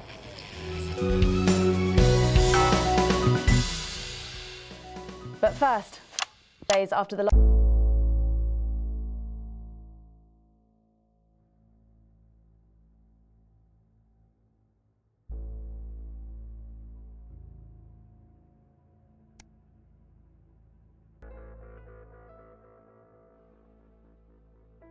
loss of a fine leader and a great man, the start of tonight's programme is dedicated to remembering and celebrating the life of Peter Clement. Patrick Bannon is live from Parliament Park, where Julia Salisbury will be breaking ground on what will soon be a memorial garden in Peter's honour. Patrick. Listening to that old bitch lying through her teeth about missing that poor bastard. Patrick. I don't know what I'm going to do. We're live. Because I'm not being funny. Things were better with Peter, weren't they? Patrick. They were, and I don't mind saying it. They were, because he held her back. But now there's no stopping her. Hello, Patrick, we're But live. the can't say that, can I, Francis? No, not with public ownership. No, with public ownership, you can't say anything these days. There. No, she's lost it, mate. She's completely off the rocker. I heard from an aide that... Hello, Megan, you join me here live from the what? Hello, Megan, you join me here live from the what? Oh. Seems like we've lost some signal there for a moment. Well, we will be going live to that groundbreaking ceremony just as soon as we can get Patrick back. Meanwhile, let me just say, I think the memorial gardens are going to be gorgeous. I've had a sneak peek at the designs and Alana Marsh has done a fabulous job. Oh, OK, all right, it seems like we have got the signal back. We can now go live to Patrick Bannon in Parliament Park. Patrick. Thank you, Megan. I'm Patrick Bannon, and we are indeed live here. Apologies for the technical difficulties there, but any moment now, Julia Salisbury will step out on stage behind me. Alex, Bozeman here. The boys in editing have just informed me that the eulogy footage isn't fully cut together yet. You're going to have to do it on the fly. For goodness sake, make sure you make it look good. Slowly gathering since this afternoon. This is Alan. You can undermine them here and help us win hearts and minds. Make him look bad, Alex. Really bad. And it seems like the ceremony is getting underway. Here is Prime Minister Julia Salisbury, the picture of elegance, to begin her address. Good evening, fellow teammates and friends. 500 days ago, all of our lives changed irrevocably. Still reeling from the triumphs and tribulations of Liberation Night, another great loss befell the people of these newly united territories. The loss of a leader, a statesman, a dear friend, and a hero. Peter Gordon Clement. Peter's death at the age of just 62, of course, announced by the team on the 24th of December, just 6 weeks after Liberation Night. Born to a working-class family on a housing estate in Rotherham, Peter first trained as a carpenter before getting his start on television. First moving and building scenery, and then developing into the personality that we all knew and loved so much. Just the Job first hit our screens over 25 years ago, running for 11 series, winning multiple awards, and charming audiences up and down the country. Peter taught us, all of us, not to be content with the way things are, not to accept inequities, no matter how small. But he also taught us what it took to fight them. Courage, integrity, empathy, and hard, bloody graft. Across a career spanning 3 decades, Peter Clement was known for shows including Wake Up, It's Saturday, and much later, late-night chat show PT, which at its peak drew millions of viewers. Peter was by no means a saint. Trust me, he once told me he had more regrets than he'd had stolen dinners. He always did have a knack for a turn of phrase. But it speaks to the strength of his character that he chose to share with us his mistakes alongside his achievements, his faults as well as his talents.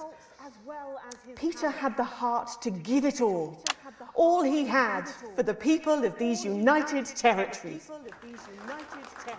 Famous for his potty mouth, it's estimated conservatively that Peter Clement uttered over 1.5 million swear words during his career, though some sources put this figure well in excess of 2 million F-bombs alone. Gripped by illness as he was in the weeks and months leading up to Liberation Night, he wasn't the man we loved. But his eyes still twinkled with that familiar joy for life, that spark of wit and wisdom of a life lived for others. Prime Minister Clement, of course, died from apparent liver failure after suffering from the long-term effects of alcohol abuse. I first met Peter nearly 20 years ago, moments before I was supposed to give a speech. Not unlike this one, actually. Only I'd spilt coffee all down myself, and I was young, nervous, desperate to be liked, and from behind me I heard, "Christ, Pet, you've either pissed your kecks or sprung a leak, but either way you got a problem." And before I could even say a word, he stripped off his dry trousers and insisted I took them. That was the sort of man that Peter Clement was. Kind, compassionate, sensitive, a brilliant thinker, a natural leader, but mostly a good man.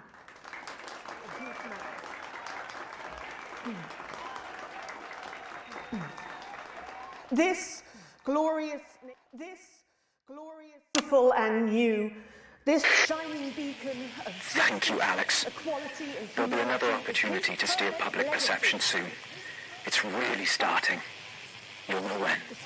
his accomplishments, the future he forged, the boundaries he pushed. To me, he'll always be the man in his pants cheering on a stranger at the back of the conference. It is my great honour to give to you the Peter Clement Memorial Garden. Shall we see if we can get a countdown going? Everyone with me? 10, 9, 8, 7.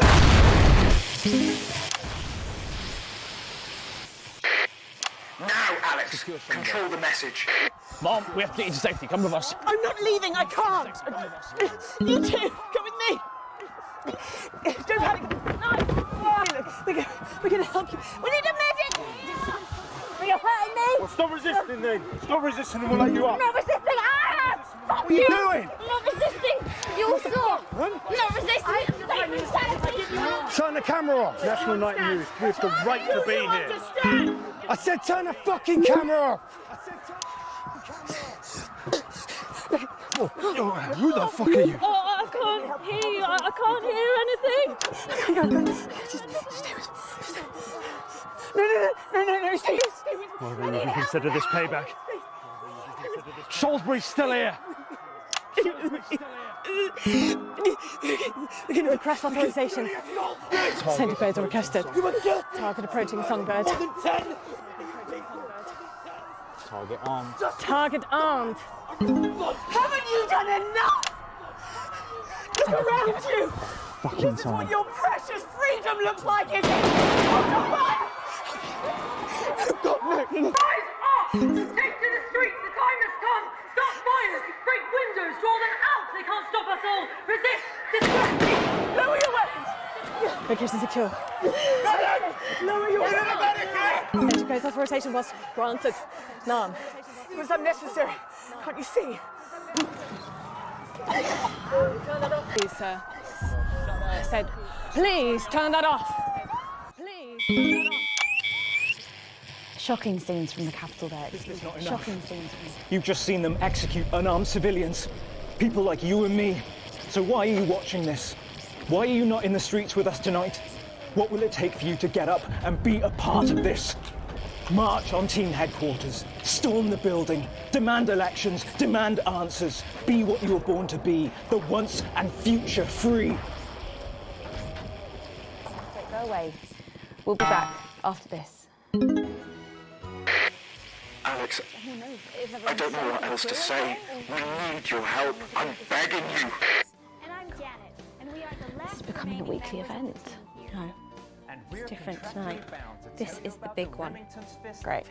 So there's a revolution happening outside and we're off to dangly fucking parts. That's journalism, apparently. Can we get set for the next sequence? Wow, look at all this stuff. Such low prices. Like this. Box of packing peanuts. Or this bottle of Brad's urine. Or our deceased colleague's gold teeth. I can't believe it's all on sale. Yes, indeed. This place is closing down and everything's gotta go. No, it's not closing down. Relocating. That's right. Alex, during this next section, a cameraman working in the newsroom who's one of us is going to get a coded location out. We don't know yet which camera he's on, but if we find out, I'll let you know. Just keep your eyes out for the fist and try and keep it on the air for at least 5 seconds. Our operatives will do the rest. While you still can. Megan, this is your new makeup artist, Craig. No. What? No. 10 seconds, everybody. Sorry, Craig. It's a no. Okay, we are going in 5, 4, 3. Welcome back to the National Nightly News with me, Megan Wolfe. Very shortly, we'll be heading on over to the final episode of what has quickly become a hugely successful feature, The Notice Board. But before we do, let's chat with Philippa Radin. Tell me, why do you think the public love The Notice Board so much? It's real. There, I said it. It connects with people. You know, people look at us and they say, those are real people struggling with real problems. That's a really interesting point. Yeah, I mean, I was saying to my PA secretary as I got out the limo, I was saying, it's good for people to see normal, authentic people like them on TV. People like you. Yeah, precisely. Right. Unfortunately, then I was interrupted by some dreadful wretch who wanted an autograph, but a swift kicking from security soon put him back in line. Yes, well, I think it's really good that our screens are filled with such relatable stories. So, The Notice Board is coming to an end after a sensational time at the top. What do you think has made this show so successful? Oh, it's a combination of so many things. My hard work, my talent, my look. Wow, you really have a lot to thank you for. Hey. You're welcome. We've just heard our man's on camera 4. I have a real sense of responsibility now. Get back to the interview, Alex. I'm entrusted with something precious and that I should use that platform for good. Yeah, I think that's really important, that we should use this platform to do good in the world. I agree. That's exactly it. So I've decided to help as many underprivileged. Excellent work, Alex. That's the location shared. Next, you'll need to give them the go. Is that better access to education, or reducing child poverty? No, by adopting as many as I can get my hands on. Oh, okay. How many children have you adopted? Oh, we're well into the double figures now, Megan. I stopped counting in the late 30s. Goodness, that is a lot of children. Yeah, once we finish putting them into the guest room, I'll have to put a futon in the laundry cupboard. Oh, you really are some sort of hero. Hey, I live a privileged life. What can I say? I mean, any child I can take on is a child rescued from suffering. Poor children. Were their lives really that bad before? Oh, they're Northerns, I presume so. Okay. Yeah, it's shocking to think, actually, that only 1 in 10,000 children have a celebrity parent. I'd never thought of it that way before. And I'm doing everything I can to fix those numbers. What do you think it is about your life that's so desirable, then? Well, it's mainly shame and panic interspersed with expensive bottled water, so actually, if anyone wants to, I'd happily trade. Now that I can relate to. Right, you better go off and get ready. That was Philippa Radin sharing some thoughts about her lifestyle. I think it's really important to stay grounded and keep everything in perspective. Clearly, not everyone else agrees, but that's enough from me. Let's go now over to Dangly Parts for the final ever episode of the Notice Board.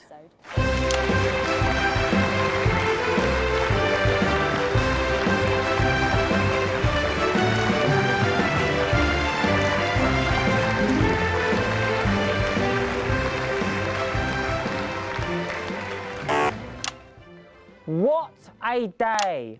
First the tea morning, and now to post this notice. I don't know how I managed to cope with it all. Oh wait, perhaps I do.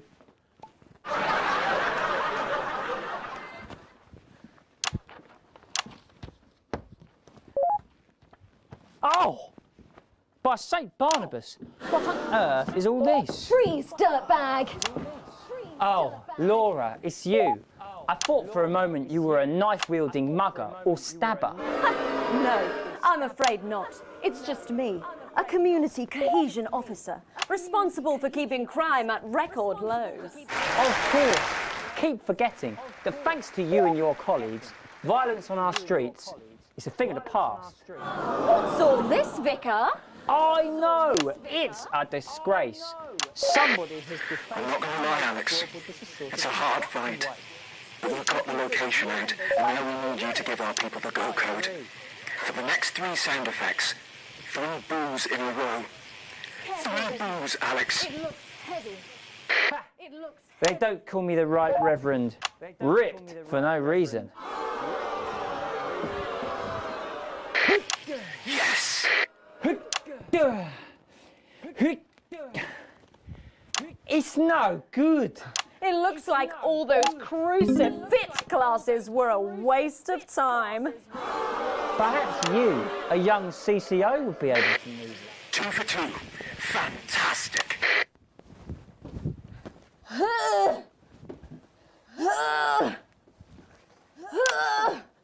Looks like all those lifting classes were a waste of time. It's too heavy, even for me, a strong and capable You did it, Alex. We're good to go. strong enough to lift this. Did someone call for the best firefighter in town? Firefighter in town? Hi! Well done, Captain Evans. You're so much stronger than us. Especially me, the weak old man. It's the least I could do for my community.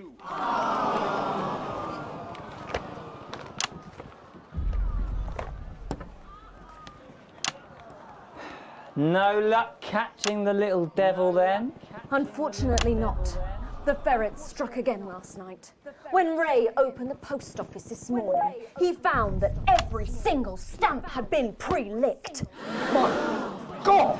Some people have no decency. Sadly, if we don't catch him before tomorrow, we may have to cancel the village fete. Don't worry, we won't let that happen. Will we, Vicar? No, no, no. Laura, tell me, why do they call him the ferret? Some say it's because of his sneaky nature, but really it's because whenever he strikes, he always leaves behind the foul stench of urine. Never fear, officer. We'll catch this pissy nuisance and save the village fete. Or my name's not Captain Danger Evans. The community cohesion team are doing their best, but they simply don't have the smarts to solve this mystery. But I know someone who does. Someone who's about to blow this thing wide open. Me! Blackout!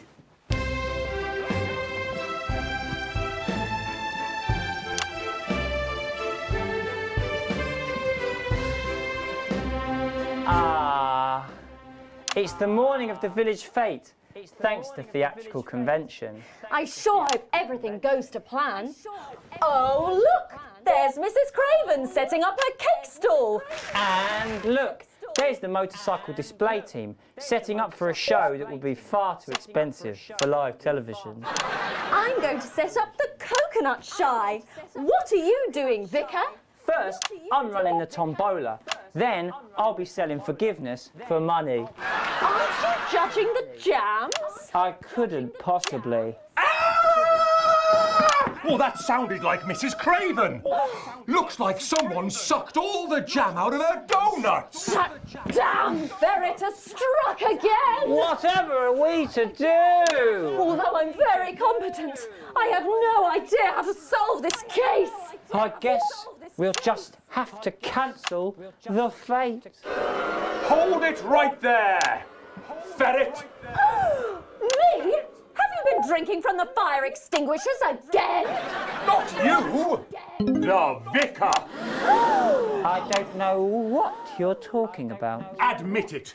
You wanted the village fete cancelled so you could have the day off, didn't you? I already have to work Sundays. I shouldn't have to work 2 days a week. But how did you know? Well, my first clue was the smell. Yes, I do smell of urine. Next, I noticed that the vicar's tongue was particularly dry, almost as if he'd been licking thousands and thousands of stamps. Or perhaps eating Mrs. Craven's baking. Which brings me on to my third clue. The vicar said that he had no more room for jam.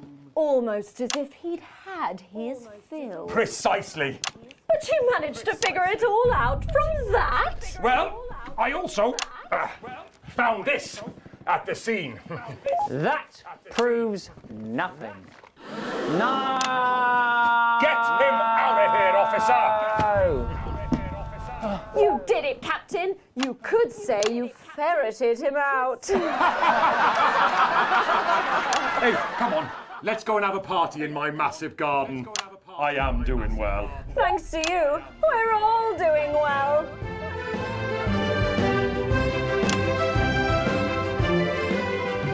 Well, that was it, the final ever episode of the Notice Board, and what a way to end it. Thank you as always to Jeff, Philippa and Tommy.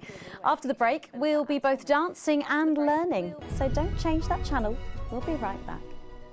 That's the ads. Well done, everybody. Wow! What a brilliant... What advert is this, Alex? I don't remember passing it for broadcast. I think you made a mistake there. Hey, I've got a new grill out back. I've got 4 kinds of sausage. And how Hey, you. their policies are. You coming to the after party? Well, I was wrong. And I'm here tonight to say Oh, I'm sorry. One last push, Alex. We're closing in. One of the guests in the last section is working with us. You'll be asked to censor on our behalf. If you do it right, the final orders will be given. You'll get 3 chances. Get at least 2 of them right, and we're going to win this thing. It's happening, Alex. Tonight we take it back. I always envied my friends who had so much more. Over the years, my jealousy grew. So when Advance came to power, I didn't think about the damage they would do. I acted selfishly. I was glad to see the rich punished. I didn't see how backwards Advance were. I didn't understand that rather than tearing down the wealth creators, we should have been helping everyone else to take a seat at their table. Under Advance, the country is poorer. It is poorer in ambition. It is poorer in aspiration. We are infantilized by Advance's naive policies. Please, Sarah, anything. Hey, Mum, I'm really not supposed to say. Are we safe? Hi, I'm Maddie. Jenny just said to ask if you need a touch-up. I have Did poured she? myself out to the media to defend. That's my shade, is it? Yeah. This is my I have betrayed shade? my parents. I see that now. Mum, Dad. You can run back to Jenny I'm now. sorry. Our only hope. Sorry about that, Sarah. Nothing you The can tell me. only hope. At all, like at all. They've said no one's died, that's all I can say. 10 seconds. What's wrong with you? She is in tears. Ugh. Going in 5, 4, 3. Welcome back to the National Nightly News. Later in this segment, we're hoping to be able to go back to Patrick Bannon at the scene of tonight's shocking Disrupt attack. But first, I'm delighted to be joined by the cast of the smash hit musical everyone is talking about. I'll be speaking with the cast in a moment, but first, let's take a look at them in action. Please give a warm National Nightly welcome to the Novaries.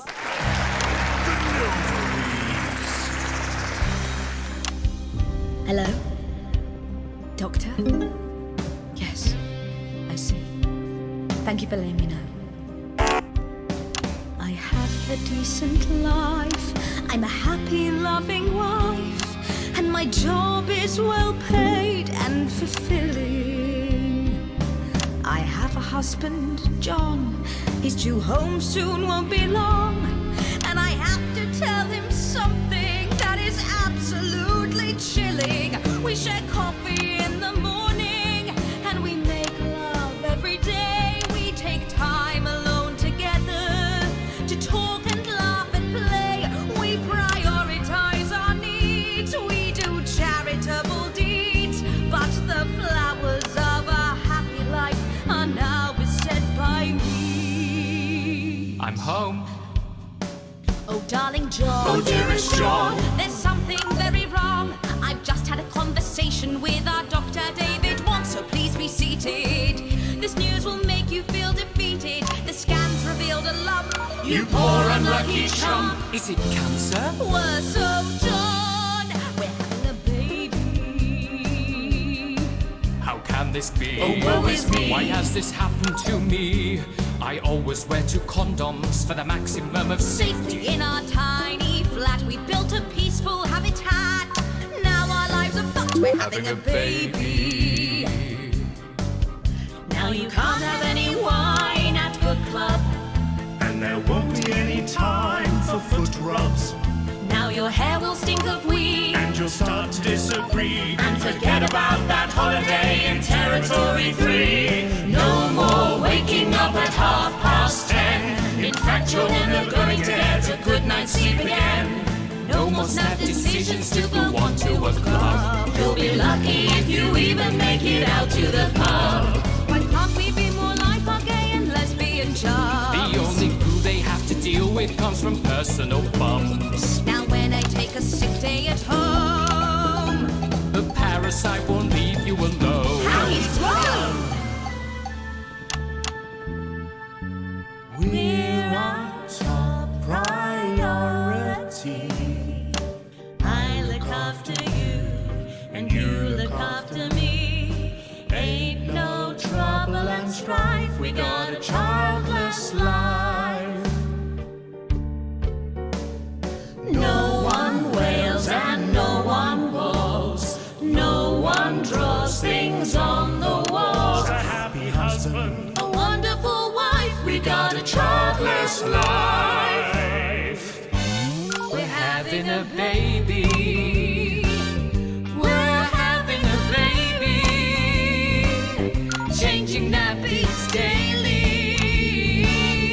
We're having a baby. No more weekends by the coast. Now your kid is uppermost.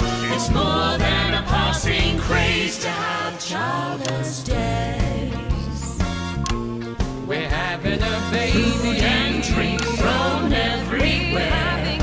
Death trap toys at the top of the stairs. Every parent prays to have childless days. We're having a baby. No more spas and no more. We're having a baby. 18 years on Bill Sadly. Time for a whole new phase.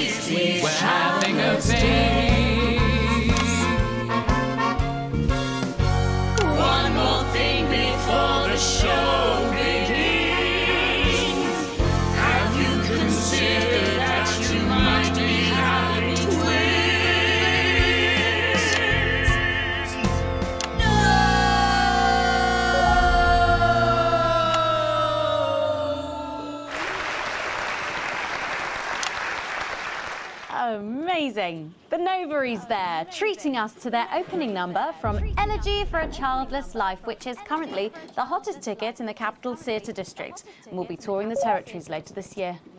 Right then, come on, you got. Come on down, let's go, don't be shy. Hello. Hi, Megan. Hi. It's an honour to be here. Oh, really? Are you fans of the show? Yeah, it used to be. Well, listen, let's get stuck in. Your amazing musical. Now, I mean, not only do you perform this show every single night, with matinees on Wednesday and Saturday. Right, but you're also the show's creators, am I right? Well, everyone contributed their ideas, and then some of us went away and did the actual work on the script. But no, it's very much a team effort. Oh, that's fantastic. How rude of me. I've not introduced any of you. I'll be the one being replaced next. Let's go down the line, shall we? Hi, I'm Jack. Jim Blunt. Pleasure to be here. Jennifer Boren Woodley. Hello, I'm John Sapley. Used to be in the business professionally. My name's Jill, with a J. And I'm Janet. I'm the youngest. That's incredible. And you were all friends previously. I mean, what a coincidence, right? With your names beginning with a J. Oh my goodness, guys! Our names all begin with J. How have we never noticed that? Because you haven't typed them out 1,000 times, maybe? You knew? Why didn't you say anything? I thought we all knew. It's bloody obvious, isn't it? I just thought we were doing a funny thing where we never mentioned it. And I believe as well as being friends, you're also couples, in real life as well as in the show. Well, oh, well. Not exactly. No. I'm not married to him. I'm with Janet. And I'm with John, you lucky bean. Jim and I are married. 4 fabulous years. Well, that must make for some confusion in the rehearsal room. Well, you should have seen the first draft.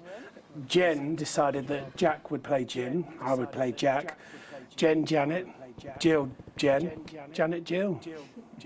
What about John? Well, my character was originally just called Man 1. It was allegorical. It was very confusing. Not for a professional. After much toing and froing. And gnashing and wailing. And gin and tonic. We decided that we'd just use our own names, which is less truthful. We're also less likely to go into the wrong dressing rooms. Oh, God, yeah, that would be very embarrassing, wouldn't it? Of course, when I first wrote it, we were only meant to run for a few nights at the Mimbley Village Hall, but when I registered it with the Department for Culture, it caught the eye of someone high up, and before you could say overnight sensation, we were transferring to the capital. It's all been a bit of a roller coaster, really. I'm only 19. I'm the youngest. You really don't have to repeat that. I had to give up my job as a mortuary technician. Well, yes, we all had to move to the capital. I love that job. It's been a very turbulent time. So peaceful, no singing. So peaceful, no singing. This piece isn't political. Stand by, Alex. Censor the orange. It's about children and why you shouldn't have them. In a way, I guess it is political, with a small p. After all, we are a solid unit, and eagle-eyed audience members will see we nod our heads to advance on stage throughout, and we target the messaging at women aged 22, well, about 35, as they're the most likely to be afflicted by this terrible problem.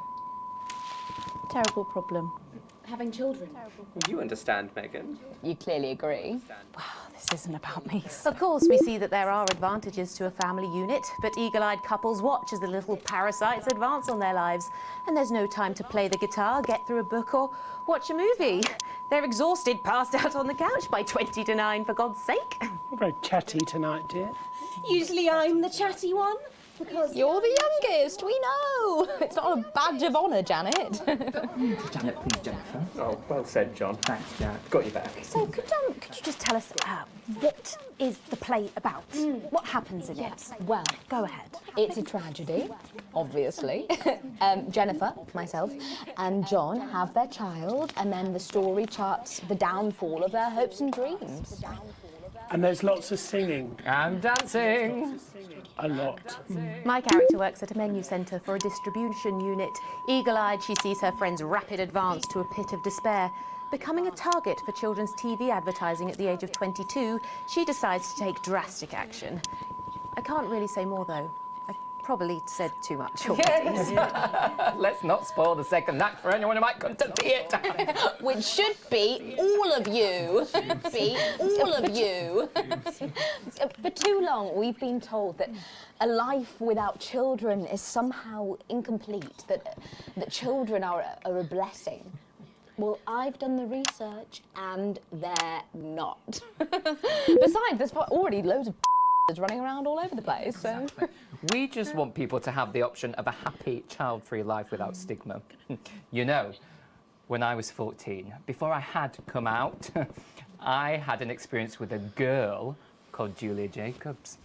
She was an experiment, I guess, you know, a chance to dip my toes into the... Fascinating. Well, thank you all so much for coming in tonight. I really hope you keep them dancing in the aisles for many performances to come.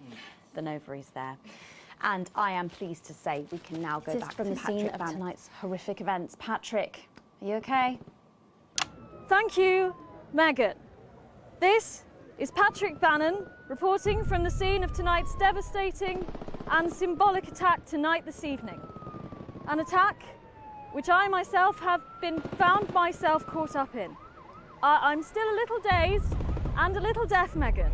So I hope you'll forgive me if I seem that it's time to speak with the Prime Minister. Mrs. Salisbury, that's you. You're still here. The Prime Minister. I couldn't leave, not when there were people that needed help. Any team player would have done the same.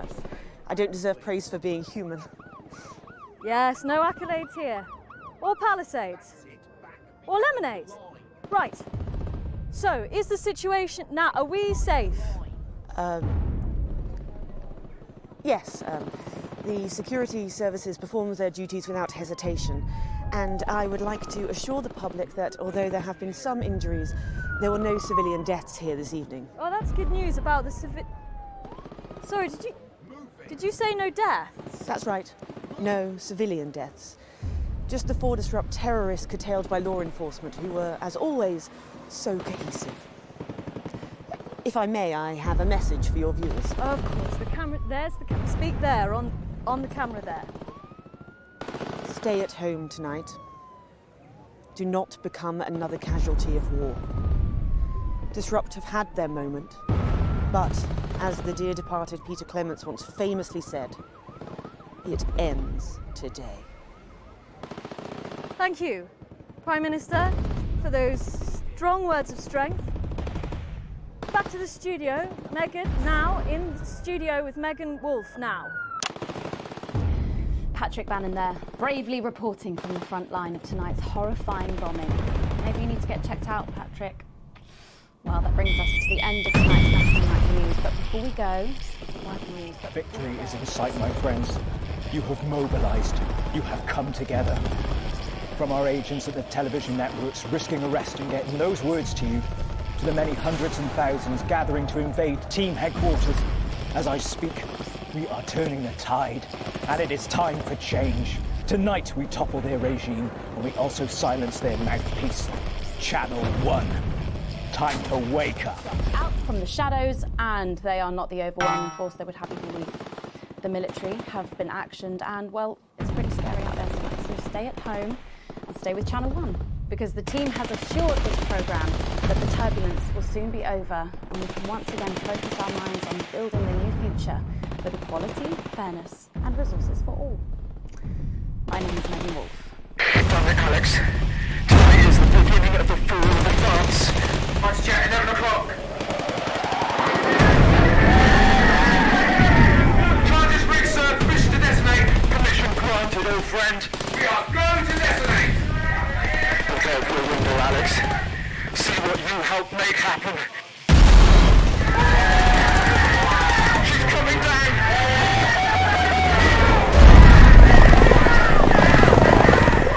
Sir, up there.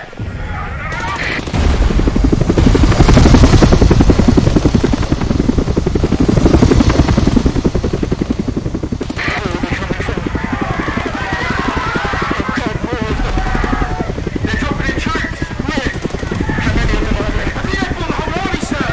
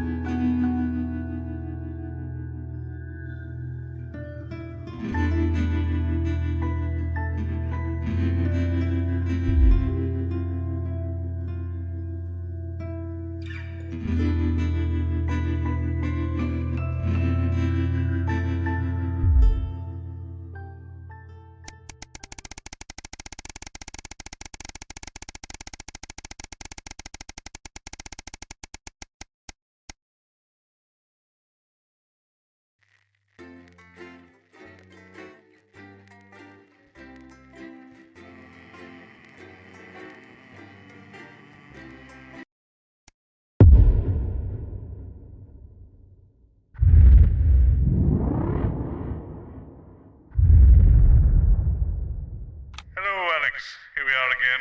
I know things aren't as exciting as they used to be, but Advance's Bring Your Daughter to Work Day initiative should add a bit of spice to the mix. We make do, eh?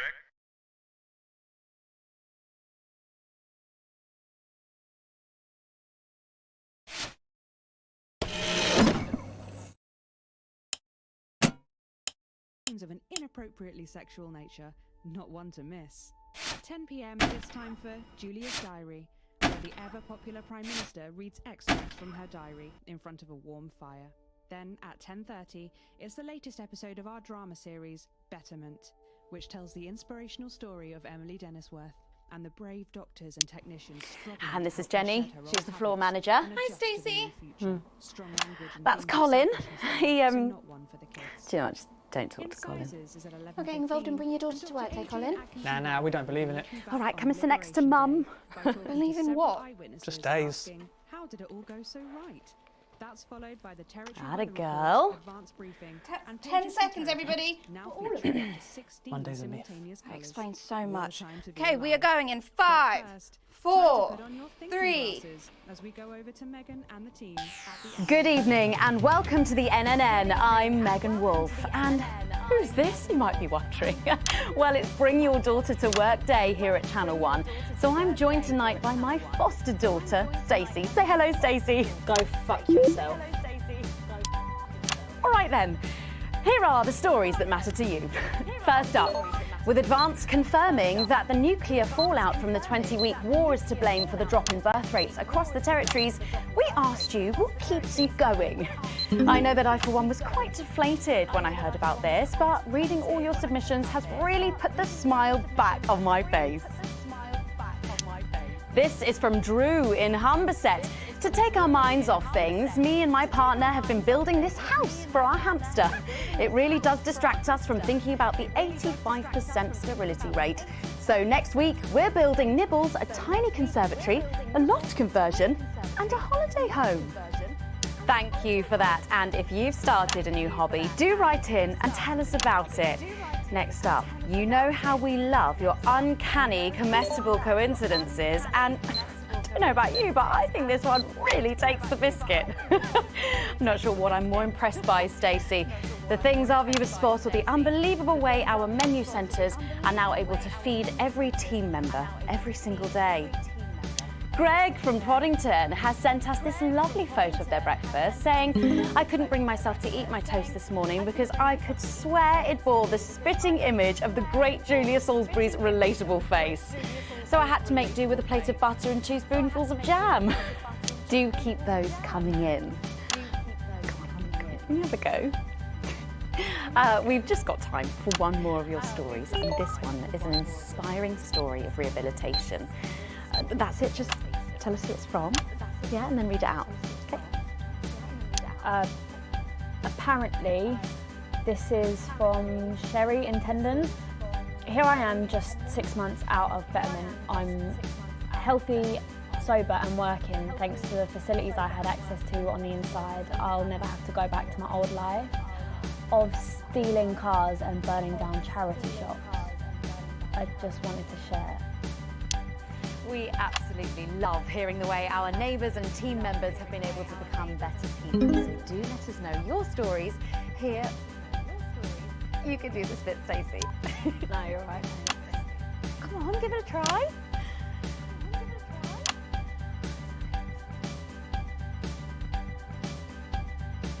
Let us know your stories here at the NNN.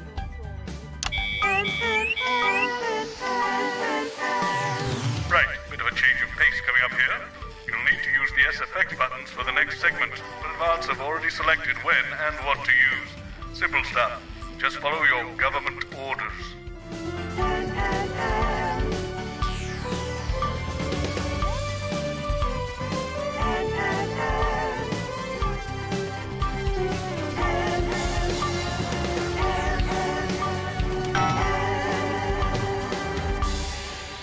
First up tonight on the NNN, it's time to celebrate this week's Team Lottery winners, live from the Shakespeare Theatre, right here in the capital. We're going to hand over to Julia Salisbury. I suppose you don't think much of her either, eh, Stacey? She's got a lot more going for her than you wankers. Okay. Splendid vote of approval there from Stacey. Let's go live to that right now. Good evening, everybody, and welcome to this week's Team Awards. Of all the many duties I have as team leader, this is by far the most pleasant. As I so often say to you, the uneven past is now, following the demise of Disrupt, firmly behind us. This is the new future. And I say to you, it's better now. I am delighted to be joined here tonight by one of the oldest people in Territory 1. He was born over 107 years ago. Please give a warm team welcome to Alfie Tatchbadger. So, Alfie, you must have seen so much in your lifetime. What have been some of the highlights? Alfie? Alfie? Is he all right? Is he all right?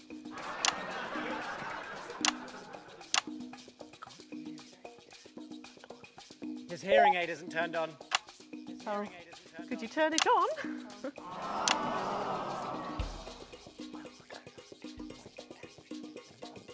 He says it drains the battery. Well, will you tell him that we'll buy him a brand new battery after the presentation?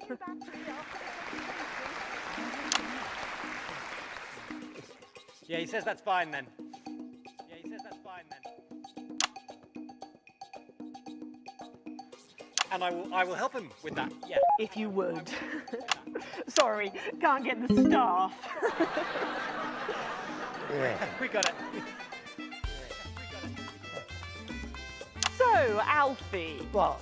You're 107 years old. Oh, don't bloody remind me. Would you like to tell the audience what that's like? Well, where is everybody? Out there, in the dark. Oh, bless him, it's not just the ears. Who are you? 2 sugars, please.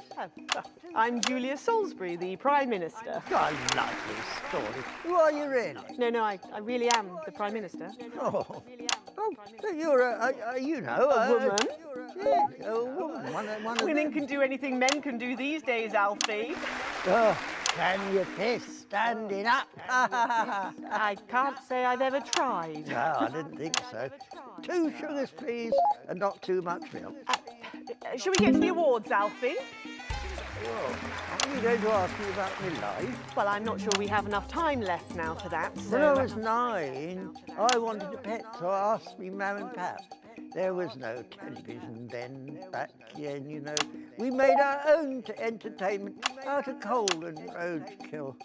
Well, that's fascinating. So they got me a pet, see? But it weren't a dog. They told me it were a dog, but it were a stone. A stone? Yeah. So I called it Patch, which was a popular name for a dog back then on account of the king having a patchy face.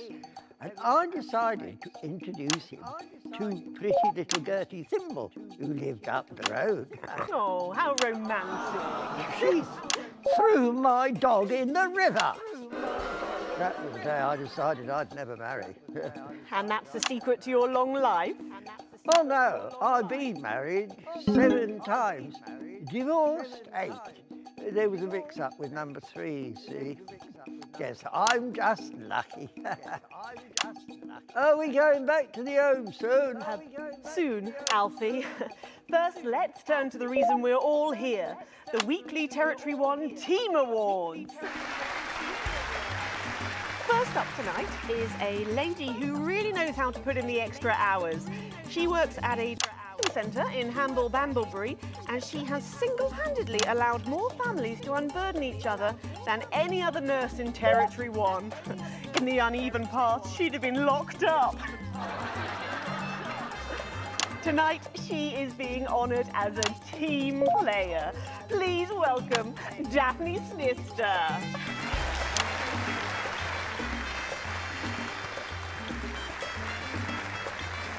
Are you here to change me? Just give her a medal, Alfie. There's a good boy. Doctor, I mean, 2 sugars, and don't let it steep too long. I think you're supposed to give me one of those. Oh. Well, There he goes, look. I can't get the arms up any higher than that. You'll have to go down, love. Thank God those fractious times are behind us, and now the territories are thriving. Are we in? As the act is said to the bishop. Yes, thank you. I've got it from here. Well done. Daphne Snister, everybody. Now, open your envelope and find out what you've won. Don't hold back there. She's tougher than one of Peter's homemade Eccles cakes. Got it. I've won a holiday for 2 in Territory 15. Used to be called San Palmerino, didn't it? I believe it did, yes. Why couldn't we have stuck with that then? It's easier to remember. We're all one nation now. Hang on a minute. Isn't it still on fire? Daphne Snister, everyone. Oh, what about my change? I've been in these wide fronts for 3 days now. We'll get to that, Alfie. Oh, right you are, love. Next up tonight is a couple from Farnley who, after a rocky start losing their family's ill-gotten gains to the Assets and Wealth Act, have really embraced the new future, setting up a community farm and petting zoo in their local area for all the local children to play. Please welcome Otho and Lobelia Jackson Randiganis.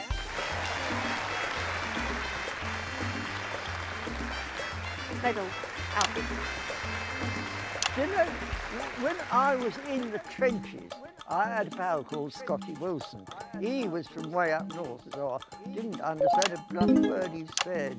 But he were my best mate. Shouldn't have grabbed them for ourselves. Probably for the best. And his best mate was Smudger Hayes. There was them two, Fiddly Eric, Unstable Terry, and of course, Leggy Sydney. She were a girl. But she had a boy's name, so they shipped her to the front anyway. First girl any of us has ever seen, close up. She's dead now. They all are. Smudger and Scotty never made it home. Fiddly got shanked in Frankworth prison in an argument over an olive. And Terry, he exploded quietly at home. Sydney got a fatal skin condition. Scratched herself to death. It makes you think. Thanks, Alfie. Great contribution. So, Otho and Lobelia, a petting zoo. After we lost all our wealth, we discovered there were actually people who had never even owned a pony. He's chat through. So we decided to do something about it. That's the type of people we are, you see. Advantage of a private education, probably. Well, I'm sure we could debate that all night, but there's no time. So, let's see what you've won. Yes, before we do, there's something I wanted to say to you. Oh, absolutely. Every citizen of the new future has my ear. When Advance came to power, you took all of our wealth. You took the shirts off of our backs. Quite literally, in my case, I used to collect shirts. You might as well I'll have the rest of it too. Security! Oh God, not again. If I've said it once, I've said it 1,000 times. Bennies and the news are not good bedfellows. Keep those flappy bits off my channel, Alex. And better. And you are? Oh, no. Got to go. It isn't right and it isn't fair. You tell him, girl. That's my wife, you know. Oh, no, you don't. You can't mix pearls with swine. It isn't right. We used to have 3 horses. Then the vessel had hung well. And now what have we got? 2 mangy goats, 1 mongrel dog called Kenneth, and a rooster that won't bloody shut up! Can we get this over quickly with, please? As the actress said to the bishop. Oh, here we go again. Hello, Alfie Tadge-Badger. Pleased to meet you. Looking at Jackie Tadge, it's pleasure. Stop them! Oh, don't worry, love. I'll protect you. Oh. You better don't know what he knows. You know, this reminds me of when I was in the 20s and we go to the promenade at Shining on Sea and watch all the pretty girls on the beach. Everything was black and white then, of course. We'd visit the Penny Arcade and try to win a block of lard to take home for the family. You couldn't buy lard in those days. You had to win it. Oh, it was so much simpler back then. Boys were boys, girls were girls. Everyone else was recruited by the circuses. There were loads of them, you see, circuses, with their big tents and their candy floss.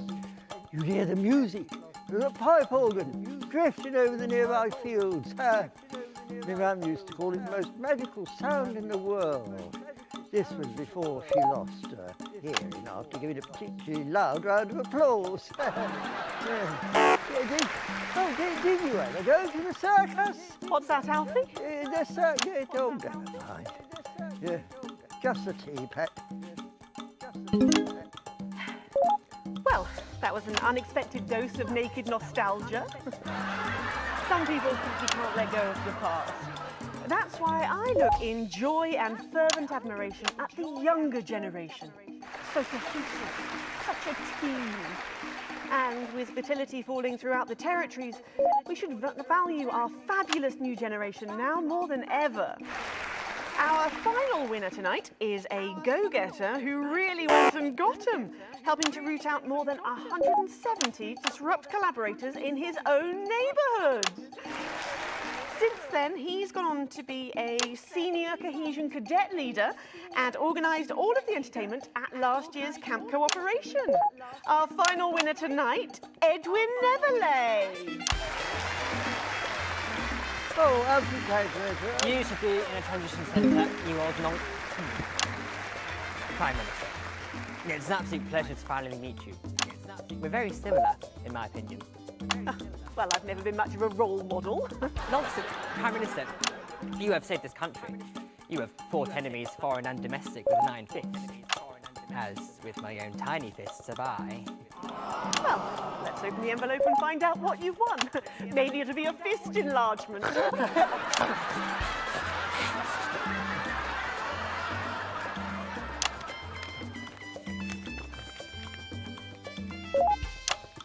A year's internship as a behaviour coach at Betterment. Let's show the fools where they went wrong, eh? Well, actually, Betterment is about rehabilitation, Edwin. Absolutely. And if they don't reintegrate, we retaliate. Just like you did on Liberation Night. Thank you for this award. And stay vigilant. Report the non-cohesives. Be a team player.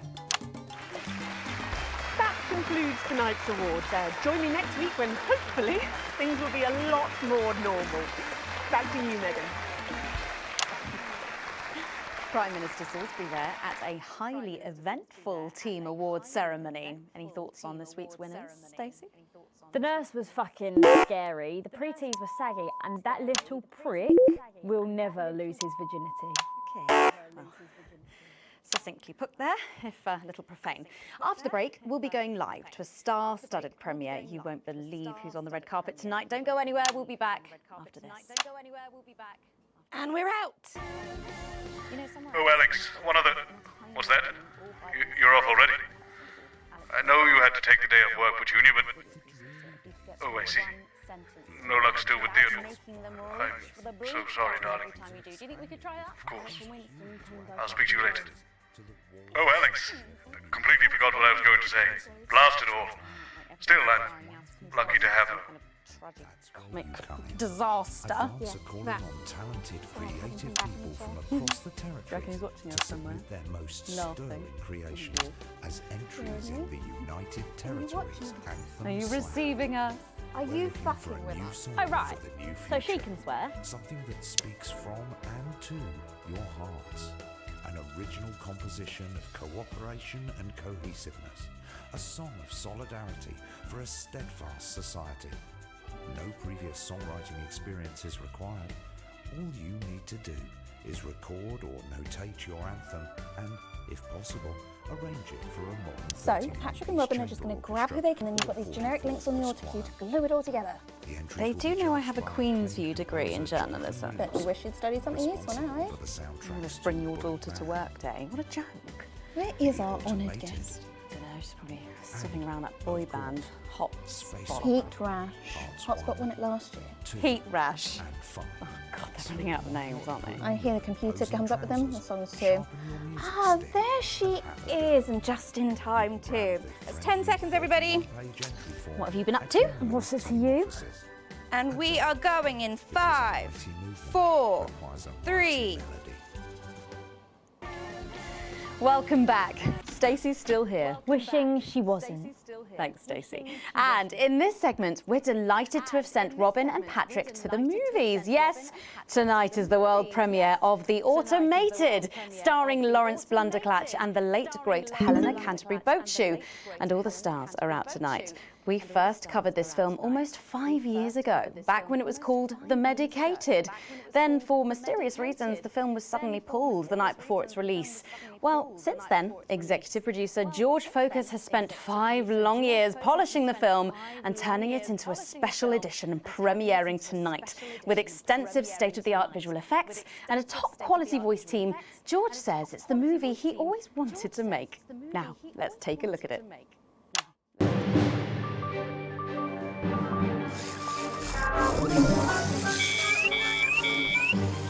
I can't deconstruct it. Captain? I can't deconstruct it. Robots!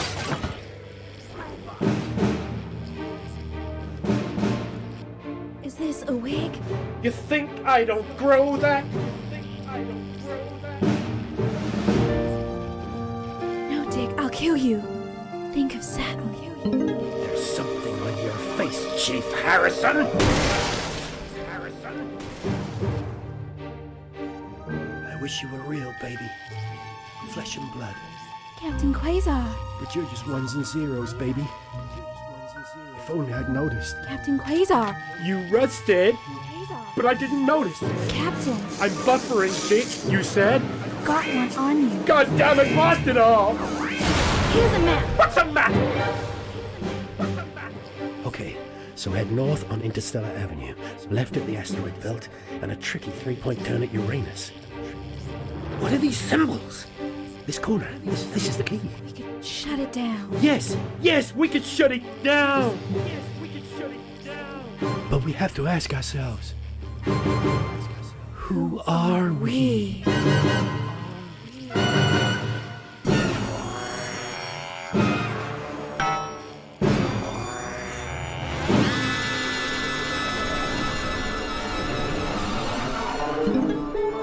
Gosh, thrilling stuff. What did you think, Stacey? Thrilling stuff. What did you think, Stacey? The robots were all right, I guess. They certainly were. Let's go over to Robin Short now in Western Square, who I believe has got the star of the show. Robin. Shall we? Yes, we are live from Western Square with a man who needs no introduction, Lawrence Blunderclatch. How has your evening been so far? Magical. Absolutely magical.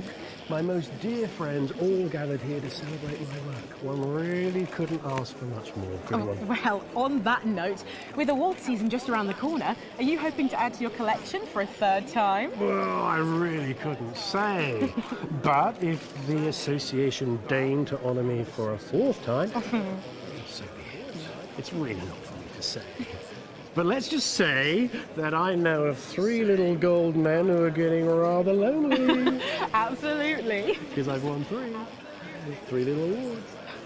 And each more deserved than the last. Well, it's safe to say that your career has gone supersonic in the last couple of years.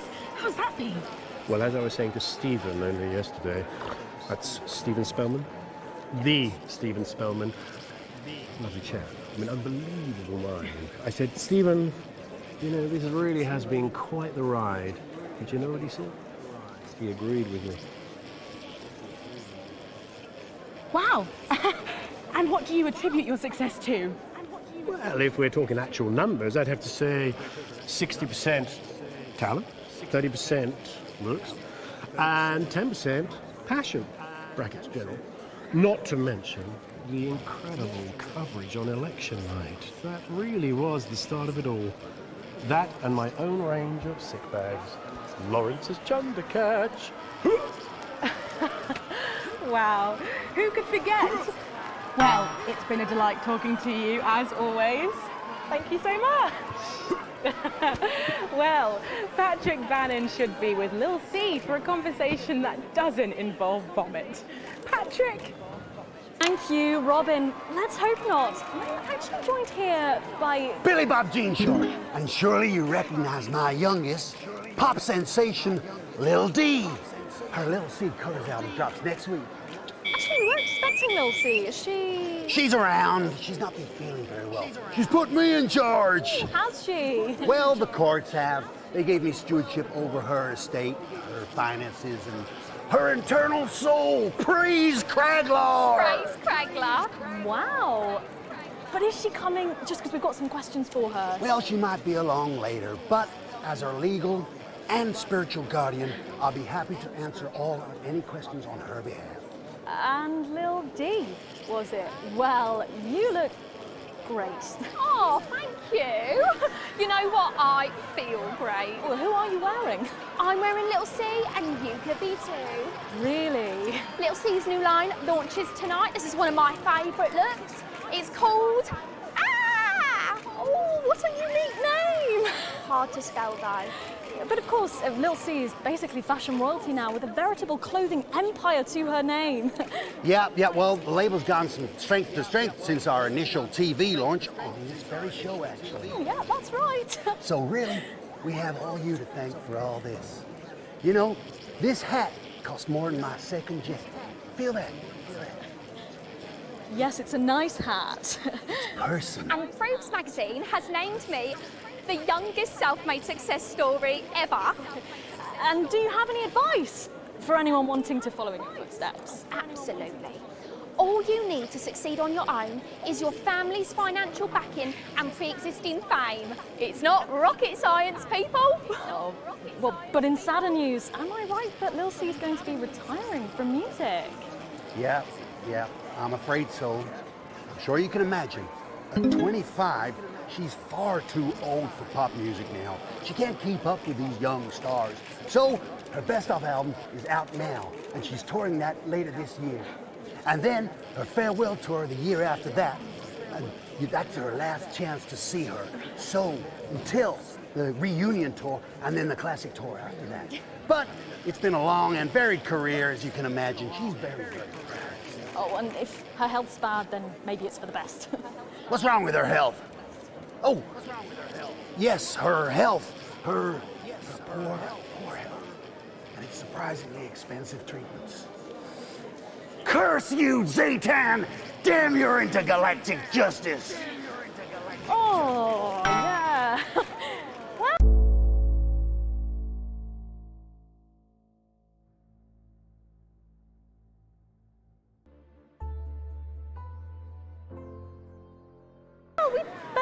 you get back. Those babies aren't going to sell themselves, or possibly at all. Billy Bob, Lil C, D, thank you so much for joining me, and do pass our best wishes to Lil C. Who? Oh. Now, it looks like Robin is with a music legend who actually is irreplaceable.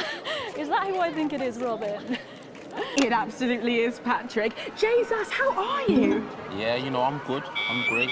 No thanks to you, silencing me, silencing the truth. Are you referring to your attempt to incite violence against the democratically elected leaders of this country on live TV?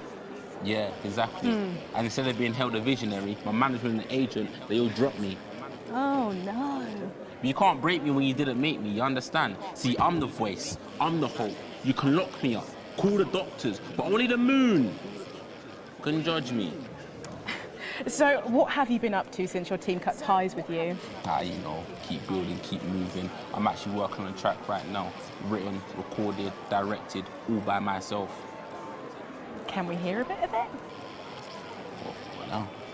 I know I'd love to hear it, and I'm sure the people at home would love to as well. Yeah, sure, of course. Give me the mic. Yo. The news tried to shut my mouth, but it won't be long until they go south. Because my name's Big J and you can't stop me. See, no censorship can stop me. Yeah, see, that's all I've got at the moment. Did you just rhyme me with me? No! Daddy promised this wouldn't happen again. You're supposed to clap and say, well done, Julian, well done. Well done, Julian. Thank you. Thank you. Now, ask me a polite question, and I'll walk away nicely. Is it true that you're heir to a hotel chain? What? Where did you hear that? And that you're very much alive parents are currently on the run from massive financial hoarding? Oh, I'm sorry. Are you trying to censor me?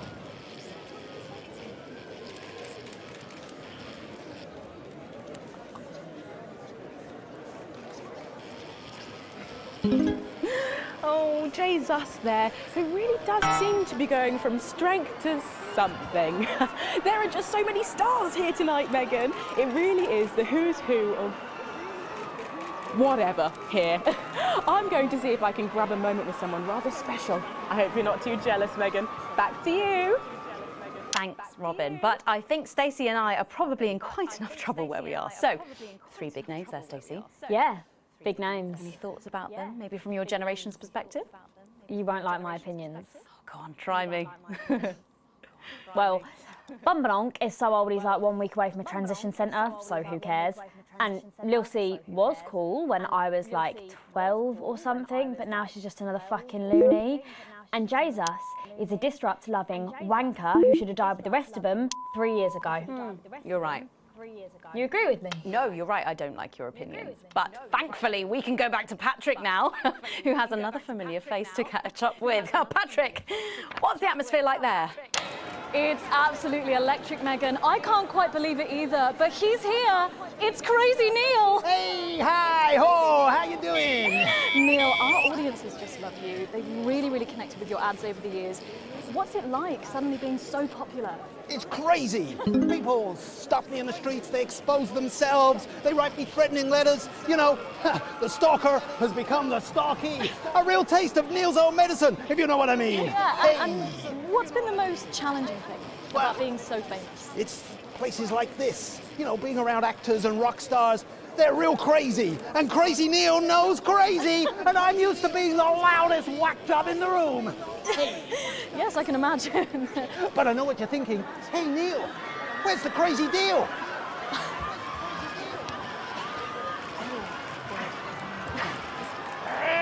We got crazy deals on chairs. You ever sit in a chair that knock your socks off? No, I can't say that I have. Makes a mess of the carpet. But what do you say? We got a deal? Well, what about Betty Andrews' handbag?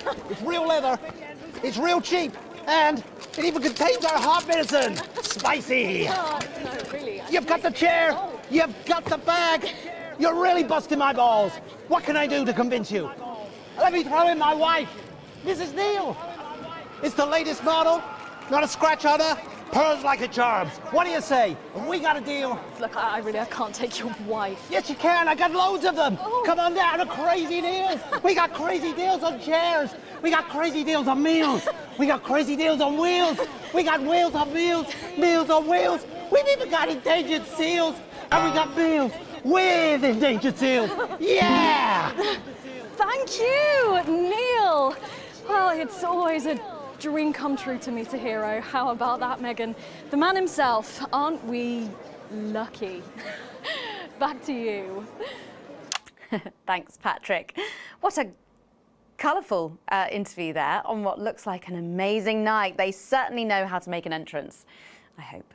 And the automated really does seem to have unstoppable written all over it, because despite Boris Horty in Hours magazine calling it Lawrence Blunderclatch's overly long suicide note, in a review which ends with the words, "and he hasn't even had the decency to see it through," the film, which is free to all residents of the territories, has seen record pre-bookings and looks set to run for months and months. But let's go back to those lucky few seeing it tonight. Oh, I'm so jealous. Robin, you seen anything unusual there? Well, I thought I saw some leprechauns in the green room, but I think it might have been someone's kids. But I know, they just keep coming. And here are some more famous faces, or famous brains, I suppose. It's Dr. David Wong, and Dr. Ingrid is also here. We have been following your plight so closely on our show over the last few years. What's it like to be back on dry land? It's so wonderful. I'm still not used to it. Every time I see the sun, I want to just scream out in joy. I'm grateful every day to your viewers for their support. Without them, well, we wouldn't be here. Oh. Yeah, it's fine. And am I right in thinking that you two have a lovely little boy together?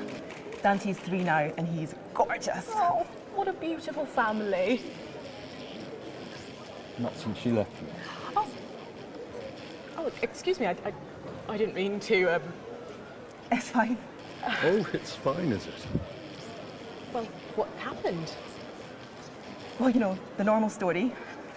Sometimes things aren't as easy as they were when all you had was a kid.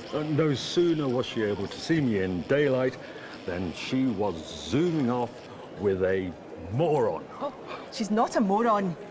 She's a doctor. A dermatologist is not a doctor. So sorry about this.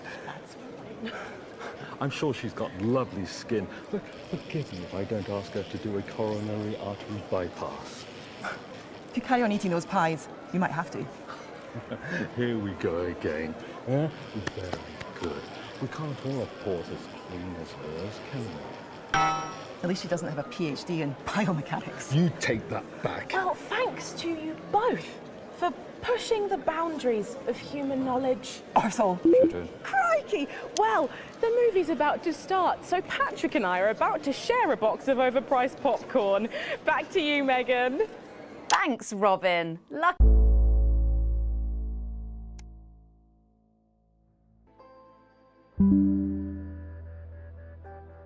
You and enjoy the movie. The Automated opens in cinemas across the territories this weekend. What a star-studded event, hey Stacey? Who cares? No one goes to the cinema these days. Of course. We'll be back after these messages. I still go to the cinema. You should get yourself a video recorder, like the one at the home. Well, yeah, I've got a video recorder. It's just not the same, is it? You're right, it's better. No unevens chatting and chewing all the way through. Oh, what about a kiss and cuddle on the back row? Doesn't that happen anymore? In public? What's wrong with you? Nothing's wrong with me. Feeling better? All right, you are. We've got to get set up for heat rash. I think Ronnie's on something. I know he is. It was on his rider. Apparently it's medicinal. Ronnie's always high. Give him orange juice. My God, she speaks. He's a stupid cunt. And just like that, you wish she wouldn't. We seem to be a bit bunched up at this end. Don't worry, it's Silco. It's what now? It's... Oh, here's Megan. She's going to be interviewing you. Hello. Hi. This is her... this is Stacey. Well, hello there, Stacey. Fuck off, Ronnie. Right. No, I'm sorry, but if we can't be polite, you're going to have to wait in the dressing room. Whatever. Do you want to go and wait in the dressing room? No. No what? No. Thank you. Okay. And sit up straight. You're ruining my shot. That's 10 seconds, everybody. No, Co. Fucking right, Noko. What's that? What's no? Bring in 5, 4, 3. Welcome back. For our final segment tonight, Stacey and I are delighted to be joined by Heat Rash.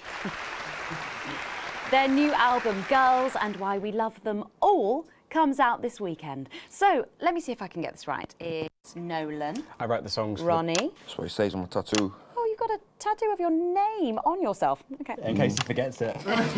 This raconteur, you must be Chinny. Stop. Why do they call you Chinny? It's because of this ugly old thing. I don't know what you mean. God, you're so fucking embarrassing. Dale. Crikey, Dale, you do not look old enough to be in a band. I get that a lot. I'm actually 23, the oldest one.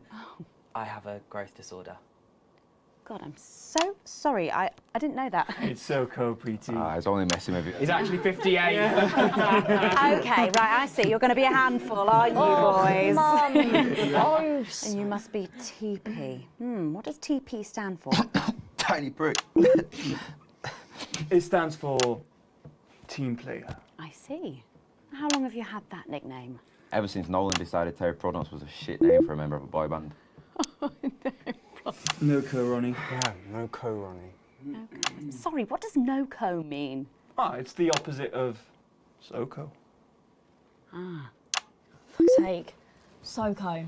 Yeah. So cohesive.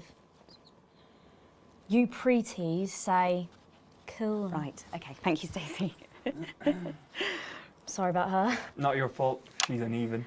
So, you guys met through a popular show on one of our rival channels, didn't you? Yeah, team players with a Z. So, how did that work then? Well, actually, Dale and I knew each other from school. We were actually classmates. And Fuck's sake, Nolan, mate. Give someone else a chance. We all went on team players. We all auditioned. The judges put us into bands. And, yeah, we went to their houses and they just put us into bands. Okay. It's an example of how we're greater than the sum of our parts when we work in harmony. And occasionally singing it. So every week on the show, they get these bands and they give them a song that the producer just found from under the bin somewhere. Actually, I write the songs. And the public would phone in and decide which song they like best. Right, and then the losers would be eliminated. Yeah? Mum. What? No-co. Pretty. So no-co. The band who get the most approval get to play their song again. Sure. So what happens to the losers then? Mum. What? What do I keep doing wrong? We don't use the L word anymore. What do you mean losers? Would you please stop saying that? That word is a pejorative. It's a word designed to diminish. At Go Getters, I learned very early that we only win when everybody wins. But, sorry, that's not real life, is it? That's just sports board, no? Thought you were SoCo. Yeah, I am SoCo. Nah, you're a shrinker. Can't be friends with shrinkers. She doesn't know what you're talking about. She doesn't understand. So I do understand, actually, Stacey. What's a shrinker? Well, a shrinker. What's is... a pretty, Mum? Well, I think it means someone who's older, doesn't it? Pre-territories. It's someone who turned 18 before the new future. We call you preties. Unevens. Mimis. Nonks. It's not her fault she's old. She can't help it. I'm not that old. I'm trying to help you here. I don't think I need your help. See? Total Mimi. Is that so? Yes, obviously.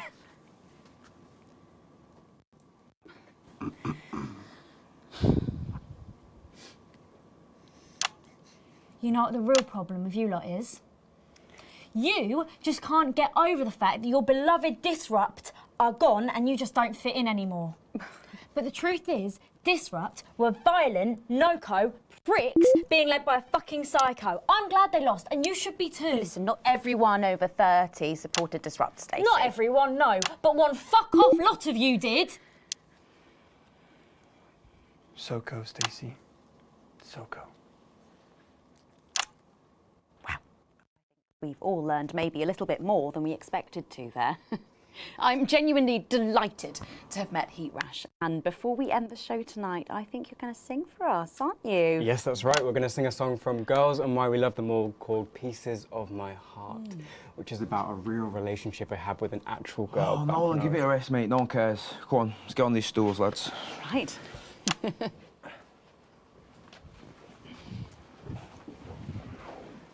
So, Stacey, can I get your contact? Oh, she's 15. Go on, piss off and sing your song, Terry. Christ. Right you are.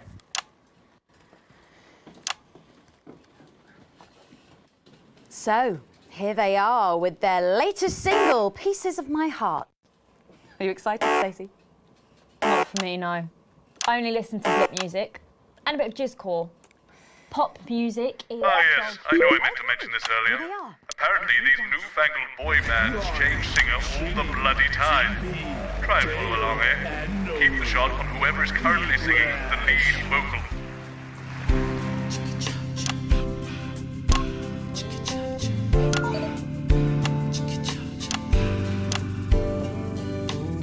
I saw you standing by the menu center with a brand new pair of Lakers, baby. Do you remember? You took the first of the pieces of my heart.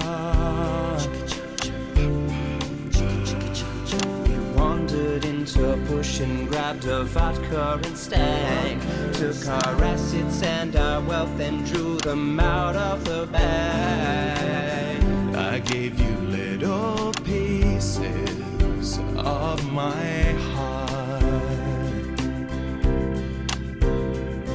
I didn't know two hearts could ever feel like this, girl. It's like you were custom made for me by Remington's Fist.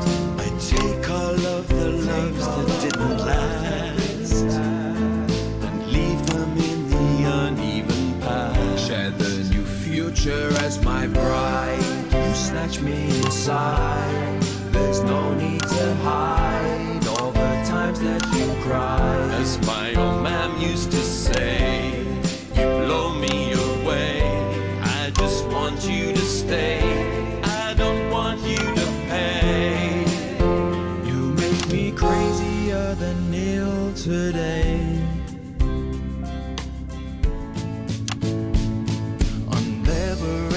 Night, girl, I was sitting beside you. We sat there shaking all the way through incisors. We held each other as things fell apart. We took a train through all the territories and we threw away the rules and wrote our personal stories. You took a dozen pieces of my heart. I didn't know that life could ever feel like this, girl. It's like you were custom made for me by Remington's Fist. I take all of the loves that didn't last. I leave them there, the uneven past. Share the new future as my bride. Snatch me inside. There's no need to hide all the times you have cried. As my old man used to say, blow me away. I just want you to stay. I just want you to play. You make me crazier than Neil. Make me crazier than Neil today.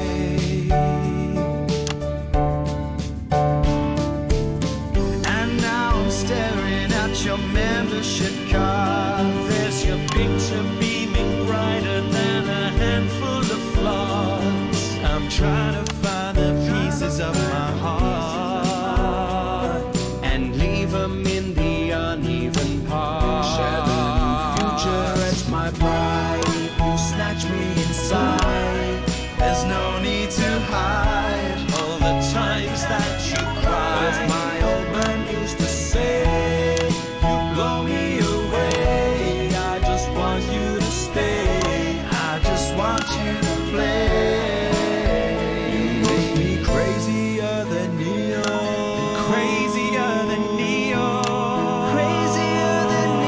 today.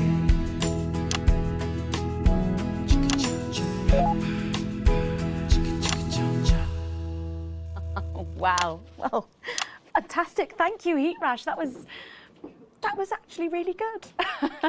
Best of luck. Thank you for coming in. Now it's almost time for final thoughts tonight. And I've actually asked Stacey to write a few, and they're just being programmed onto the auto cue now. Now, I have no idea what she's going to say. So, fingers on that bleep button in the broadcast room, just in case. Take it away, Stacey. My name is Stacey. I guess you know that by now. Don't know why I put that in there. Anyway.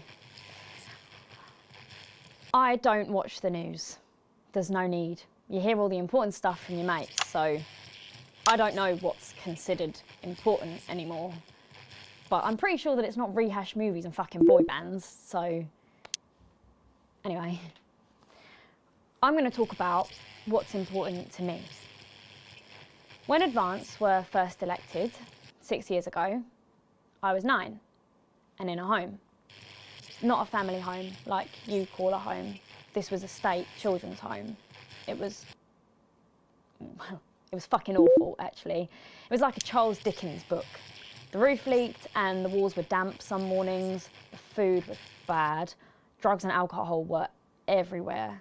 No one cared. You had to watch your back all the time because there weren't enough staff to manage us. And yes, as you'd imagine, there was a lot of... Some bad stuff went down there with some of the staff, okay? Not all of them, but the others knew, and they didn't stop it. And then Advance won the election. And like a miracle, things started to change. They got better. We had nicer food. The home was not just repaired, but redecorated and kitted out with books and sports stuff and musical instruments and video games. Most of the staff were fired, and the new ones, which there were more of, spent time talking and working with the bullies. And you know what? A second miracle. It worked. The bullying stopped. My life, got better. Because finally, there was enough money to do the good things, and Advance had the guts to do it. I joined Go Getters, and on Liberation Night, that gave me a group of friends that I could talk with when the bombs went off and the power went out. Another miracle.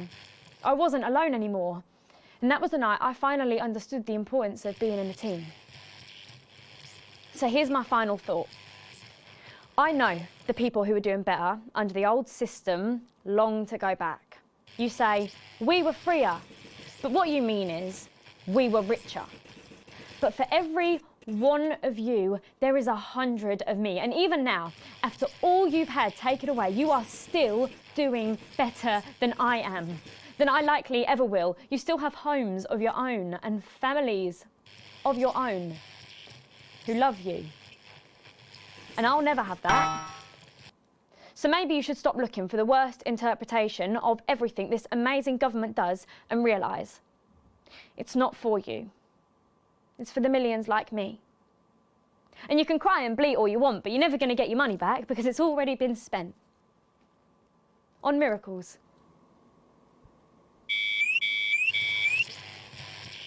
Wow, thank you. Thank you. Stand by. Stand by. Tomorrow better.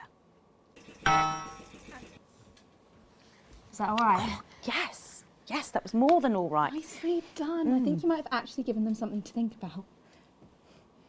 So I guess you're going to be taking me back to the home now then? I was thinking we could go out somewhere and, I don't know, have a meal, talk about our options, if that's okay. Of course, Miss Wolf. Security will be standing by. Thank you. So they're always there then? There was a thing a few years ago now. Oh, with that Jeremy bloke? I heard about that. Everyone did. Were you here back then? Doesn't look old enough. She's growing on me. Yeah, she does that.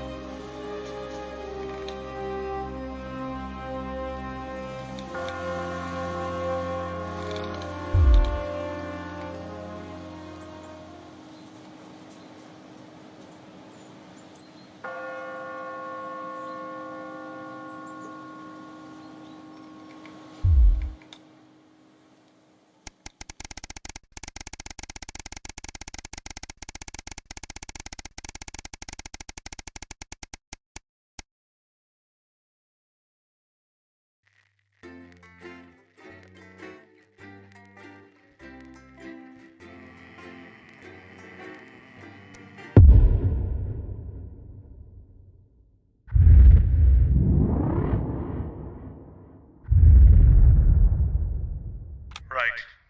Let's try and get through this last one, Alex. For old time's sake. I know Advance have allowed your equipment to fall into disrepair. It's all gone wrong since they took over.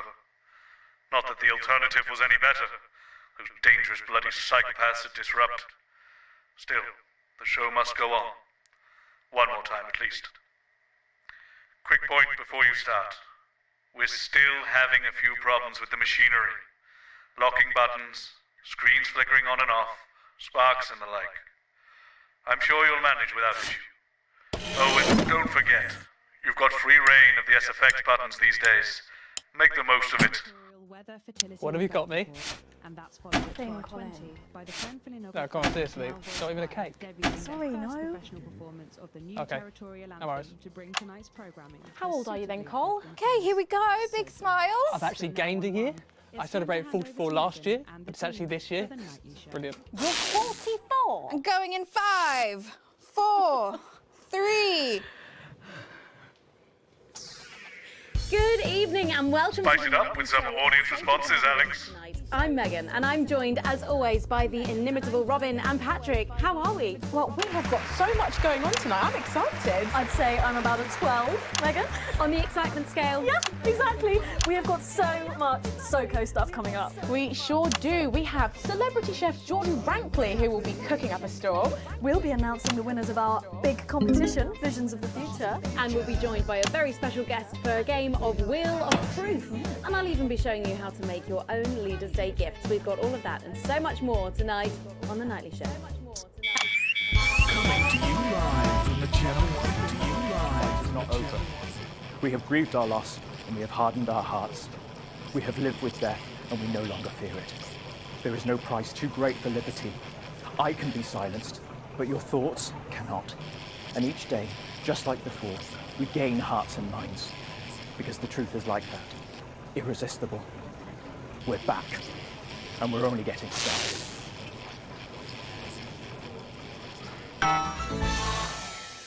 Right, let's have some applause on the way into the next section. Paces by Chef Jordan Rankley. But first, we know you love them, so Robin's going to give us an update on our lovely Nightly Show pets in Pet Corner. Splendid, that's the ticket. Well, Megan, first up we have our hamster, Lord Cheeks. Now, he's a squat winter grey with the scientific name Adipem stultus, and he lives here with us in this cage. Hamsters love hoarding, and they actually have special pouches in their cheeks for storing food. He loves carrots, apples, and chewing tobacco. Now, hamsters are nocturnal, so we'll do our best not to wake him up. But let's just see if we can... Well, the door has been left open. It looks as though Lord Cheeks has actually gone for a little wander, but I'm sure he will be around here somewhere. In the meantime, let's say hello to our tortoise. Now, after last month's viewer vote, she is now, of course, called Slow Barbara.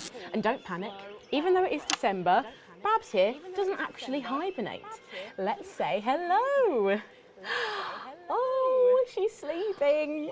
Oh, Babs. Well.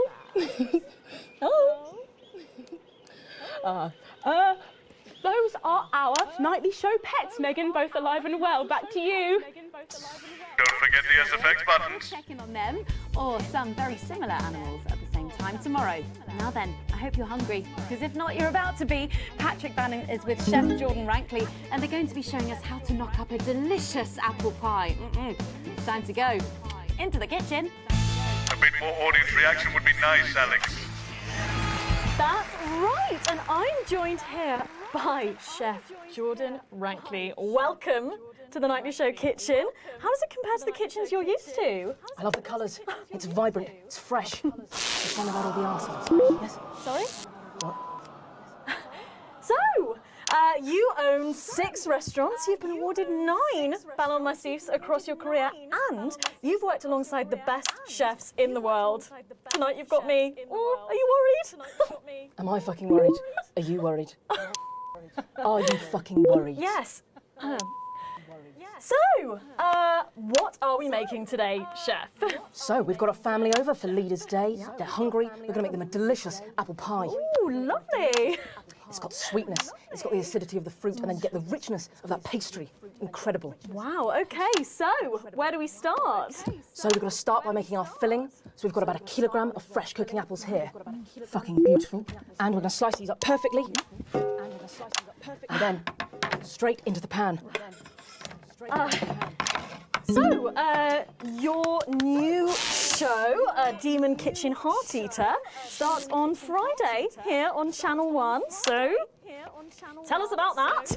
So, teams of young chefs come into my kitchen, and one by one I destroy them emotionally. And if there's time, I teach them some basic knife skills. Fuck me, Patrick. What are you doing? What? Shit. Is that how you cut?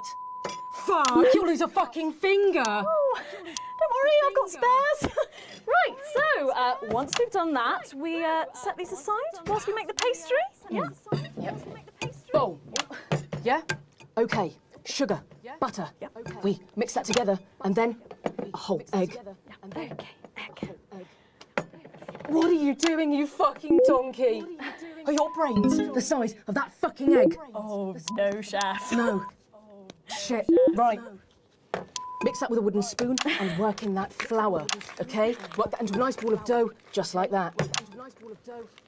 So, what does the notoriously fierce Jordan Rankley do to unwind? Shit the bed. Yeah. What's that? What is that? Well, it's a bit lumpy. Lumpy? It could fucking pass for a sack of spuds. Touch that. Touch it. Yeah? Pathetic. Yeah. That goes into chill. Now, we're mixing our filling. Okay. Apples, sugar, cinnamon. So, you own 6 restaurants across 5 territories. Which is your favourite? Are you mixing that or fucking it? What? Are you going to light a candle? Take it out to dinner? Fucking mix it for fuck's sake. Right. Now we're rolling out 2/3 of our pastry, bit of flour, into the dish. And the filling goes next, right? Filling goes next, Why are you watching this? Do you remember how it feels to be informed? to feel connected to what has happened in the world. Do you remember Jeremy Donaldson? Because I do. I remember how he died. And now I watch this excuse of a program and I realize he was 100% right. Disrupt's first martyr died protecting this show. If he could see it now, he'd wonder why he bothered.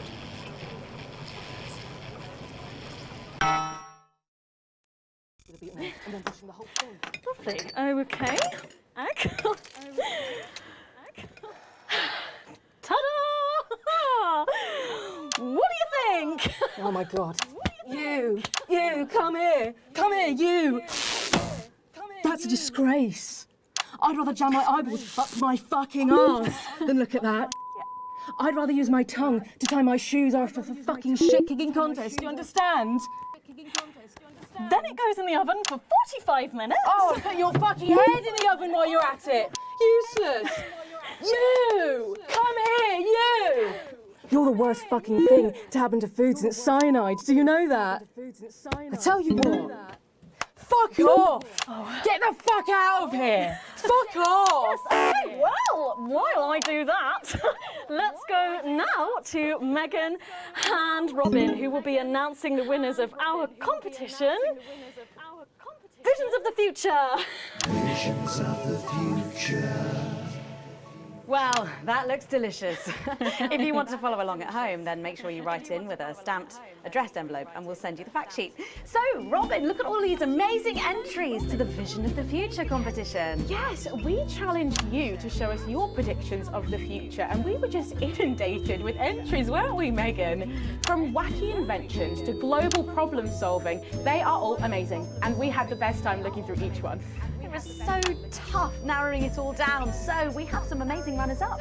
In third place, drum roll please, we have Hamish, who's 3 from Lunwelly. He calls this Still Life and the Future of God, and it really blew us away. Just look at the line work here, and I can really feel every passionate stroke of the brush. If you look here, you'll see a beautifully rendered, what I thought at first was a smiley face, or perhaps a cat. But I think if you really look, you'll see it's actually a representation of the seeming futility of death through the eyes of the living. Indeed.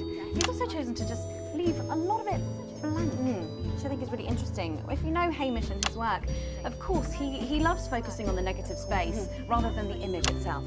Stunning, absolutely stunning, and such talent from one so young, Megan. But next up, we have our second place entry.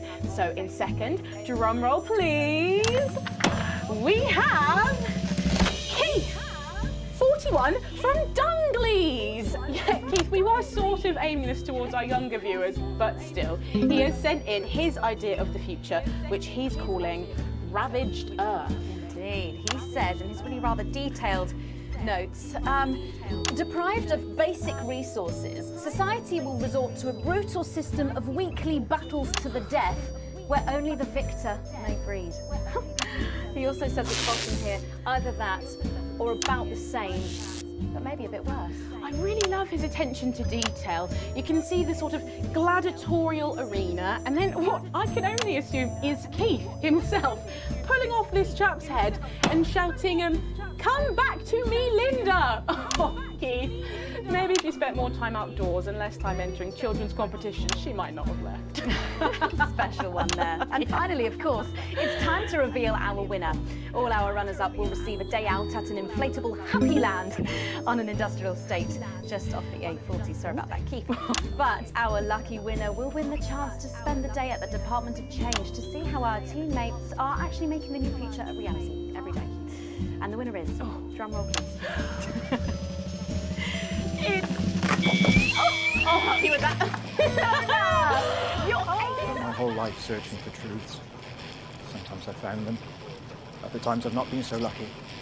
I used to rant about belief juice, a drug in the water. And I was wrong. I admit that. It's not in the water, it's right here. In this screen. In this show. This is your belief juice. You drink it nightly, through your eyes, and it makes you stupid and asleep. It's getting involved in the party, aren't they? This one seems to have gone a bit haywire in what I can only assume is an ominous sign of things to come. Lovely Lola. Well, if our winners have inspired you to make some artwork of your own, do keep sending them in. And yours could be displayed in our gallery here. Well done again to everyone who took part. We're going to take a break now, but when we come back, we'll be playing the Wheel of Truth and making some lovely homemade... Right. From what I can tell, the machine's getting a bit worse for wear there, Alex. I expect your kit will be going downhill a bit more in this next segment, so be careful. Don't take any unnecessary risks.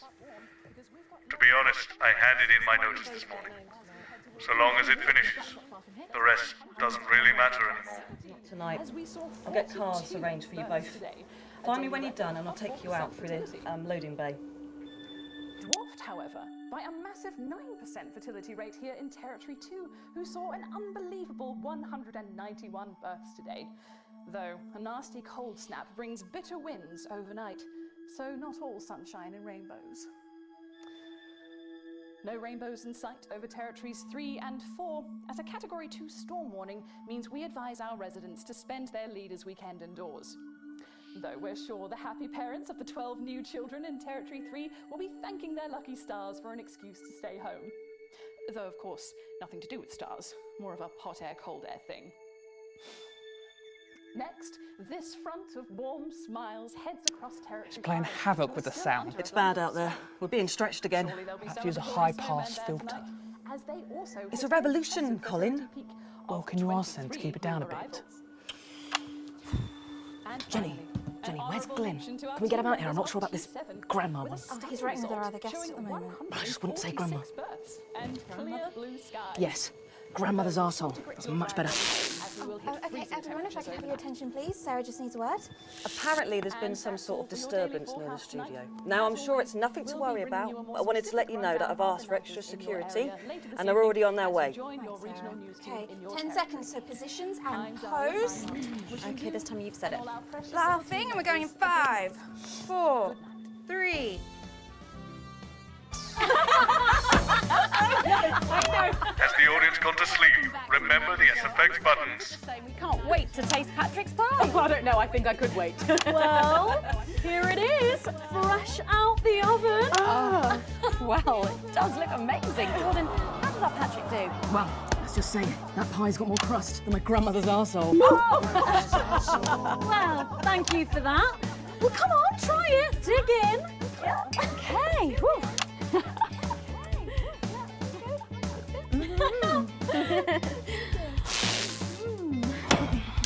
Oh my God. Oh, Lord. Oh, that's really something, Patrick. That's delicious. But now you better go and get ready for that next feature. Every night we play a game of Wheel of Truth with our celebrity guests. But I know what you're thinking. Megan, we've only got one celeb guest. Well observed, viewers, well observed. Well then, I better bring her out. Should I? The surprise guest? What do you think? Here she is, best-selling author, lawyer and thinker. I mean, she's only the bloomin' team leader. It's Julia Salisbury. Prime Minister Julia Salisbury. Oh, welcome, Julia. Darling. Oh, so good to see you. Oh, Megan, you look incredible. Stop it. I was just about to say the same thing. Now, don't get too comfortable. It's time to head over to Robin and Patrick as we play Wheel of Truth.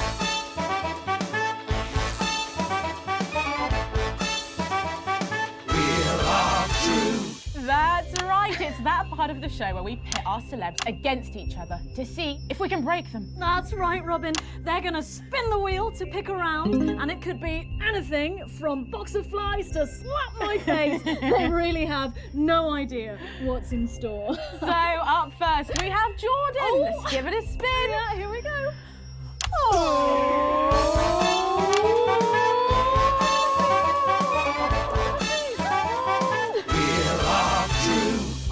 Okay, let's see what you've landed on. Okay, it's fact or fib. Fact or fib. Jordan, is it true that you've been known to order takeaway for a dinner party and pass it off as your own cooking? It's one fucking time. One time. Well, I think if that pie was anything to go by, you did them a favour. Oh, not so fast there, Julia. Fact or fib? Fact or fib. We've heard you've got a very interesting way of saving time during the laundry. Oh my God! Go on, why don't you tell us about it? You absolute... No, I can't. Okay, so don't joke. It's early morning as I record this. Maybe you'll see this tonight, or next week, or never. It takes a lot to even get these on the air. So many small acts of rebellion. But don't worry. The fact that you can hear this at all proves it. I can't wait! No! Honestly, raise my taxes. We're clearly not paying you enough. Come to my dressing room after the show. We'll sort you out. Are you blushing, Patrick? Is all this talk of bras embarrassing you? Blushing? I mean, I'm not blushing. All right, come on then, you, Julia. Spin the bloody wheel. Let's do it.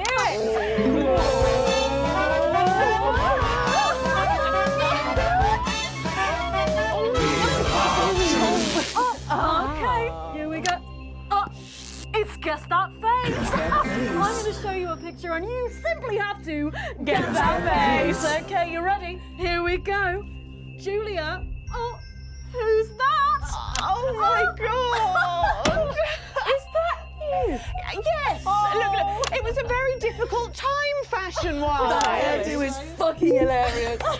No, don't. I think it's sweet. The mullet is as popular now as it's ever been. Oh, well, don't get too ahead of yourself there. Jordan. Oh. Who? Oh. Is this? Does that look familiar at all? Oh, wow! Well, I'm glad I was getting fashion advice from someone who managed to make 7 look like 85. Shitty hell. Where did you find that monstrosity? I look like I'm haunting the fucking play. Right. We've got to move on. Jordan, let's have another spin. Okay, here we go.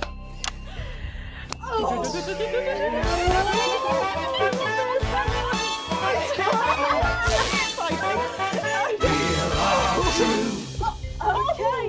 Oh, it's my go, Patrick. You go on. Sorry, I'm so keen. The water's going so much. Oh, well, you're in for a treat. Yeah. It's fat or fish. Okay, if you look under your podiums, you will find a lovely fish smoothie. Now, I'm going to ask you both a question, and all you have to do is answer it honestly, or else you'll have to drink the smoothie. Okay? Are you ready for the question? Yes. Here we go. Yeah. Which of your esteemed hosts is the more talented one? Oh, what a cop out. Oh, how is it? How is it? Fucking neutral. Oh, we made it extra fishy. I need my fucking mouth. Do you know how much these taste buds are worth? Well, we've got time for one more quick spin, so go, Julia, go!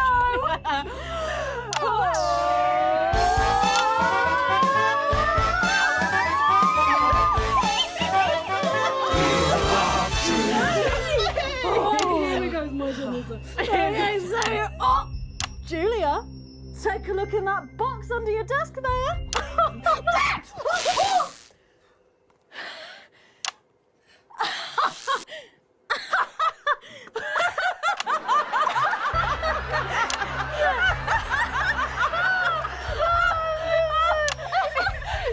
I think Lord Cheeks is trying to get in on the game. Oh, bless him. Julia, what have you got in that box? It's not cheese, is it? It's not cheese.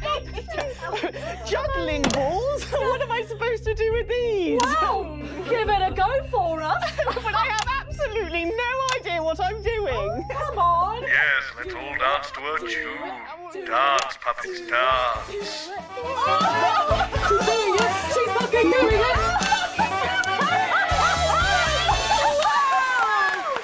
Wow, that was so impressive. I have to say, unexpected. Well, gosh, that was our game of Wheel of Truth, and my God, wasn't that fun? Okay, it really was, wasn't it? But now it's time to head over to Megan in Crafty Corner.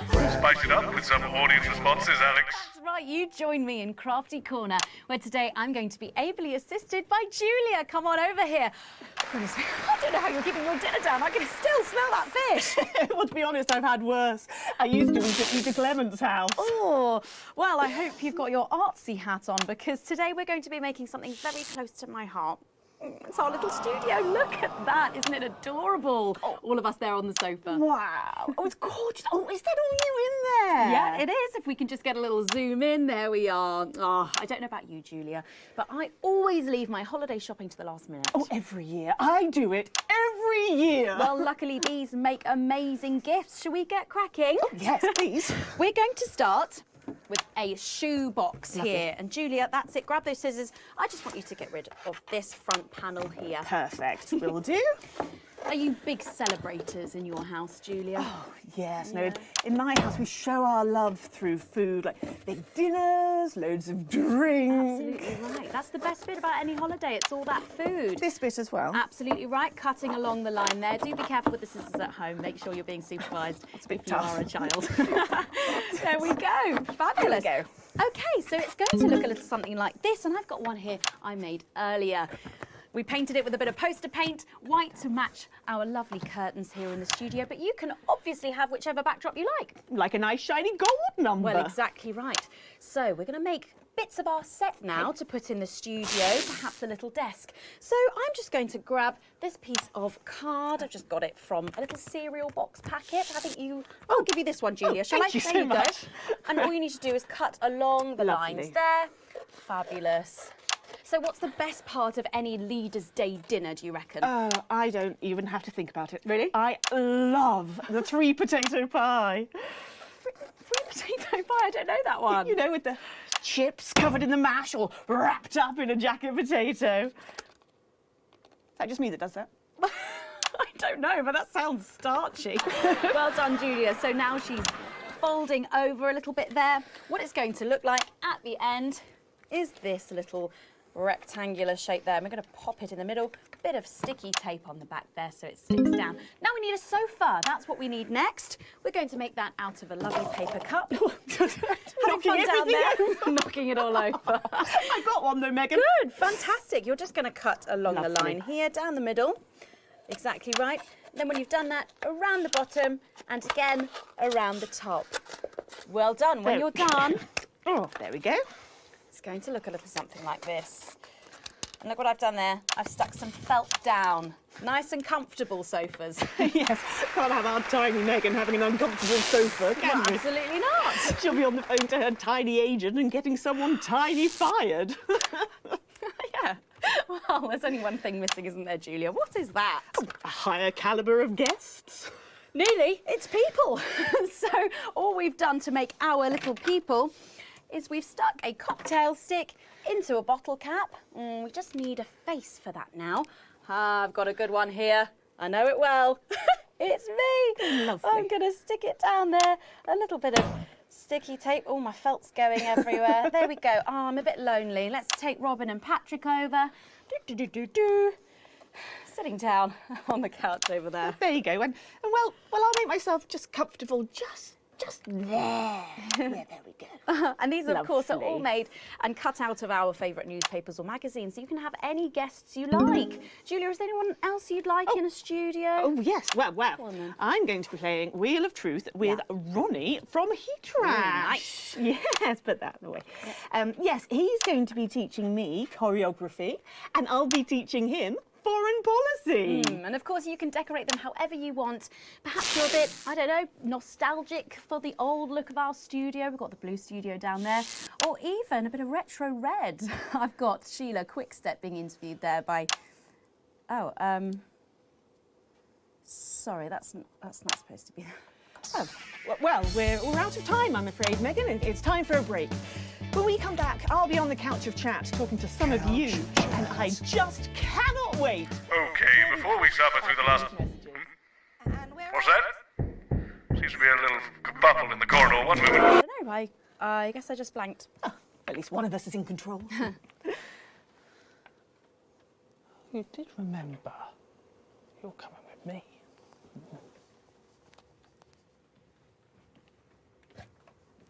Should we be worried? We've got the Prime Minister here. It's good that she's here. She's the reason for the extra security. Are we going to need it? Possibly. They're back. It's not very reassuring. I know. Good thing I'm not your mum, right?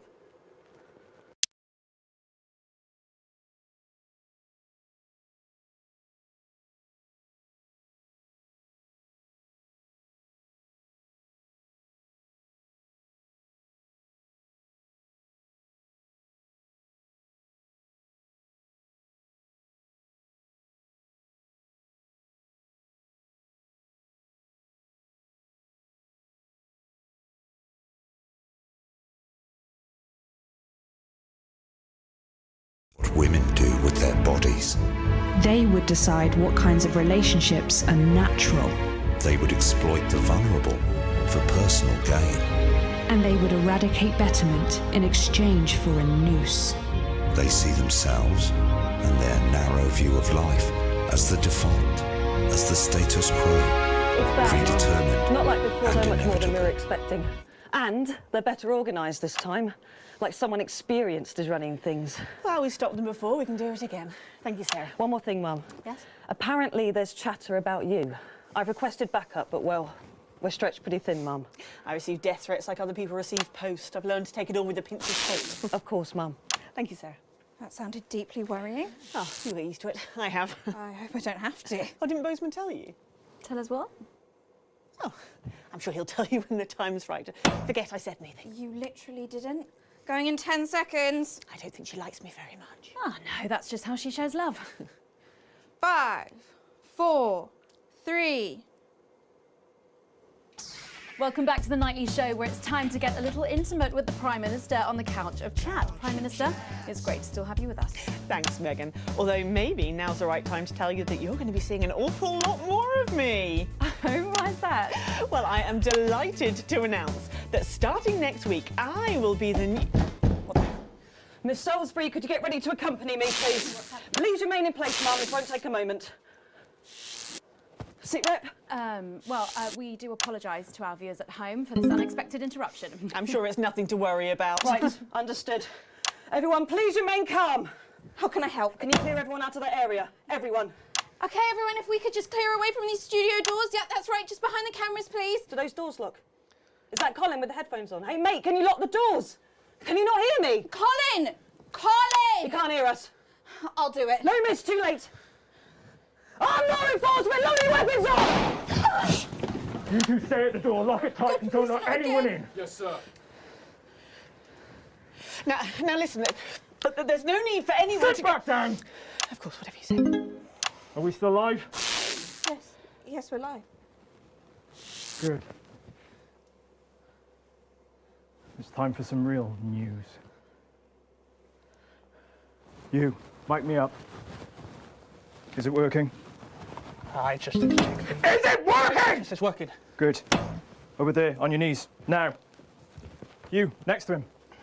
Move! You okay, Colin? Shitty birthday. Not the worst one I've had, though. Let them go, Mr. James. It's me you want.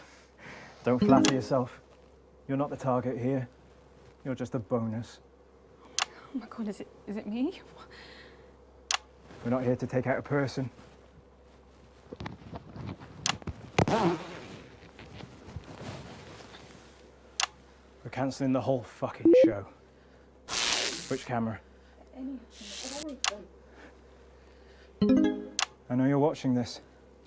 In your vans, planning your counter-attack. But please, try and control yourselves. Or, well, I'm sure you know the rest. Alan, we can talk about this. Oh, we will. I have a lot of questions. There's no need for anyone to get hurt. Where was that attitude during the uprising? You know, the night your thugs killed my friends. There are innocent people here. Says the woman who killed 14 million of them. No, I don't feel any great need to answer to you. In fact, get over here. I don't take orders. Come here! You move when I tell you to!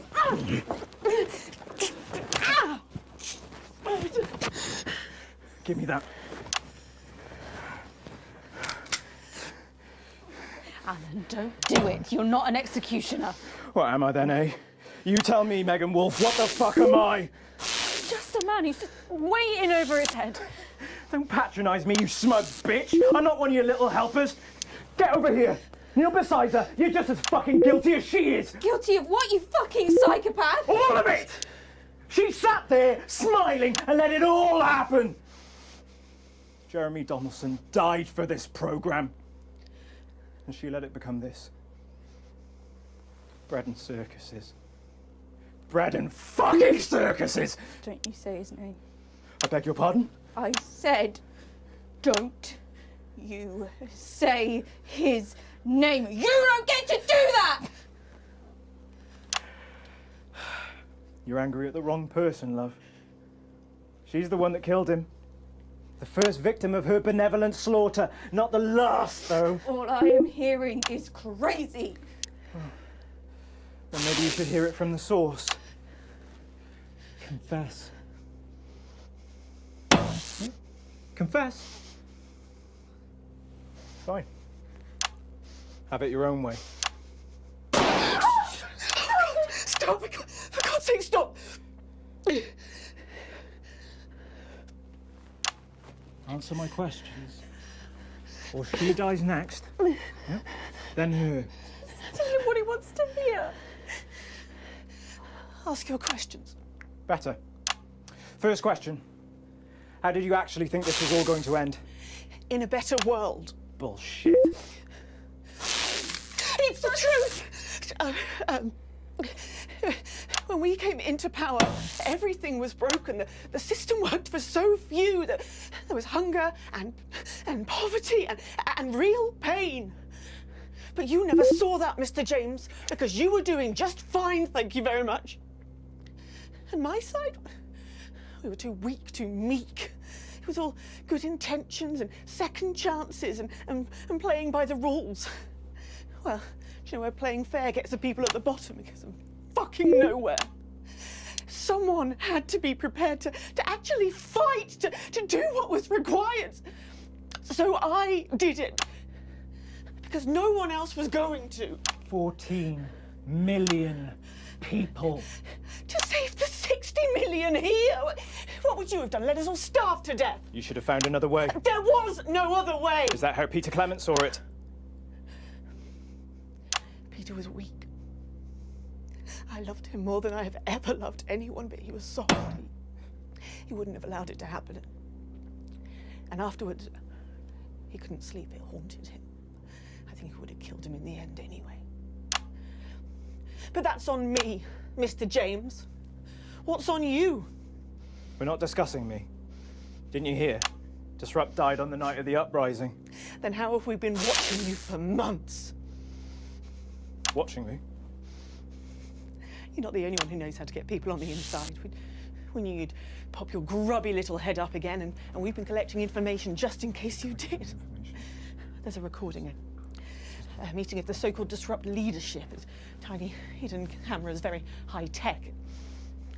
Perhaps the public should see what your bosses are talking about when there's no one else around. We have people at the network jamming your signals, messing with your broadcast room. We'll stop you. We have people too, and they've been doing this an awfully long time. Prepare the footage on screen 4. I guess it's up to the broadcast room. You in there. If you play that footage, she dies. Play it, Alex. Play the tape. It's gonna blow us up anyway, so just play the fucking tape. Lock the console. Don't let them play that.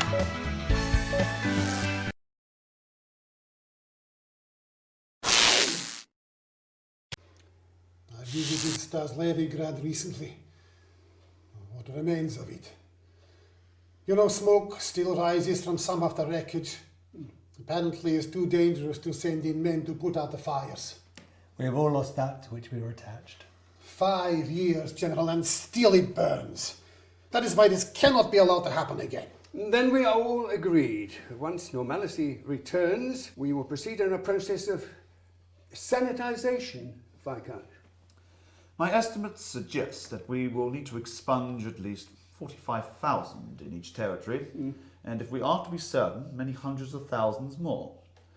There'll be Regional variations, of course, but the numbers will remain surprisingly consistent.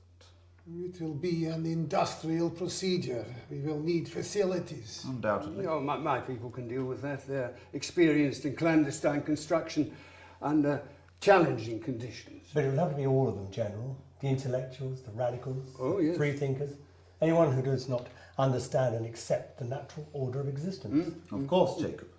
There can be no fertile ground left for these ideas to take root again. There will be resistance. We should also consider relatives and close friends. They will no doubt have been exposed to dangerous ideologies anyway. That could be millions of people. Yes, but we can manage it. I mean, once the processing is up and running, we can streamline it. You're certain you can manage these numbers, General? Oh, yes, Viscount, possibly more. And then there's the transition centres. They can be easily repurposed. Well then, this is marvellous. Marvellous, gentlemen. There is one other matter to discuss. Our colourful spokesman. Mr. James. He's useful, for now. His appearance works well for us with the common classes. But he'll have to go too, him and all his type. Oh, yes. On that I think we can all agree. Let him dance today for the masses who clap and cheer, and then later we cut his strings. Obviously. The face of the future looks nothing like Mr. James. Yes. I remember when we had troublesome cadets in a unit, we used to send them on a doomed mission. Gave their relatives something to be proud of, an honourable death of a loved one. Stopped them asking some troublesome questions. An excellent solution. Mr. James is full of passion. Let him consume himself with it. Shall we turn to the matter of a new curriculum? Oh, yes. Bad choice, Alex. Kill her. No, wait. Better yet. This is on you. Songbird down! Repeat, Songbird down! Everybody stop!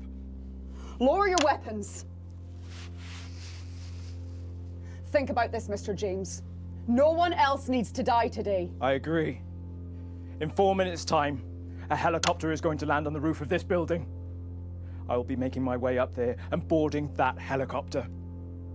And then I'll be on my way. And as you so observantly pointed out, no one else will need to die here today. I imagine you'll be joining me on the roof. You know I can't let you leave this room. Alan Stephen James, you are formally requested for dialogue. Under Section 12 of the Mental Health and Antisocial Activity Act, if you refuse to collaborate, I am clinically empowered to intervene. Anything you say can and will be used in efforts towards your betterment. You're arresting me.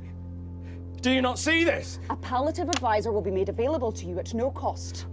Do you understand these advantages as I have expressed them to you? You must be fucking kidding me! The patient has refused to engage. You have no power here! If I take my thumb off this trigger... The patient is a clear and present danger.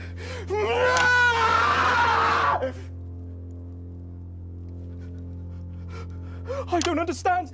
Centigrade received. Target neutralized. Headquarters, I can confirm intelligence. The device was sabotaged by person or persons unknown. 4 civilian casualties present, including Songbird. Is anyone else injured?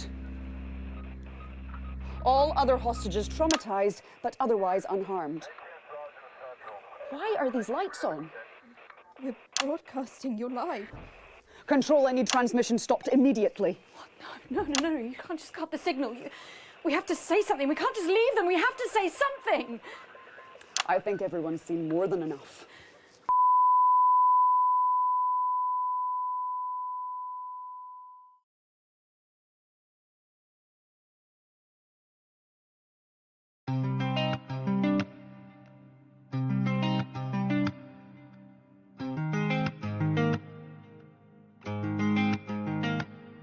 God smiles like a million instas, breaking the heart of widows and spinsters, smashing it up on everyone's tinders, and they wanna kill you.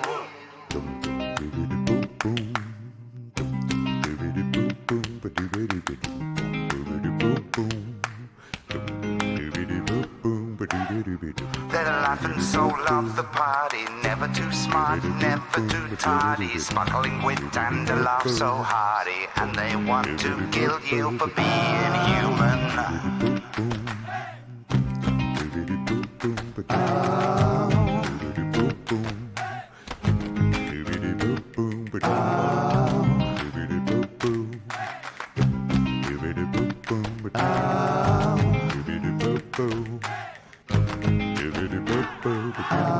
They got a cool with a wide circumference, beautiful words to disguise their nonsense, pulling the smiles at the Tory conference, and they wanna kill you, scribbling lies in their manifesto. Don't give a shit cause you won't protest, so dazzled and dazed by the posh hey presto, and they wanna kill you for being human, and they wanna stop you from being human,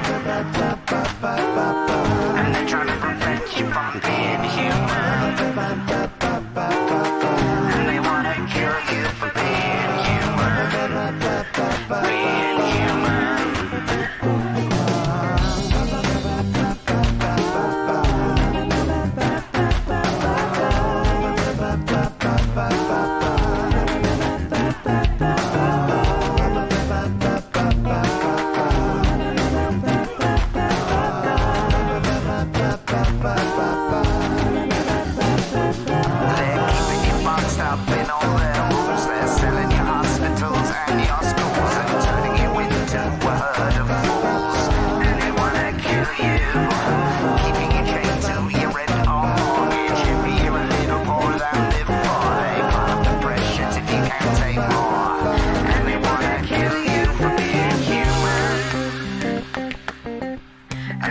Stop you from being human, and they want to prevent you from being human, and they want to stop you from being human, being human.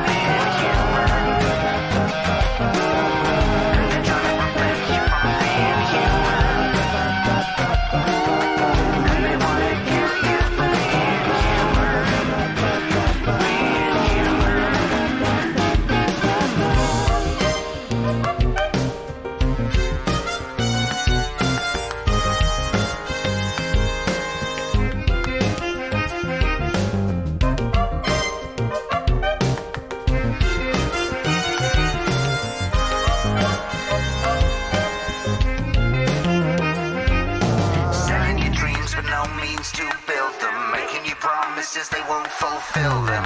What kind of planet will you leave your children when they want to kill you?